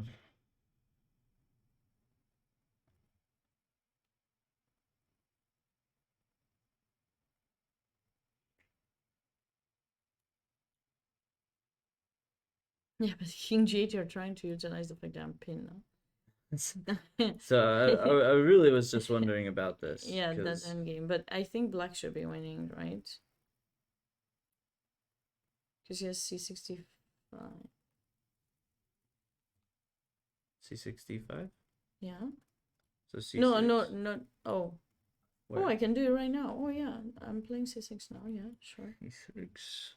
Takes. Takes. Takes. Takes. I thought d5 works. Let's see. Let me think. Yeah. Take. Take. And I thought. Wait, I messed it up. Because your pawns are gonna be further away. No, no, no, no, no. Go Wait, back. wait.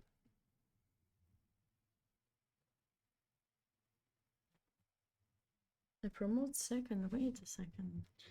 Wait. Okay. So No, no, I no. do- I don't go there. I don't. I go king. Do you It's one of promote those second? positions. Hmm? Do you promote second? Because this king catches. No, the but pawn. you go. King E5, right? A4. King D4. Oh, you can play A3. three. Okay, D4. okay. All right. I don't know why I panicked. I panicked that I panicked that I don't catch it. I don't know how I calculated that I don't. Hmm. Okay, okay, I catch it. Okay. But first I go.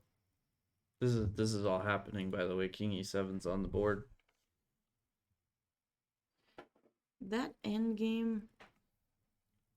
Well, I don't think all of that endgame will happen, but this is that king and pawn endgame is a nice one to definitely calculate. I mean, okay, we had a result.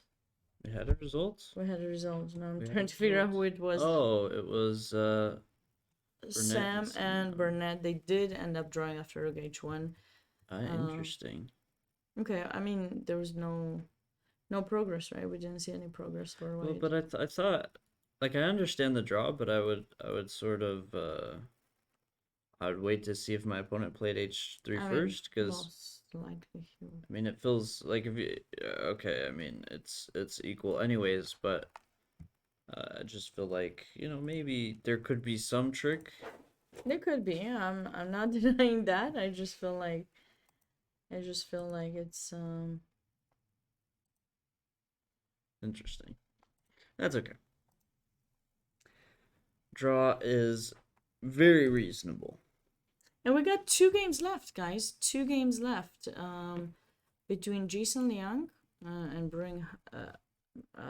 Brewington Hardaway, and Avi Harrison Kaplan and Matthew NG. And we did have this conversation when we were on break, and both agreed that this would be the game. If there was one game that was going to keep us here for night. another hour, it would be this game. And Luckily, tomorrow next round is at 7 p.m. Eastern time. So, if you might need to leave us at any time during this evening, just know that tomorrow we'll be back live with round 8 of the U.S. Open. And for the moment, we have only one player who is on 6.5 out of 7, and that is Grandmaster Andrew Tang. Yes. Yeah, and this is the only other board, these two players, that could catch them. Burnett, now that he has drawn, is on 6. Sam is on 5.5. And I was just trying to see Andrew. He drew against Brodsky. So, if one of these players ends up winning, then they will play against Andrew Tang. If they draw, one of the other players with 6 points is going to play against him. Yes. And we'll have to wait to see who's the highest rated, and then of course check out the colors, because sometimes colors do matter, but we won't know that until around 6 p.m. tomorrow night or evening. I would say currently, though, if this is a draw, I would say Alexei Sorokin should play Andrew Tang, because he's the highest rated player. He played black this round. Andrew Tang played white, so it would make a lot of sense as far as pairings and the right colors. But and also we wanted to let you know, in case you don't, you're not doing this yet. If you're looking for latest chess news and articles and game annotations and everything of that sort, there are a lot of tournaments that are taking place during this time. There's this tournament, US Open, and a big tournament that takes place in the same time is the World Chess Cup, which takes place in Baku, Azerbaijan. And every single day there's their games that are being commentated or analyzed by a strong chess player. And if you want to stay on top of the news, be sure to check out uschess.org/news, and you'll stay notified with recent article publications on the website. Of course, feel free to check out US Chess on social media, on Instagram, on Facebook, on Twitter, which is called X now, and here on Twitch. We certainly hope you're enjoying our streams, and if you haven't done so yet, feel free to follow that, to click that follow button, so that you stay notified when we go live, and bring you more exciting chess. Hopefully, it's very exciting, and yeah, we'd love to see you there. Something else that's pretty cool that US Chess does are the podcasts, and as I'm waiting for some new moves, because I personally ran out of ideas, and we know G5 is going to be a move that will be played there very shortly. But if you haven't done so yet, and you haven't paid attention to this, US Chess does put out a new podcast with various interviews that feature strong chess players, female chess players, personalities, organizers, tournament directors, and leaders that make chess more interesting. And it would be really awesome if you would give each one of those podcasters a follow. You can learn more about US Chess podcasts on uschess.org/podcasts, and feel free to subscribe to them on all major platforms. So that way, we heard that there will be Pete is going to be back with his underground podcasts very soon. I think he Yeah. mentioned there's going to be one coming up soon. So that's definitely an interesting one. Yeah, that was kind of something I wanted to remind all of you who maybe joined us a little bit late into the game today. We've been here for like 5 hours. Looks like we've been here for about 5 hours. And we are left with 2 games from the US Open. 2 games, hard fought games. Oh, the line did kind of happen, but It kind of happened. I don't the king went to understand e2. King E2. Okay, he's trying to advance the king there. Maybe somehow I waiting for king g8. Is it better if the king is on this side, trying to go for those pawns? So like now rook f7. Let's see, rook f7, rook f7, king e4, c6. But I think C6 here is a really strong Yeah, move it's to keep. always yeah. Now you have the king in e4, so you don't even take the g5 pawn. Yeah. So that's not an option.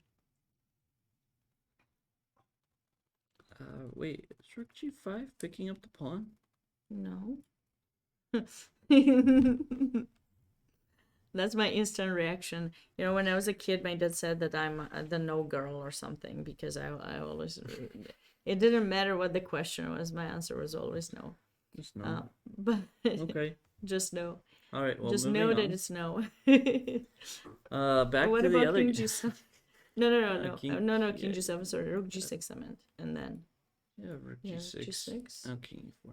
And king g7 maybe. Now you can maybe king f5. I have knight h6. F6.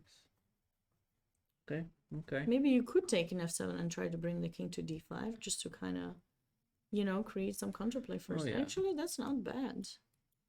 King d5. Oh, f5, d5. Yeah, Somewhere King there. D5.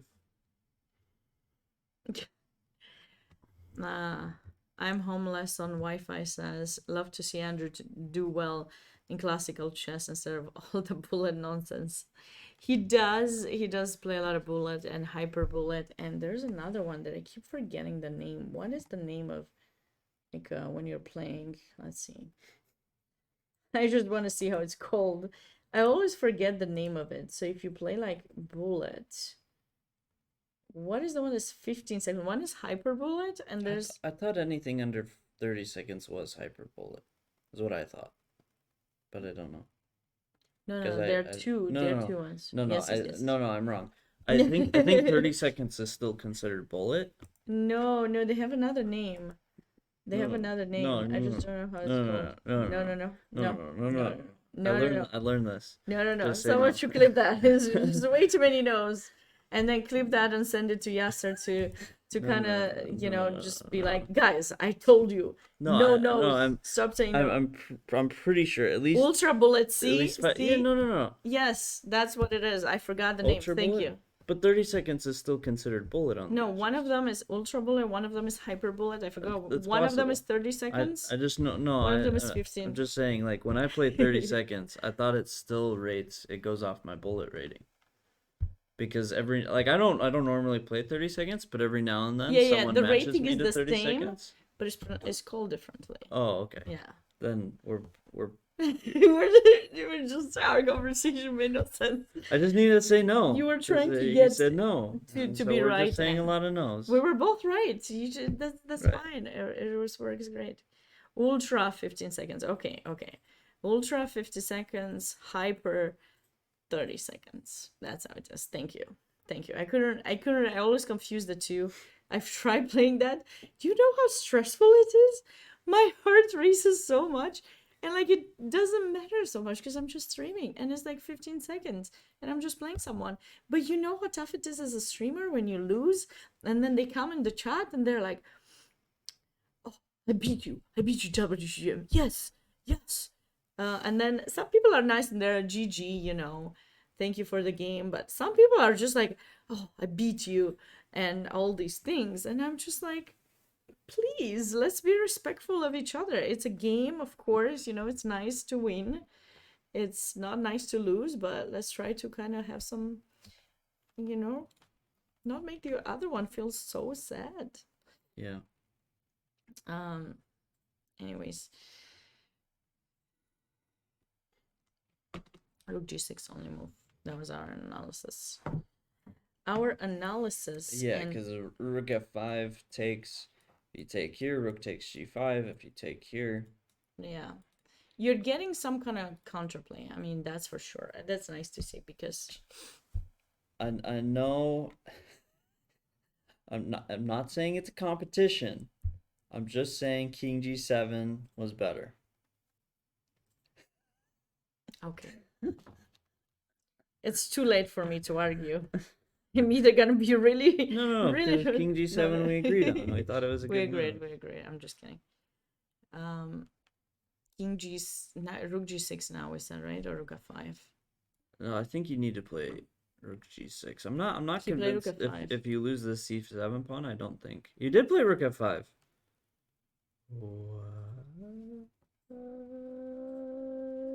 He probably wants to play rook c5. Where's that? People will be like, Wait, is there a no, police I- coming to the playing area? What? One time I was in this car. No, but seriously, I was in this car one time with one of my friends' dad, and they let me drive because I don't know why they couldn't drive. So they let me drive, and they were in the back, and they had this like siren on his phone. And I freaked out. I looked right and left. It was the street. It was the middle of nowhere. There's nothing. And I kept looking around. And then they all burst into laugh, like just playing that joke on me, like, freaking out. It wasn't my car, right? So I was definitely like very scared to drive it. And sometimes. A very, very bad prank to do in the phone that it just reminds me. I do not recommend. I did this once to my mother and she didn't appreciate it. Oh no. But you wait till someone's like sitting trying to make a turn for a long time, right? And it's not a light, so they have to watch for the cars in the way. And as soon as they go to make it, you scream really loudly, like right as they're making that turn. And then you say something like, "Oh man, those darn mosquitoes." But yeah, there was No, one. but people panic. I know, and that's why I say I absolutely do not recommend it. But okay. Well, thanks for being here and supporting us. Proper transparency. Feel free to support our own channels too. That way, maybe we can get better views when we are streaming individually. If you want to do that. Wait, Kaden, why is your thing not here? I don't like it, but don't worry, I followed you. So follow Kaden here. oh yeah. That's where you follow Kaden if you like Kaden. And this is where you follow him on YouTube if you'd like to. We'd appreciate that.